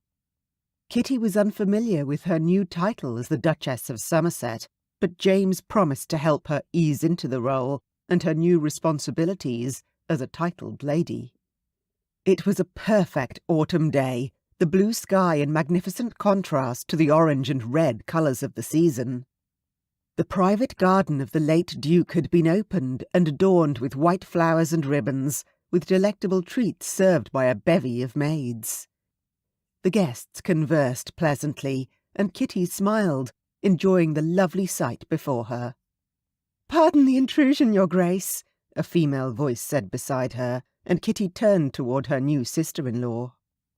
"Elizabeth," Kitty smiled. "There is no need for such formalities, please. Only in public, I swear. It is something one must become accustomed to." Lizzie shrugged nonchalantly. "How are you feeling?" "Much better, I must admit," Kitty answered. "Thank you for your assistance last evening. For the entire week, in fact. All this would not be possible without you." "You are my sister now," Lizzie answered with a smile, and placed her hand lovingly on Kitty's arm. "And it was my absolute pleasure. Who knows when my turn at a happily ever after will happen?" "Give it time," Kitty assured her. "When James and I ended our arrangement and my parents and I left Woodlock Manor, I was devastated. I was certain that I would become a spinster and spend my life caring for my parents. Not a marriage in sight. But things do follow the path they're meant to, and I believe it will happen for you as well." "You are such a wonderful person, Kitty. My brother is truly lucky to have you as his wife," Lizzie said, and squeezed her hand. "And I am lucky to have you in my life as well. I have always wanted a sister. I even begged my mother when I was a child, but now that I have one in you, A better sister I could not ask for." Kitty's breath caught in her throat at the compliment, truly touched by her new sister's words. She, too, had always longed for a sibling. "Your words are too kind, Elizabeth. Please do call me Lizzie. I insist. I never truly adored my name. In fact, I do despise it." Lizzie chuckled. "Lizzie suits you better," Kitty answered with a nod. The name was soft, informal, and lovely. "Indeed." Lizzie nodded as well and glanced down at Kitty's skirt. "Are you going to tell James about—" Kitty's heart jumped in her chest at the reminder. She opened her mouth to answer, but they were interrupted by William. "Please don't tell me you ladies are still discussing the wedding," William exclaimed, before Kitty could respond to Lizzie's observation. James was directly behind his brother. He gave Kitty a wide grin, which she responded to wholeheartedly. "The day has come. Things are perfect, so there is no need to discuss it any further," William continued. Lizzie and Kitty exchanged glances, and Lizzie turned to her youngest brother. "Perhaps you should not have spent all your time at the refreshment table, as you are beginning to sound like a foxed gabster, brother." "I am most certainly allowed to kick up a lark at my own brother's wedding, am I not?" William chuckled. "Allow me to escort you to find some water, as I am most certainly not nursing you back to health tomorrow morning," Lizzie said, and took William by the arm. "Excuse us," she whispered, and winked at James. Kitty watched the siblings walk away and marvelled at marrying into a family where she got not only a husband, but a sister and a brother as well. "What a wonderful day!" Kitty smiled brightly at her handsome husband. "And I am delighted that everyone is having a wonderful time as well." "Perhaps too wonderful." James chuckled and motioned to William. Kitty giggled and took James's hand in hers. "Thank you, James. This wedding, the garden, the decorations, it is everything I had dreamed it would ever be. It's a perfect day." "Even with my foxed brother?" James asked, his lips kicking up with amusement. "Even then," she smiled, pure and unadulterated happiness flowing through her. "There is something I wish to tell you, but not here." James tenderly caressed her cheek and glanced around them. "I am certain that we could slip away for a few moments." "I know just the place," she whispered. "Lead the way." James winked. Kitty led James through the back of the garden, and his eyes widened as he recognized the hill in the distance. It was the hill he and Kitty had raced to, the race that she had won without a shadow of a doubt. It was also the hill where they had shared their first kiss, as two people wary of love. "We are not racing again, are we?" James asked with amusement. Kitty chuckled and shook her head. "Not today, my love. I wished to bring you here, within sight of the hilltop, to show you how far we have come, and remind you of the wonderful journey that is ahead of us. There is no other man in the entire world I desire beside me, except you. My love, my husband and my friend." Kitty took James's hand, pressing it against her stomach. "And now, the father of our child." James's eyes widened with a mixture of disbelief, happiness, and fear. "You are with child?" "Yes, I am." Kitty laughed, happiness unlike anything she'd ever felt before pulsing through her. "How did this happen?" James exclaimed, and shook his head. "Of course, I am aware, but—" He looked shocked, but a dawning joy shone through in his expression. Kitty laughed at her husband's reaction to the news. They had spent many mornings speaking of children and how they wished to start a family. They had even toyed with possible names for their future children, but when Kitty had felt the early signs of pregnancy, she had been overwhelmed. It had taken her a week to fully grasp the situation, with the aid of Lizzie, of course, and she wanted to inform James as soon as she felt ready. Today, at their wedding, felt like the perfect moment. "You are such a silly man," Kitty chuckled, and placed her hands around James's shoulders. "Tell me what you are thinking, please. I hope you are happy." "I am thinking that I did not believe it was possible to love you more than I already do, but now my love for you has simply exploded. I watched you walk toward me from across the garden wearing this beautiful white gown, like an angel, my angel, and time stood still. I love you with all the depth and breadth of my heart, my beautiful Kitty. And I am very happy indeed about our news." He curled his hand briefly across her stomach, and she covered his hand with one of her own. "I love you, James Seymour, in all your entirety, with everything in me," Kitty declared. "We will go on many adventures together, hand in hand, side by side, and we will have the best life imaginable. As long as I have you beside me." James tenderly kissed her lips. "You will always have my heart, as you have had from the start, until the day I perish, and likely even after that." As James's kiss became more urgent, Kitty melted into him. The sweet smell of the white flowers from her floral crown filled the air as their love ignited. She knew, deep down inside, that she and James had discovered an everlasting love that would never grow dim. Epilogue. 5 years later. "Do not fret, my old graceful lord.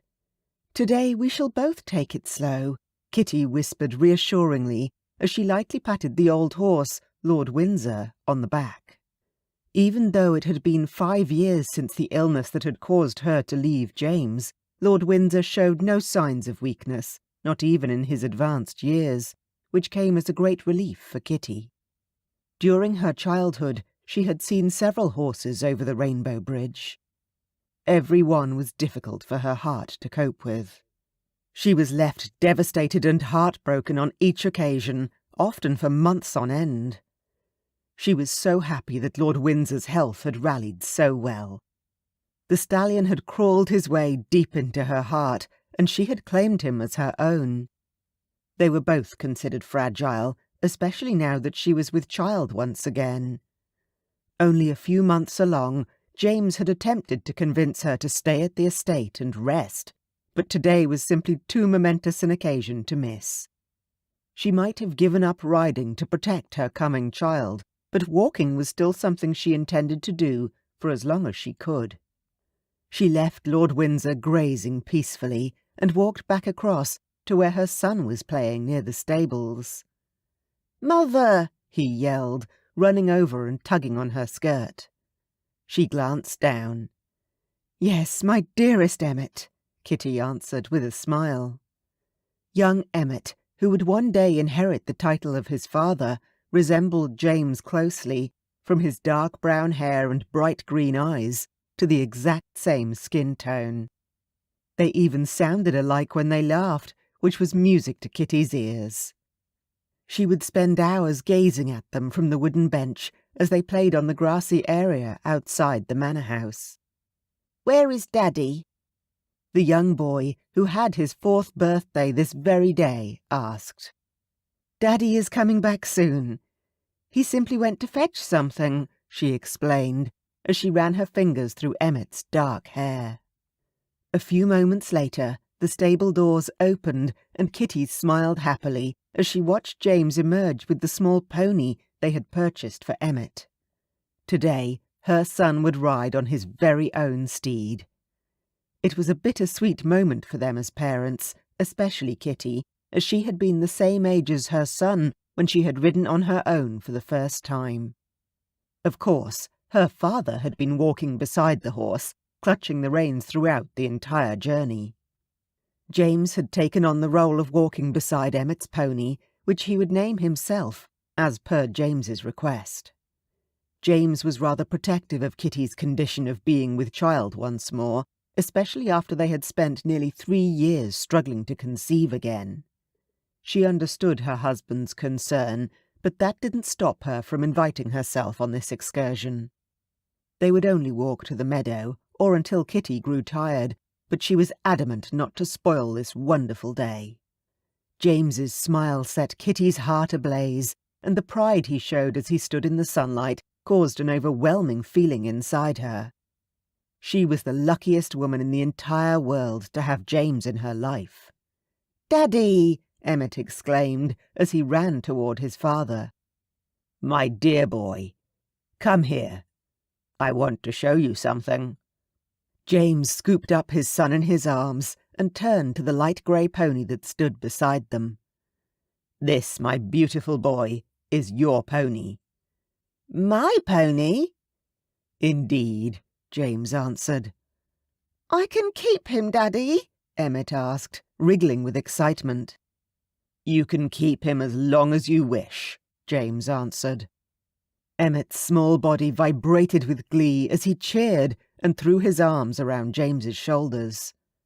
"Thank you, Daddy." "You are most welcome, son. May you have the happiest of birthdays." Kitty smiled, fighting back tears of happiness that threatened to run down her cheeks. She watched the two most important men in her life share a special moment, simply basking in the joy on both their faces. "Are you ready for your first ride on your very own pony?" Kitty asked as she approached them. "All by myself?" Emmett asked, his green eyes sparkling. "Indeed," James answered. "But there is no reason to be afraid. I will be right beside you." "Emmett is not afraid," their son proclaimed. James and Kitty exchanged glances, and she chuckled. "He reminds me of myself." "Independent beyond his years," James pointed out, and tickled Emmett, who roared with laughter. "As I was," Kitty smiled. "And still are," James added. Kitty pouted and shook her head. He was right, of course. "What does that mean?" Emmett asked. "It means that you wish to do everything yourself, without any help from anyone," Kitty explained. "Not everything," Emmett corrected. "Shall we go?" James asked after a moment of silence. "Before we do, Emmett, you must first name your pony," Kitty stated. "I can name him too?" Emmett asked. His eyes were wide as he glanced at James. "Certainly. He is yours after all," James answered. Emmett pursed his lips as he pondered the name of his horse, studying the animal for a while. "Captain Speedy." James raised his brows and blinked at Kitty. "Captain Speedy," Kitty repeated. Emmett nodded with great enthusiasm. "It is perfect."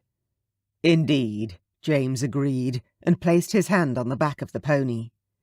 "From now and henceforth, this pony will be known as Captain Speedy." Emmett cheered, and James gently placed him on the new leather saddle, made especially for their son. Kitty stepped back, and her heart ached in that bittersweet moment. Emmett seemed even smaller than he was, sitting atop that pony all alone. She had to squash the urge to scoop him into her arms and hold him close, keeping him little forever, while at the same time she was proud of how he'd grown and how independent he already was. She knew in her heart that Emmett would grow to become a great man and achieve great things. She was simply not certain whether her joy would be containable when that happened. "Ready?" James asked, and glanced at his wife. Kitty was not certain if his question was aimed at Emmett or at her, but she simply nodded. "Ready!" Emmett cheered with exuberance, waving his arms in the air. "Come, Captain Speedy." Kitty weaved her fingers and James's together, then they slowly made their way toward the meadow, walking beside Emmett atop Captain Speedy. Together, they advised Emmett on what to do, and the young boy enjoyed himself thoroughly. The walk lasted nearly an hour. On the way back, Kitty squeezed James's hand. "Is something the matter?" he asked. Kitty laughed. Nothing could possibly be the matter with me or this situation. Our son is growing faster than anticipated, but I am incredibly proud of him. As am I, James answered softly. You should not hide your tears, my love. I see them hiding behind the blue of your eyes. They are tears of joy, I assure you, Kitty contended. I am aware, as I was forced to swallow a large lump that settled in my own throat, James admitted. This confession caused Kitty to beam, and she rested her head against his shoulder.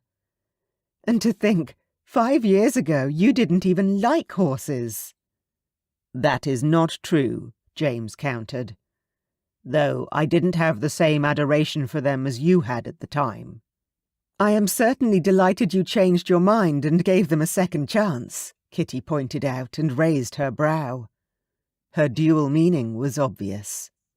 As am I, James answered, understanding her meaning perfectly.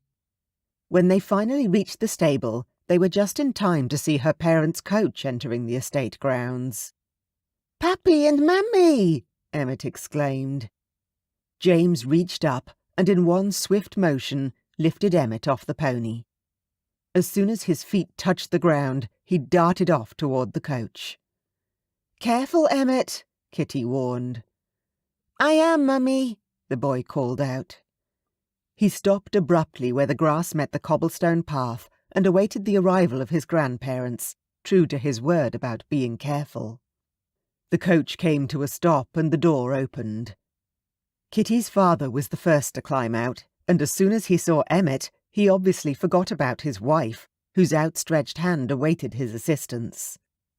James chuckled and ran toward the coach, so Kitty led the pony to the entrance of the stable. Kenneth was there waiting for her and offered his assistance. "Allow me, your grace." "Thank you, Kenneth. The walk back from the meadow was further than I thought," she said, a little out of breath. "Are you well, your grace? Perhaps you should sit for a while, a rest." "Your offer is kind, Kenneth," Kitty said gratefully, and motioned to the carriage. "But I am perfectly fine. Unfortunately, my mother will disagree and will be sure to send me to bed upon sight. It is good that I got the walk out of the way first." Kenneth chuckled and said, "Her ladyship means well." "Does she always?" Kitty asked. "If I may be frank, your grace, her intentions seem noble, but her execution requires some work." Kitty laughed heartily and nodded. "You are absolutely correct." "My love," James called out to her, and she glanced across at him. "Thank you for your kindness, Kenneth. May you have a lovely day." "You as well, your grace. I wish you the best of luck." Kenneth smirked. Kitty laughed once more and made her way to James, her parents, and Emmett, who was now perched on his grandfather's shoulders. As they entered the manor house, Emmett telling his grandparents about his pony ride, James grabbed Kitty's hand, and they both stopped walking. "Are you well, my love?" James asked. "You are breathing quite heavily." "It means I am out of breath, not dying," Kitty answered. Truth be told, she did feel rather weary. "I am perfectly well." "Are you certain?" "You are starting to sound like my mother." James shuddered, which caused her to smile. He said, "If there is anything I can do to make things easier for you, please do tell me." "My love," Kitty said, and touched his cheek. "My life is perfect, as I have you and Emmett and our new baby, which will be arriving in 6 months, or perhaps sooner. There is nothing more I could want." James smiled in return and nodded. "I feel the same." They walked hand in hand into the manor, with their future bright, filled with happiness, laughter, and more love than most people knew in a lifetime.